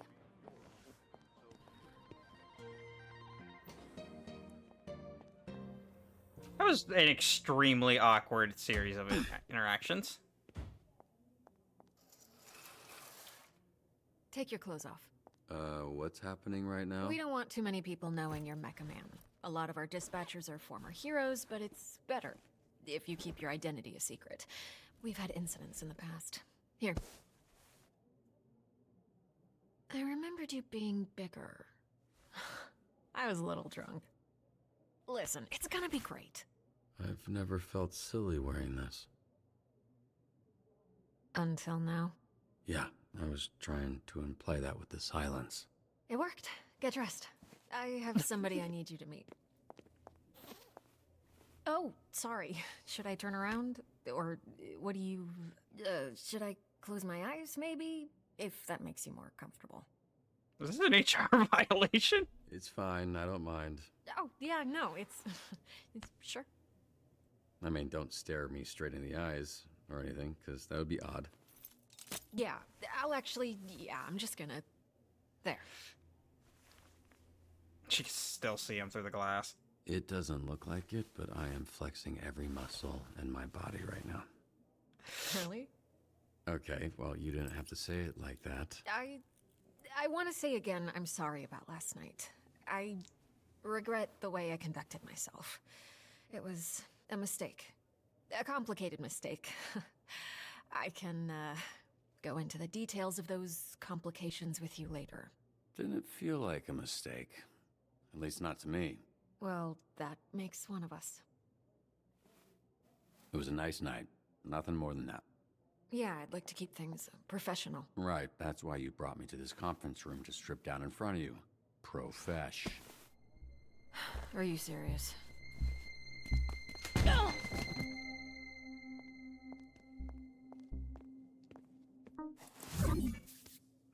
Who locks a conference room? So, you two fuck or what? No professional lines were crossed. Alright, so just like grinding, clothes on stuff. Busy? Knock it off. I just got a little tipsy at our meeting. A meeting? Is that what it was? Robert, this is Invisigal. She is part of the Phoenix program. We take former supervillains, such as herself, and rehabilitate them to re-enter society to use their powers for... Are those my earrings? Well, they look better on me. Invisigal, this is Robert. He'll be your team's dispatcher. Oh, watch How did you get him? about superhero with no superpowers. Can't wait. His identity, all of this, that's staying between us. He's still Mecha Man, but that can't get out. And if it does, I'll know who it came from. You think I want to tell people our dispatcher's a fucking loser? Look, I'm here to help. It's what I do.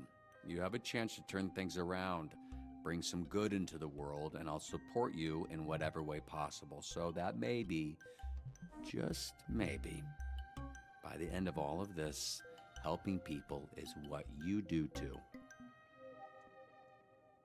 Well, I'm wet. I see why you like him. Look at that trip. What does that look? Best Buy Fight Club? Fucking hot. We have a weekly ranking list for all the heroes in the company. And she's at the bottom. She called herself Invisibitch when she was a villain. We're trying to rebrand her. Yeah, I thought Invisigal felt kind of corny for her. Oh yeah? The name was my idea. Just get your shirt on, Dad Bod.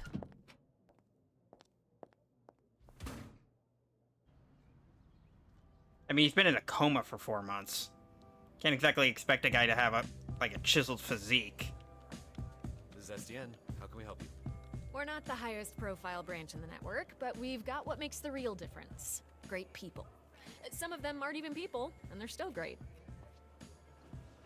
Is that a dude in a cat costume? On this floor. Fax, scan, does literally everything.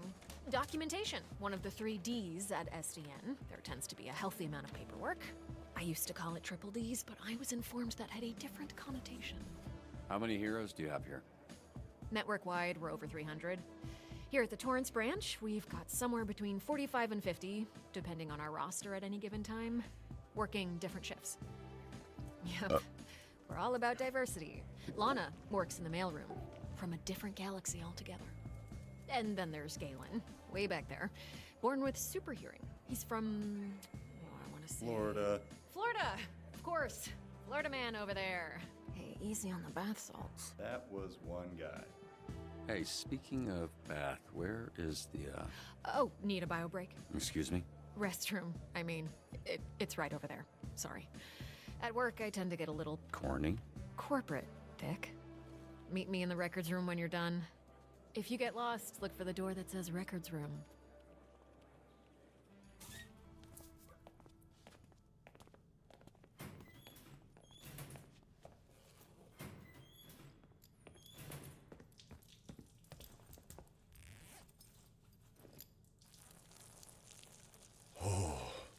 Bruh, I almost went in my pants. Hey, you this Robert people talking about? What's up, brother? My auntie named me Roy, but people call me Royd. All right. Good to meet you, bruh. Likewise. Might as well try to be friendly. So Royd, like steroid? Huh? Hell no, brother. No, cuz. Listen. Get 2 other guys here. They go by the name Royd. So I think it's like, we go scrap, we go ground, I boss you up, and then, you got Royd. You know what I'm saying, bro? That's what I think.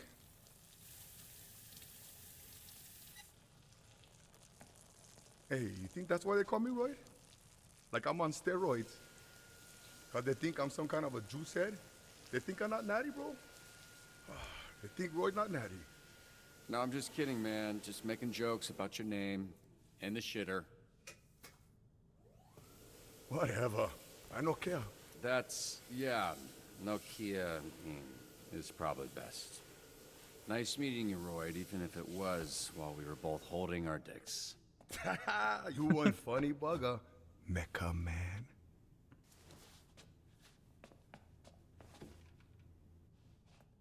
Okay, so I was worried about your unwashed hand, but now I'm worried that everyone here knows who I am. Nah, brother, it's Kapu. Need to know basis, and Roy need to know. I don't want to come pick up your soup or fix them for the SDN. Cool. You gonna wash before you do that? Nah, bro, I never touch nothing. Just touch my pants and underwear only. Even for shake, I just do like this.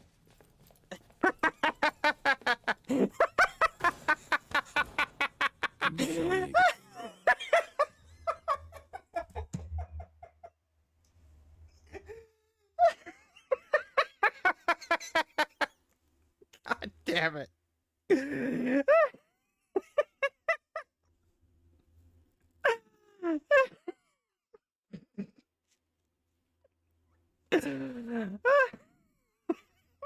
I can't. That fucking killed me.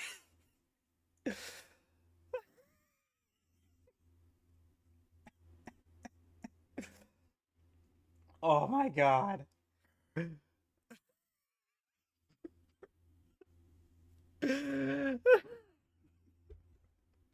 Yeah, when I go to bed, I just shake like this. The guy just fucking walks right in and on that. Like, the fuck did I walk in on? And I don't think I got it. Holy shit, who's this freckle-faced fuck? How are you? That's an aggressive way to greet someone. Look at this skinny latte prick. Your bones, kid. You here to whip these assholes into shape or what? That's the idea. Why is this happening? What? It's a hug, not a hand job. Lighten up. Be that as it may, I'm still confused. Oh, right, because I'm old as shit. How about this? This jog your memory? Trackstar? Holy shit! Yeah, you fucker. Why are you accepting hugs from old men you don't know? Oh, and hey, they call me Chase around here, so keep it, you know. Sure, right. Yeah, Chase. It's been what, 10, 15 years? Has it really been that long? Yeah, I reached out to this little pissant when his dad passed. Then he got to ducking me like he owed me money. I was in a weird place. I understand, kid. It was tough on all of us, so I can't imagine what you went through. Yeah, so what's up? You gonna tell me why you look like Black Einstein? Sorry. I never noticed. Fucker. It's the powers. I can move 50 times faster than the average person, but I didn't realize until it was too late. And I was aging 50 times faster when I used my powers. Nowadays, I'm moving slower than frozen piss to keep the old ticker from popping on me. I had no idea. I'm so sorry, Chase. Hey, if I feel another ounce of pity from you, I will run you over in a parking lot and say it was an accident. They'll believe me because it looks like I'm wearing diapers.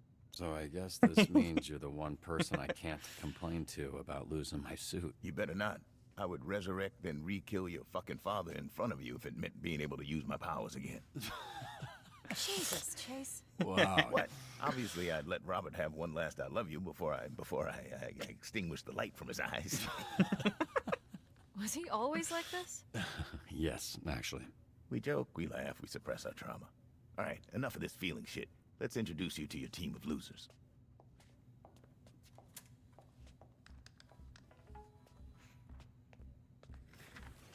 Now, if I'm being honest, I thought and still think we should have canned these tunas months ago. And you might get your wish.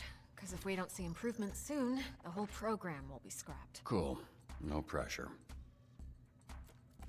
Sonar here was a Harvard graduate who will not shut the fuck up about being a Harvard graduate, like all Harvard graduates. who also orchestrated some of the most effective Silicon Valley investment frauds in U.S. history. Also, sometimes he transforms into a fucking bat monster that would eat you ass first after he emptied your pension plan. Okay, so age 32, 6 foot. Physiology, flight, San Francisco, California. Transforms into a giant bat, highly intelligent, addicted to a variety of controlled substances, crimes, embezzlement, extortion, drug possession, forgery, fraud, money laundering, perjury, cyberbullying.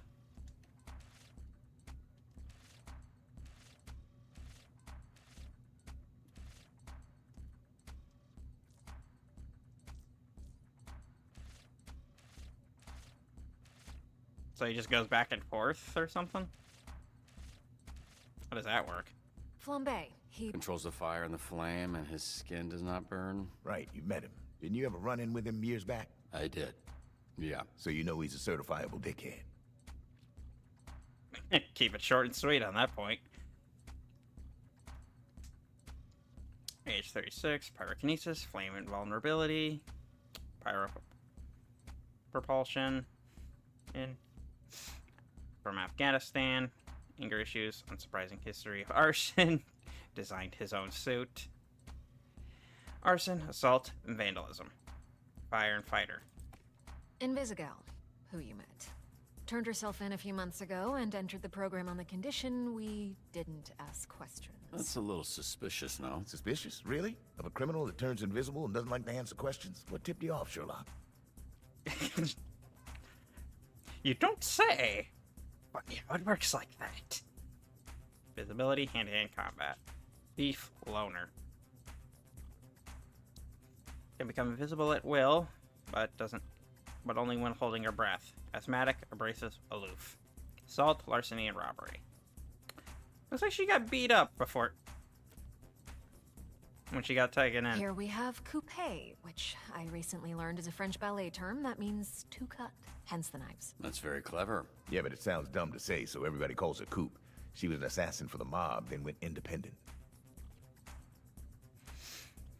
Umbra kinetic weaponry. Umbra kinetic flight. Superhuman accuracy. Unknown. Serious, deadly, and unapproachable. True kill count, like many things about her, is unknown. Aggravated assault, extortion, first-degree murder, kidnapping, and stalking. Punch up. Carnival strongman who made a deal with a sorceress. She gave him the strength of 10 men.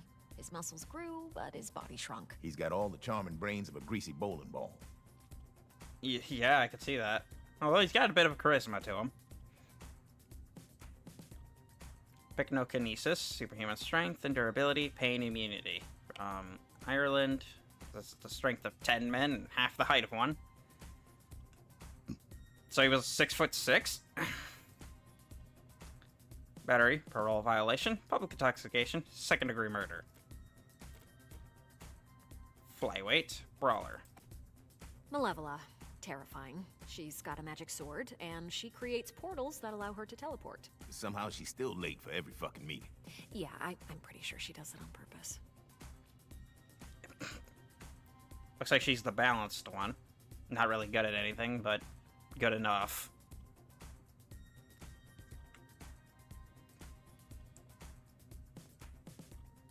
Oh, we're in an ad. Fuck, I didn't even notice. How long has that been going on?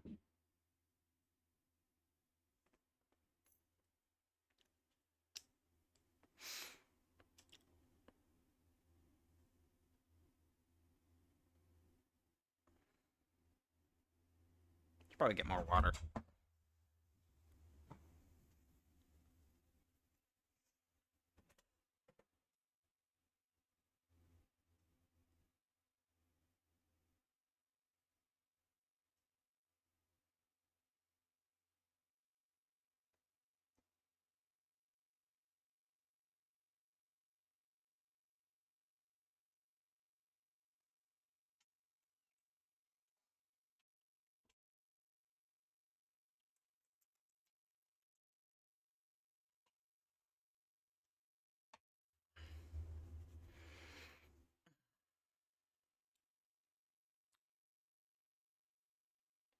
God damn these ads. God damn these ads. Alright, so. Malevola. Devil from Down Under. Oh, God. Gee, I wonder where she's from. Height 6 foot 6.6 inches.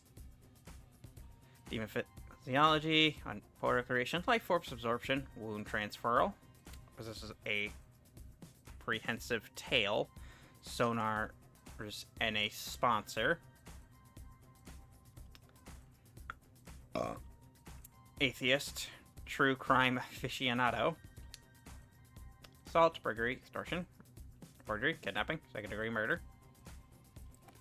That's Golem. He is a construct. A construct? Yeah. A bunch of dirt and mud made sentient with magic. I think he's lonely. Metaphorical being, earth mimicry, generative healing. Large mass of clay and dirt. Enjoys poetry and basketball. Difficulty with squeezing through doors. Aiding and abetting, disturbing the peace. Vandalism.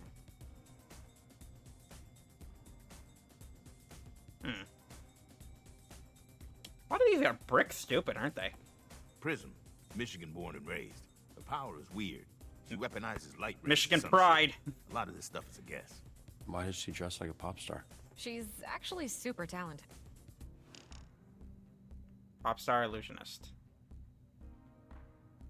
5'4", photokinesis, photonization, holographic manipulation. 1.3 million followers, music snob, highly dramatic, constantly requests a return to her trailer. Assault, drug possession, DUI, tax evasion.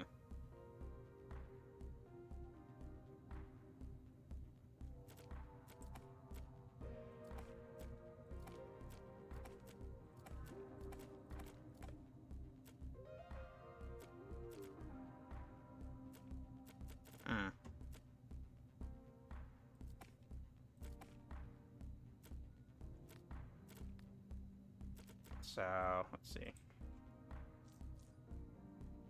We're looking at high combat, high charisma. Slow as shit, can't take a hit for save her life. Brick shit house. The balanced one.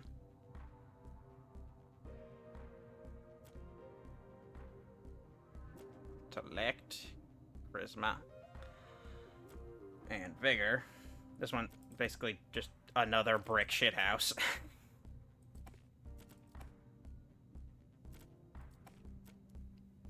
High mobility, combat and intellect, but again, can't take a hit, and yeah, don't bother talking to her.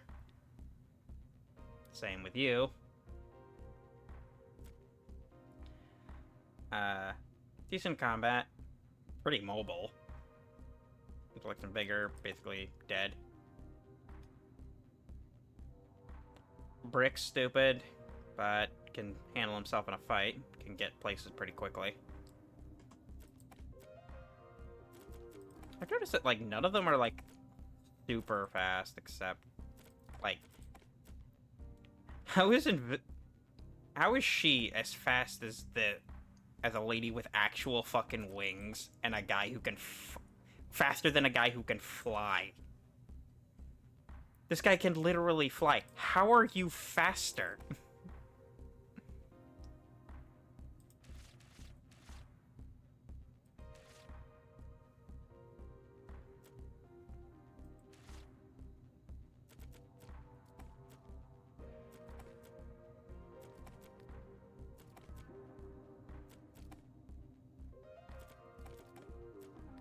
Wait, so, the Z team, my team, their Phoenix program?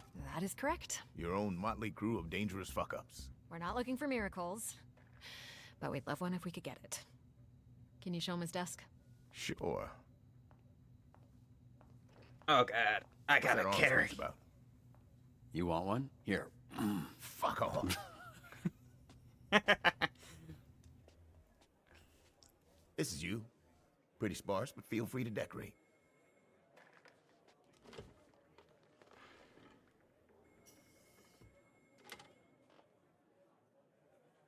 This computer's older than you look. Wait, so we're doing this? I haven't even met the team yet. We did the slideshow. First of all, that wasn't a slideshow. Look, we like to start slow. Most people don't make it past the first dispatch, and this is better for everybody's safety. What do you mean, safety? You'll be fine. And this here is our little slice of the Southland. Whenever there's a crisis in the area, we get a call, and guess who answers? Me. Exactly. Now put your headset on and introduce yourself to these pricks. Hey, team. This is your dispatcher, Robert Robertson. I'm starting my first shift. Tell me that's not your real fucking Stuttering, name. bitch! You can't be this shook on your first day. Come on. Can we clear the channel, please? There's a lot of overlapping on this. I saw him in his underwear. Who? Roberto's son? I saw him in his underwear. He packing much? No, but he's got a Damn, lot. sonar's still going. Which I'm into. Again, please clear the channel. Get it, your email. Shut the fuck up. Let me remind you, these calls are fucking recorded for training fucking purposes.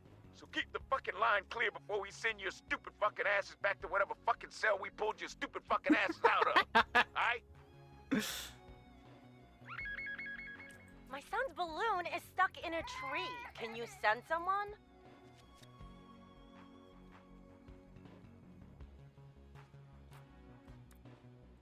Whatever.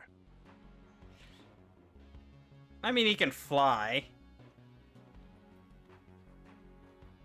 Although he's probably gonna make the child cry. Whatever. It'll probably be fine, right? You ever look in the mirror and go, oh. I've looked in the mirror and go, Mr. "Ugh." Vanderstank is requesting a hero for a very important event. Who's this Vanderstink guy?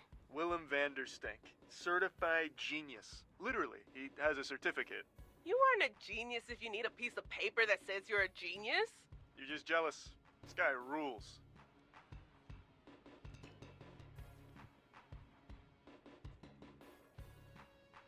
Well, if you like him so much, you deal with him. Sure?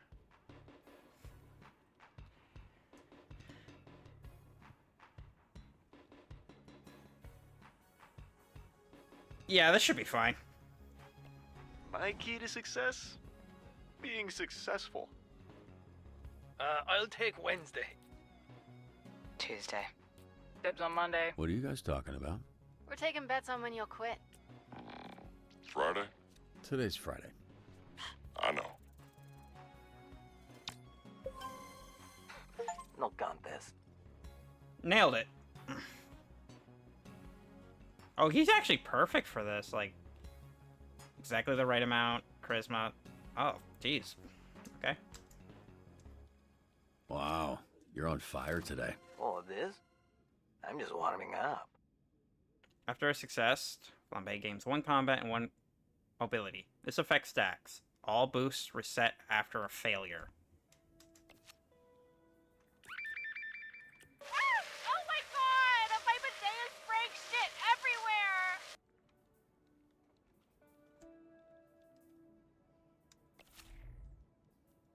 Okay, well, I guess I'll give this a go.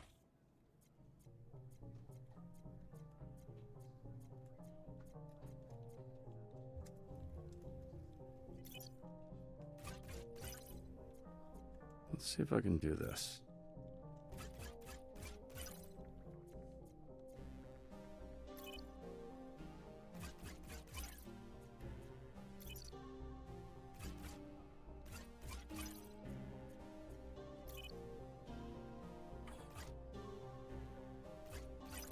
Oops. Alright. There we go. Fixed it. The bidet has been fixed. Alright, how'd you do? Nice. You sure we don't work on commission? Okay, what's going on with Sonar? Oh, that, yeah. He kind of randomly turns into a monster sometimes. Randomly. We are working on controlling it. Sonar transforms after returning from a call. His intellect swaps with combat, and his charisma stops as bigger until the next call. Woof. Okay. Get these idiots out of my bar before they destroy it. And don't set the flaming asshole. Do you know who we saw in the bar last night? Mecha Man. And he kicked Flambe's ass. Okay. That little shit did not kick my ass. You did, though. Yeah, I think I heard about that. No, you didn't. Because it didn't happen, Bob. So we're all going to shut up about it. Yeah? Okay.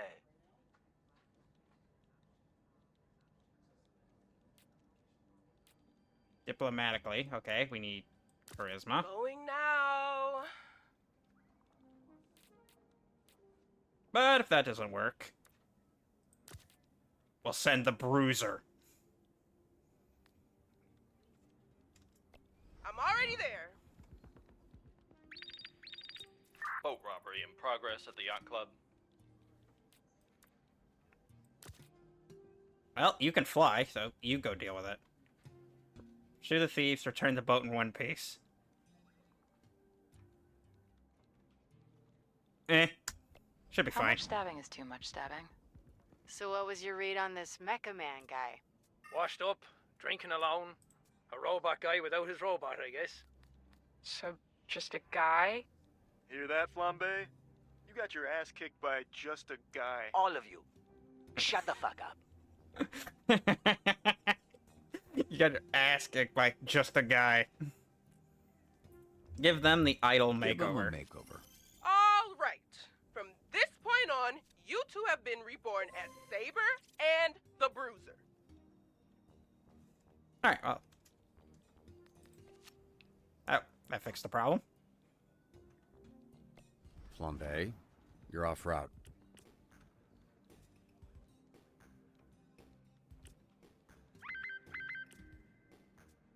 Hey, someone's robbing the museum. I don't know what you do, man. I just started today.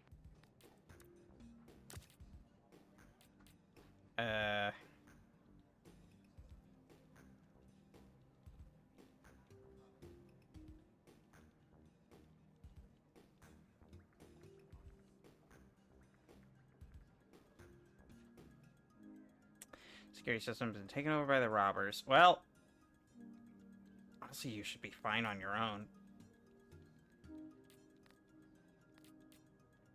I don't know, I'll send you. Wait for me, baby. Come on, Slowpoke. Security here is amateur hour.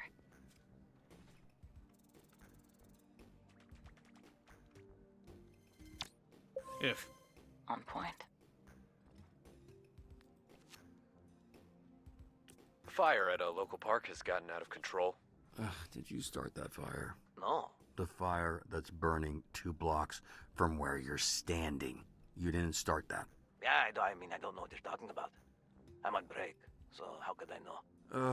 Flambe, stop fucking around. I've got enough problems without you making new ones. Whatever, man.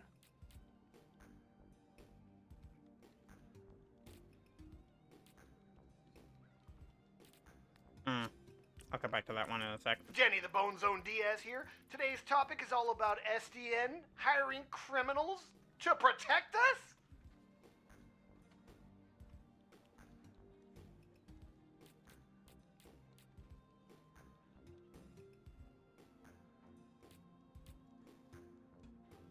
You. Go deal with that. Fucker said I was pregnant. Hell no. That might have been a mistake.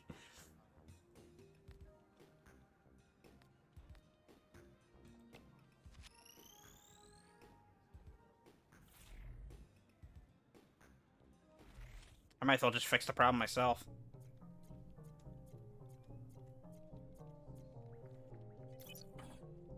Yep.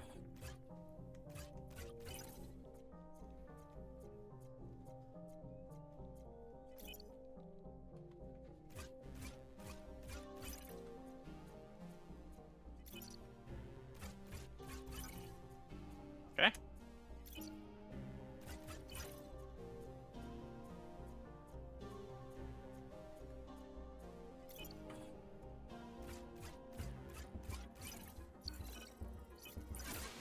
Alright. We're in. Piece of cake. All sensors are back up, team. We've encountered these thieves before.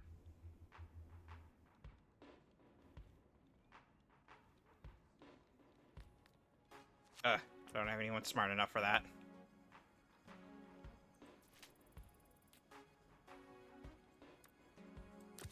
Me? Right, yes. I like how he keeps his normal tone of voice.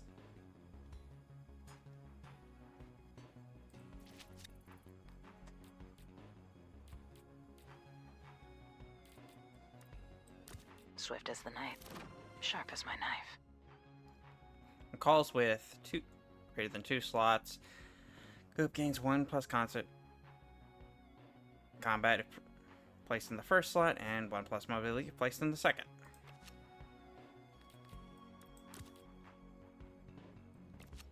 Close your eyes. I'm not saying need you because you're smart. Anyway.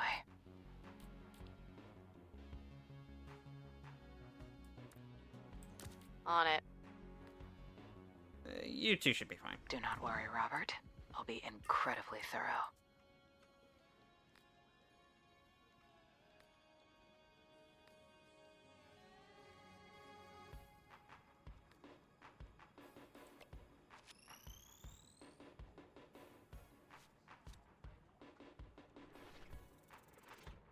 Ugh.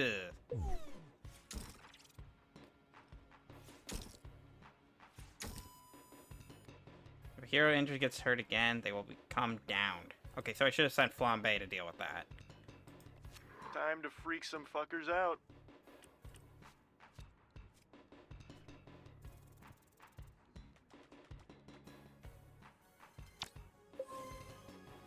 I mean, all things considered, I'll call that a win. Hey, it's me again, Ghislaine. Blazer tells me to show you the ropes, so here we are. Hey, a hero ranked up. Good job. Go check that hero database. Okay, upgrade. Every rank up earns skill points. Use them for increasing stats. Use the plus icon next to a stat to spend a skill point. Once No, you I know what confirm, you can't go back. I could probably use you being smarter.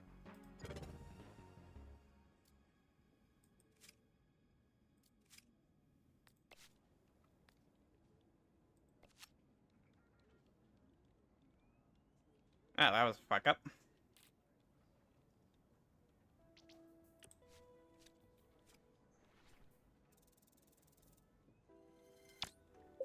Yeah.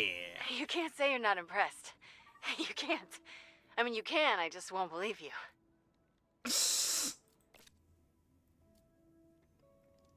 Okay. You can get higher mobility and charisma just based on where I put you, so intellect would probably be better for you. As for you, I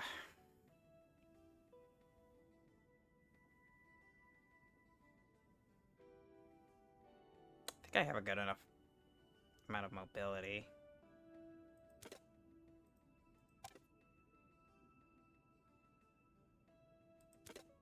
Combat?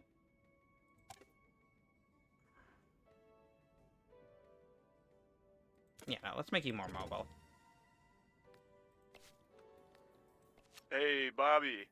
Here, William Vanderstink needs a security detail. Is it cool if I go? I've been wanting to pitch him some stuff I've been working on. Yeah, pretty sure that's exactly what he's trying to avoid. For some situations, you can only choose one solution. I'm a high-ranking Vanderstanker. It would mean a lot.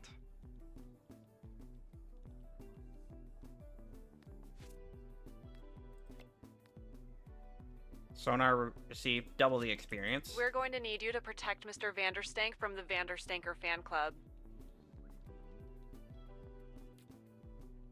The entire team will receive double XP. Will receive experience points.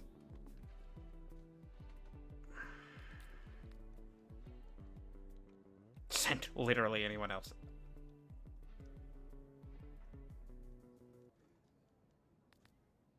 You should be fine. I can't do it.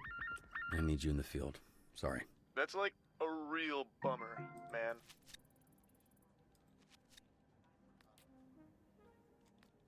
Evacuate the homes, rescue anyone trapped. Graceful. but deadly.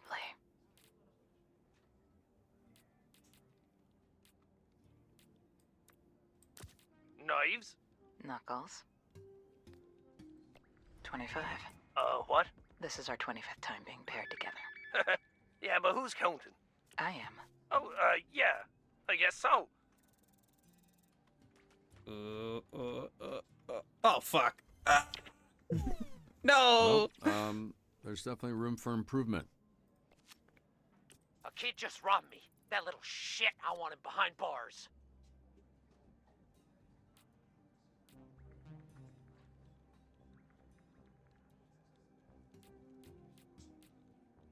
I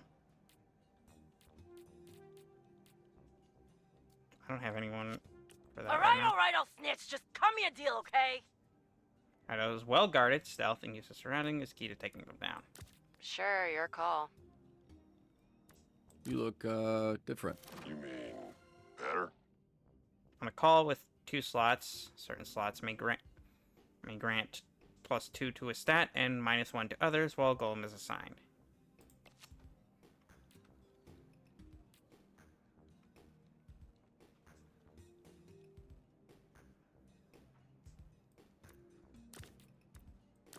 I'm busy, but okay. Get over it. Damn, dude. How'd you get an ass like that? Hella squats, girl. Ugh, I was afraid you'd say that.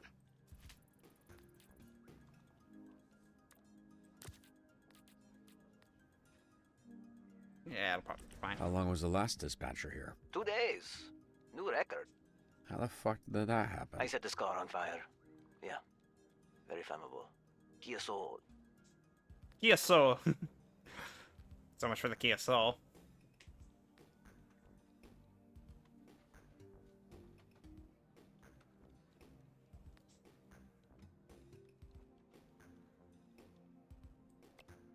Let's try this.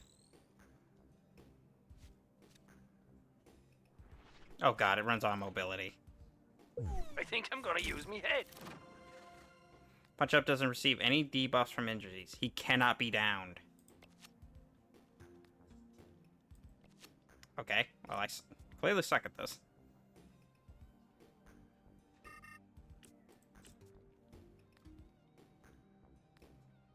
Get the paintings out quietly. You get the paintings out quietly. No promises. I'm a screamer.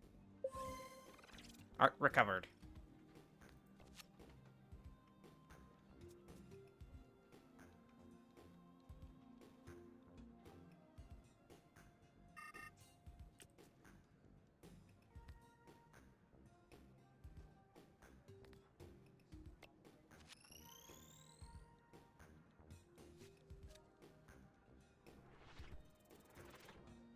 Or are they good enough? So you finally noticed. I'm perfect. Watch me burn.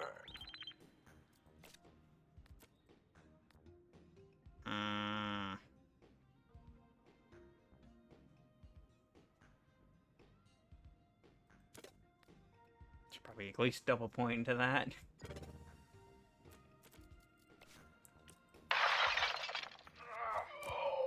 Grannies, I got this. Hold up, aren't you banned? Yeah, and I gotta get unbanned.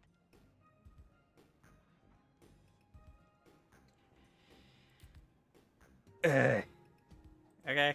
Still on the clock, so okay. Trust me, I can handle this a lot faster on my own. Lone Wolf. Sent alone. Reduces travel time and call complete time. Can I get ice down here, please? What does that mean? She's asking for a tap-in. We got access to security cams of SDN subscribers all over our territory. Wow, really? Is that legal? Don't ask questions. Just always make sure to read the fine print.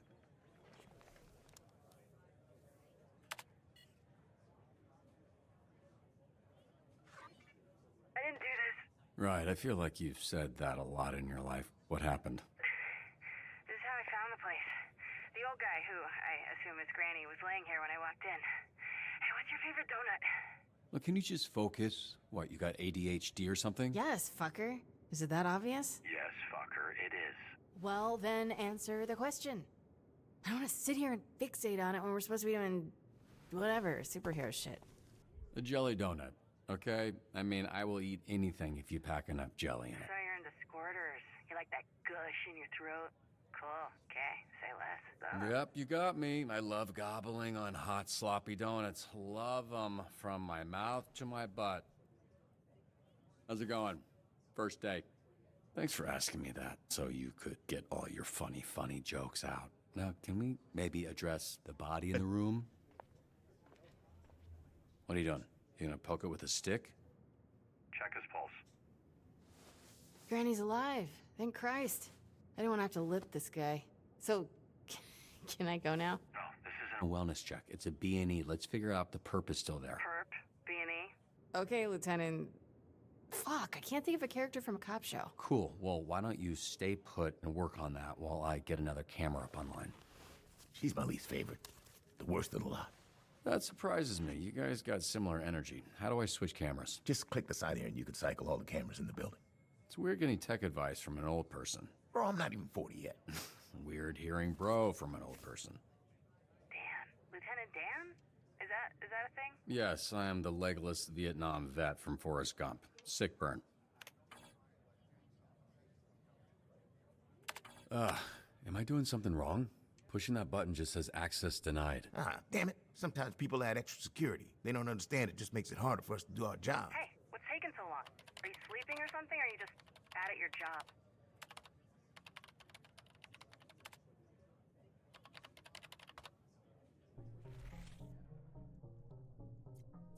Alright, well, hack it in.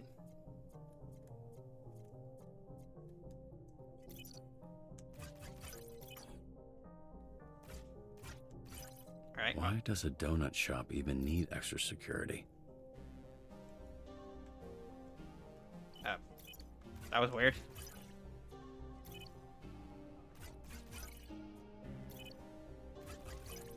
The intrigue. Hello? Ugh. Working on it. This node represents a code to use later. Remember it. This node has an unknown code. Find the key. Thank you, Florida man. Alright, ads.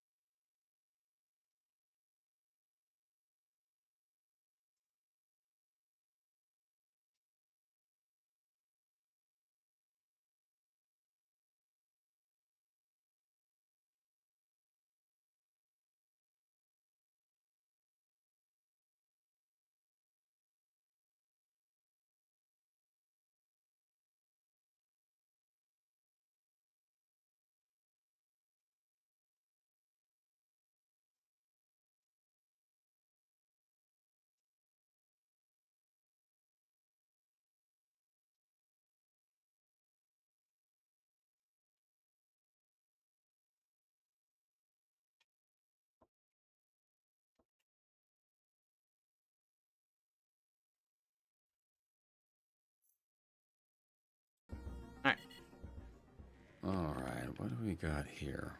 Perp, Beanie, who are you, Lieutenant Dan? Hey, shut up for a sec. You're not alone.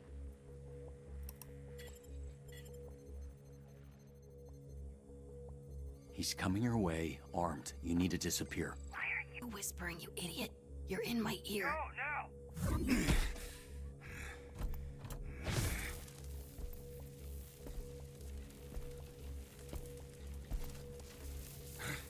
God damn it. This bitch is a gusher. Be careful. I got this, Lieutenant Dan. Never mind.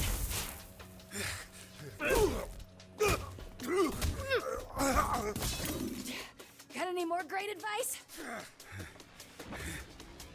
Duck!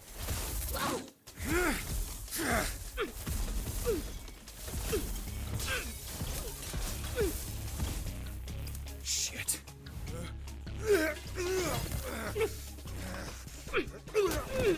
I almost didn't see the prompt for duck.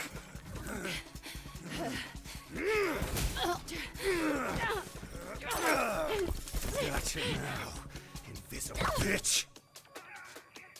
Invisigal, just hold him off while I find a way to help. I can use the overhead sprinklers to short out his blaster. Come on, come on, come on. Got him. Up, down.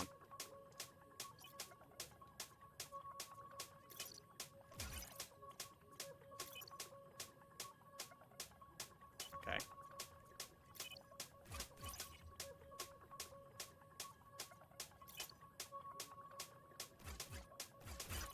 Got it.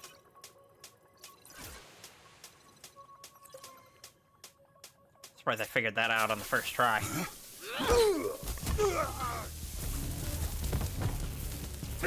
Fuck.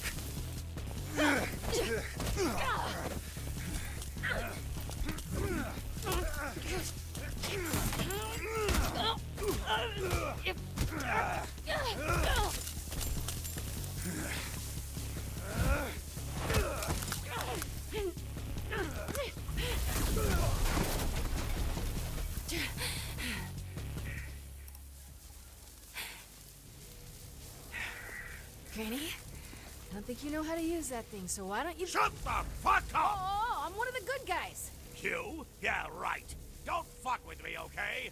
Nobody fucks Granny! Nobody fucks with Granny! Invisigal, stay calm. Great fucking advice, Lieutenant Dan. Granny doesn't even know how to shoot that thing. Take out the thief first. He's the only one with his finger on the trigger. You know what? It's my life on the line. I'm done listening to you. That thing's gonna blow that man's arm Arm off and his whole building with me in it. Fuck off. I'm disarming the device. No, Invisigal, that's a direct order. Who the fuck?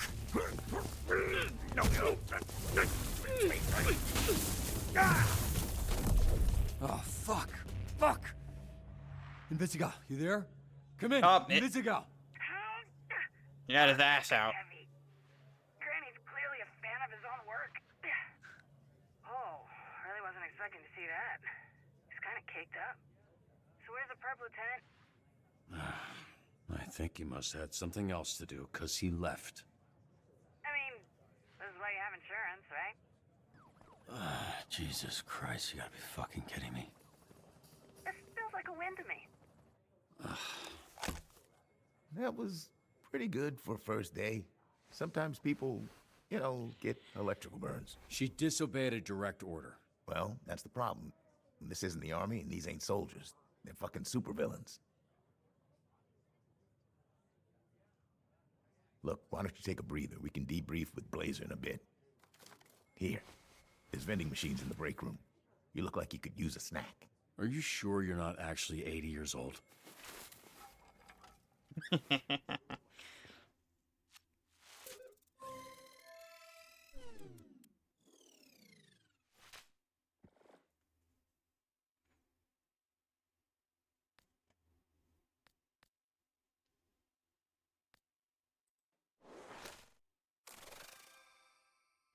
Take a hero out of rest thing.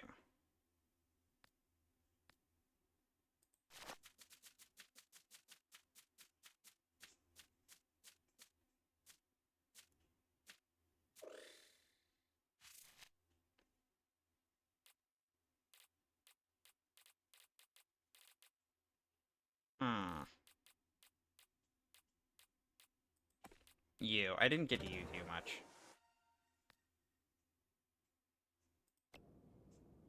I gotta compensate for the fact you didn't really get anything out of that. Twinkies.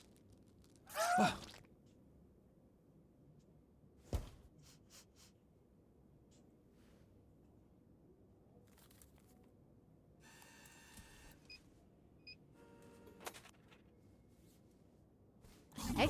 Ah, shit. What kind of superhero flinches?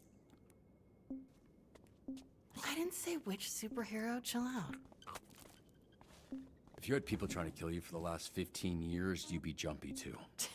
What makes you think my life has been any different? You think growing up surrounded by a bunch of shitbag villains, I didn't need to watch my back?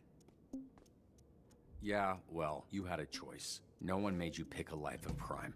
What the fuck? You can't just go around. Ow! Why does he keep screaming? His name's Sonar. Yeah, I know what sonar means. What's up? Then why are you asking why he keeps screaming? She was just explaining your, You know what? Never mind. Good shift. This guy is weird. Yeah, he is.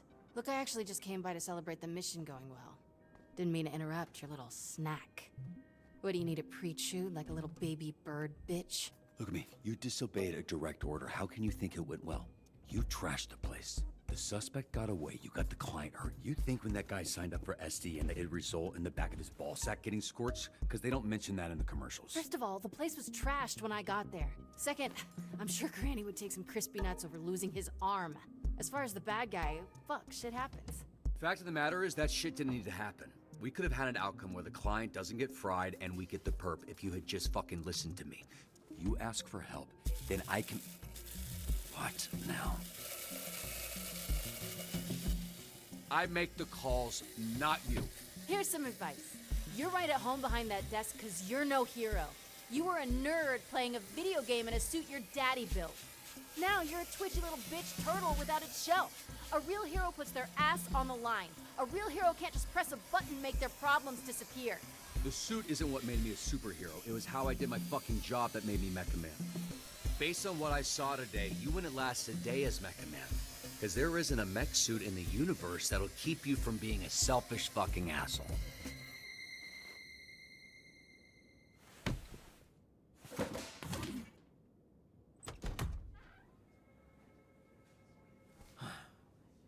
Ah! Feel bad. Good. Fuck you.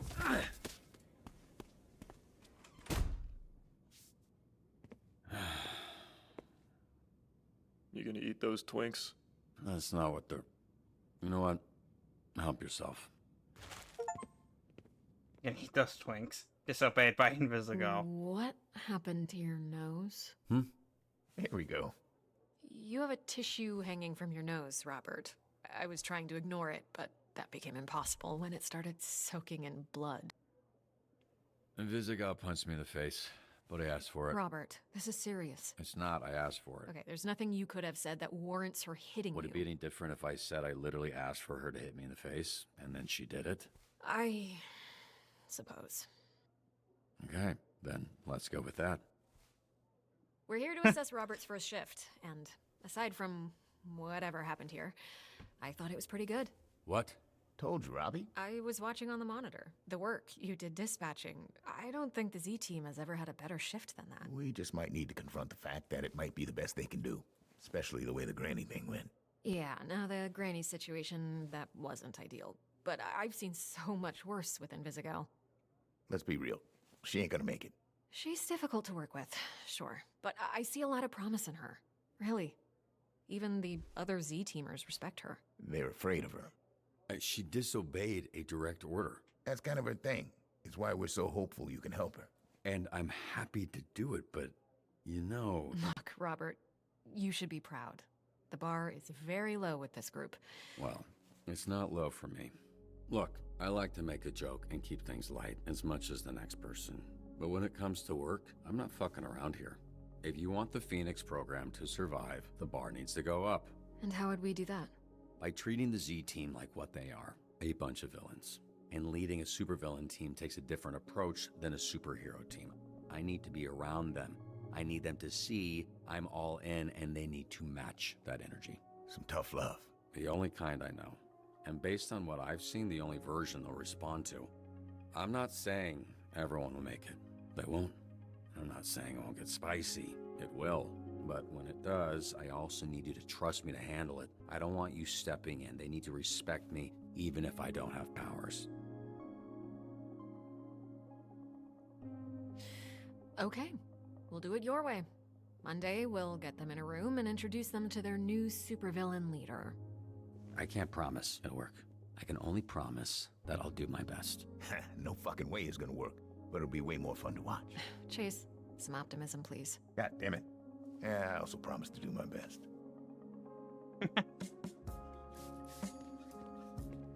Hey, kid. What? What are you doing? Yeah, no, I did this. It's weird, because, yeah, I saw this lady, smiling lady, person put a donut on your desk earlier, previously, and it was nicely on a napkin, but then she comes back and she just crazy, like the evil mode, and smashed the same donut. What a mess.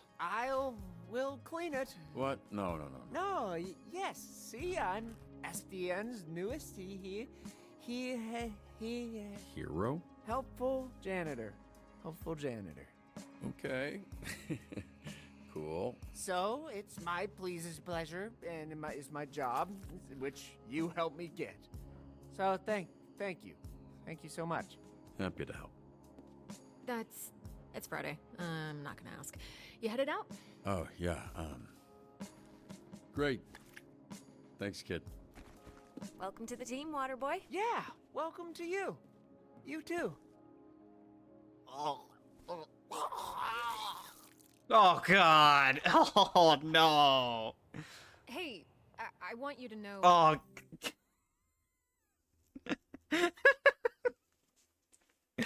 Oh, that's rough, buddy. He just fucking pukes the water up. Fixing your suit is not contingent on you fixing the Z-Team. I wouldn't do that to you. That's good to know. But don't worry about that. I'm just really glad you're here, Robert. I think we're going to do some great things together. Hey, look, I really appreciate you setting this up. It's exactly what I need right now, and it'll get me that much more excited to be back out there. Actually, there's something I've been meaning to tell you.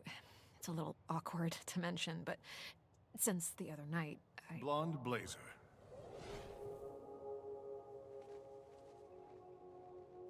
Are you ready to go? Who is this?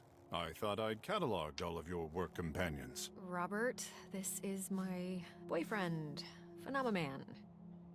This is our new dispatcher Nice to meet you, I was telling man. you about. Robert? The third Robert Robertson, leader of the Phoenixes. Blonde Blazer told me about you. Really? Did she, say, I don't know, what came up in that talk? She said you're a capable, honorable man that truly cares for others. Why are you so small? Hey, come on. You gotta stop asking people that. The way you spoke of him made him sound impressive. I only seek to understand. I apologize. How was his first day? Was his lack of size and strength an issue? No, he was great. It was great. It was a great first day. That is phenomenal. We should celebrate. Blonde Blazer and I have reservations in Tokyo at a restaurant where the owner dreams of sushi. You should join us. I'm sure they could accommodate one more, especially a special occasion like this. Actually, I gotta get home to my dog. He's very needy. Oh, of course. And to be responsible for another life is a beautiful thing, even if that life is a dog life. Yeah, right.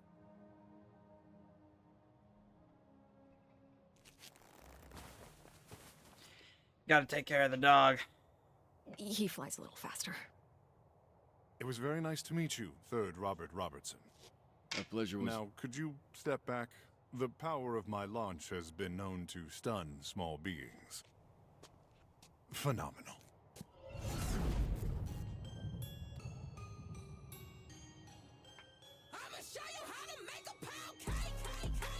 I'm gonna show you how to make a pound cake?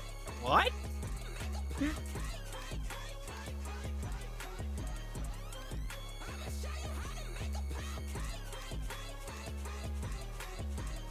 Alright.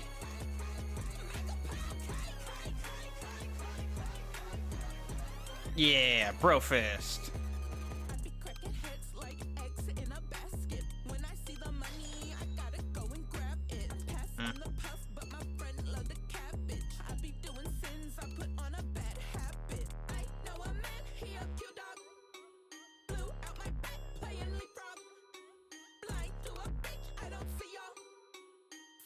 Okay, so Jelly Donut. A lot of people decide not to ask her out. That's interesting.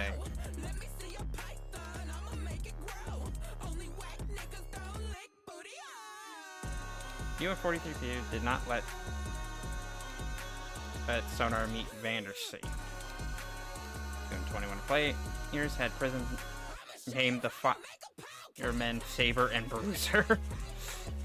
The Fightman Saber and Bruiser.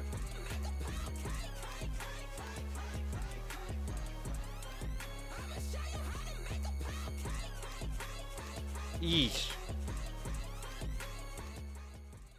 So, top 30. Top 30%.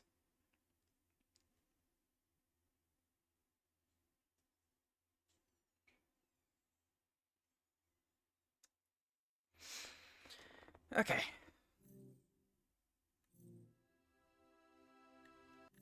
Alright, I'm gonna call it there for now. Just take a break.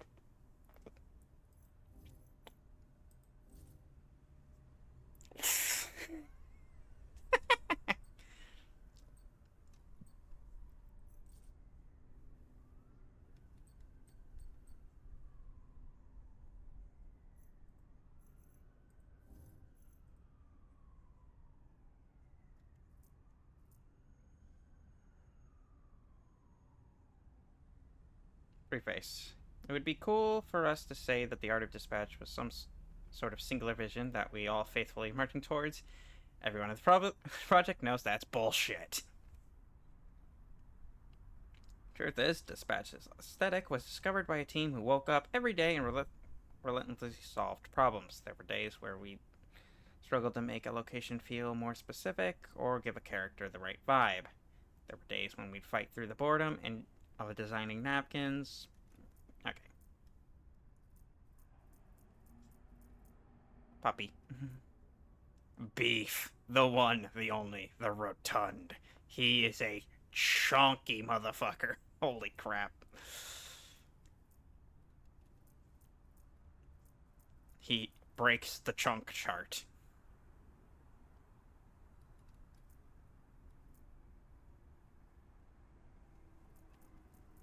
Your first design was basically Athena?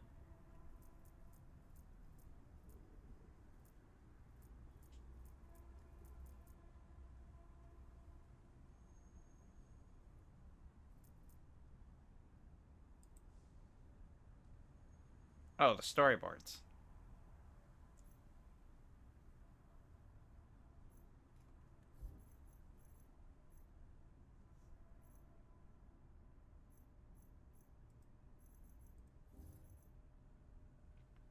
Splash in the last bender.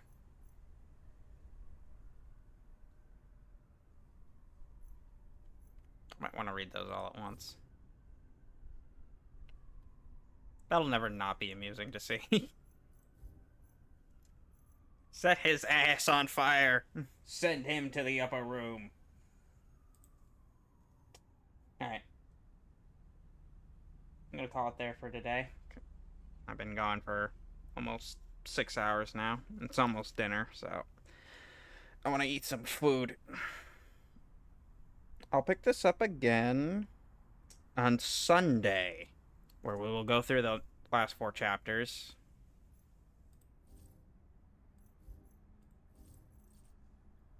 Oh, I could just play any chapter I want after I've unlocked the ability to do it.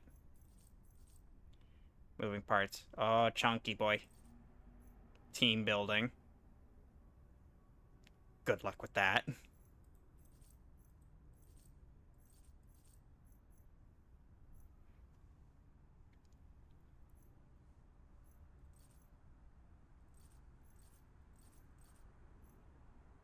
on an at-will basis. This means your employment may be terminated at any time with or without notice and with or without cause.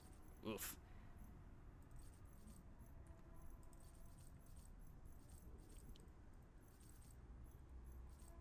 This is... Okay, so...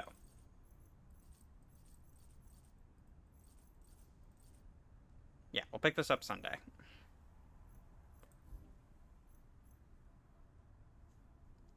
But thank you all for watching. I am gonna take the rest of the night off. And I'm gonna eat like a king. So, everyone, I would like to wish you all a very good fucking night. Cheers, everyone.